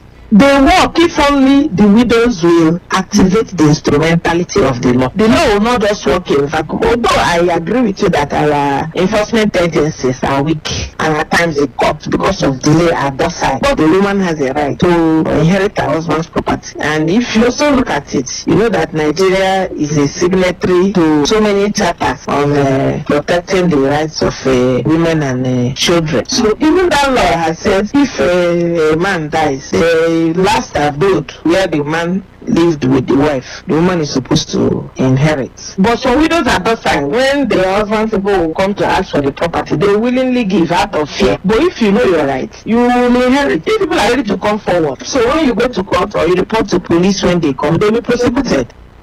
On her part, a widow who spoke to Today FM explained how challenging life has been without her husband. It's me that I used to carry children to school. Everything's mommy. So a lot of things is happening. By not seeing my husband is a challenge. Every time I used to cry always. Whenever I remember him, I remember how he used to, as in stay, I used to cry. And sometimes my children will ask, Mommy, when I saw you will not see that day again. Me, I'll start crying. When I remember some certain things, I'll go inside and start crying. cry. Before, I don't used to think if I'm going out, I'll carry my children. Anywhere we go, he can come and carry. But now it's me that is thinking what you have to think. Maybe we don't have food for house. It's me that think about it. School fees. It's me that they will report to. But before, it's your father they will report to. My own is he bring money I cook, they eat. But now I'm the one thinking of everything. Oh, it's not easy. It's just that once you cannot change, you will take it. According to the United Nations, widows are often invincible to lawmakers while drawing up national policies to address the problems of citizens, which prompted this year's theme of the event to read, Invincible Women, Invincible Problems. Anna Farinsin, the former president of Mauritania, Mohamed Ould Abdel Aziz, has been jailed by a judge in charge of a corruption investigation. Aziz, who led the West African states from 2008 to 2019, has been under investigation on charges including money laundering since March this year. He denies the allegations and claims that the charges were politically motivated. Aziz had refused to cooperate in the investigations against him, saying the Constitution granted him immunity from prosecution as a former president. Hong Kong's largest pro-democracy party, Apple Daily, has announced its closure in a blow to media freedom in the city. The publication's offices were raided last week over allegations that several reports had breached a controversial national security law. Company-linked assets worth $2.3 million were later frozen, even as police detained its chief editor and 5 other executives. The tabloid has been critical of the Hong Kong and Chinese leadership, and its founder, Jimmy Lai, is already in jail on a string of charges. To end the news, here is a summary of the major stories. Governor Nyesom Wike has defended his decision not to relax a statewide night curfew despite the continued criticisms. An Islamic cleric, Sheikh Abubakar Gumi, has recommended the model for the Niger Delta amnesty for bandits in the northwest. President Muhammadu Buhari has set up a national steering committee on poverty reduction. And on the forums in Hong Kong's largest pro-democracy paper, Apple Mail, has announced its closure. And that was the news as edited by Chinedu Iwuna. For comments and inquiries, please call 0818-389-2850. Send your emails to news@todayfmlive.com. You can also read our stories on www.todayfmlive.com. Do not forget, take responsibility, wash your hands frequently with soap and running water, avoid touching your face and high contact surfaces to prevent the spread of COVID-19. Once again, good afternoon, I am Wealth Wilson and thank you. 1 FM, Port Harcourt. Talk radio. I listen to a lot of talk radio. 95.1 FM. Mario, you hear say Doctors Without Borders wey dey treat victims of rape dey for Orobum Health Center, Obunabali for Garrison? Which kind treatment sef dem dey give victim of rape? Na treatment to prevent HIV infections plus other sexually transmitted infections. The person need to come clinic with immediate alacrity before 3 days go pass. But if e don pass 3 days wey e happen, make the person still come. Other treatments dey wey dem go give the person too. I hear say they no dey even collect money and everything go dey confidential. Nobody go hear about am at all. Na true talk and the clinic dey open 24/7. Nothing like holiday. Their phone number na 0903 355 5455 or 0705 889 0060. Our people, remember in case rape happen, carry the person come meet Doctors Without Borders for Orobum Health Center, Obunabali Garrison. Baba God, now your hand working. Now your hand working. I say, 8 years ago, we made you a promise of total information dissemination without any shadow of doubt or contradiction. It's been days, months, years of fulfilling that promise. And as we celebrate, we want to use this opportunity to thank every one of you who have been part and parcel of Today 95.1 FM. We want to promise you that we would continue to do this and even more. Stay glued to this dial and stand a chance to win amazing prizes, including phones, cash prizes, and even a trip to Kenya, Zanzibar, or Dubai, even as we journey into the next 8 years. Today 95.1 FM remains your numero uno. Happy 8th anniversary. Today 95.1 FM. For your speaker, this time I call chopsticks for assistance. Shall we they blow your mind, Afghanistan? Kilo me, kilo me, kilo me, kilo me, kilo me, kilo me, kilo. 1, 2, 3, 4, 5, 6, 7, 8. 8 years. 8 years of consistently bringing you the best in radio. Everything fresh in news, talk, sports, entertainment, and lifestyle. We've done this together so far. So we want to say thank you. Thank you so much for choosing us. Thank you so much for not snoozing us. And thank you so much for not losing us. We've got great gifts loaded for you this season. And yes, did I mention we're giving lucky listeners an all-expense-paid vacation trip to Kenya, Dubai, or Zanzibar? What? Yes, keep listening and keep this down locked to be part of this celebration. Happy 8th year anniversary to Today 95.1 FM.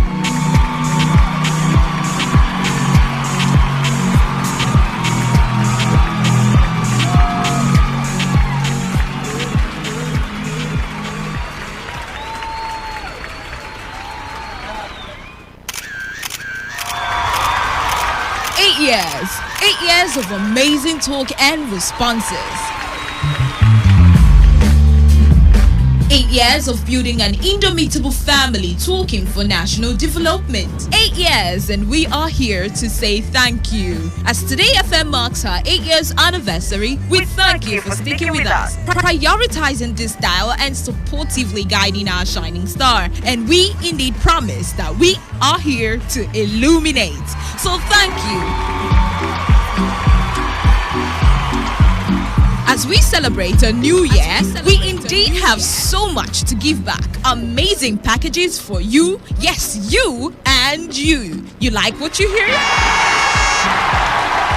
Great, then stay on this frequency. We go blow like trumpet.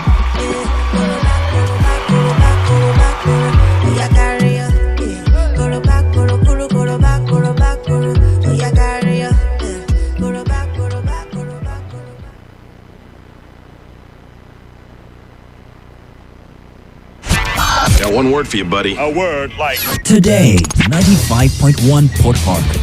Great talk, great radio. The voice of the people.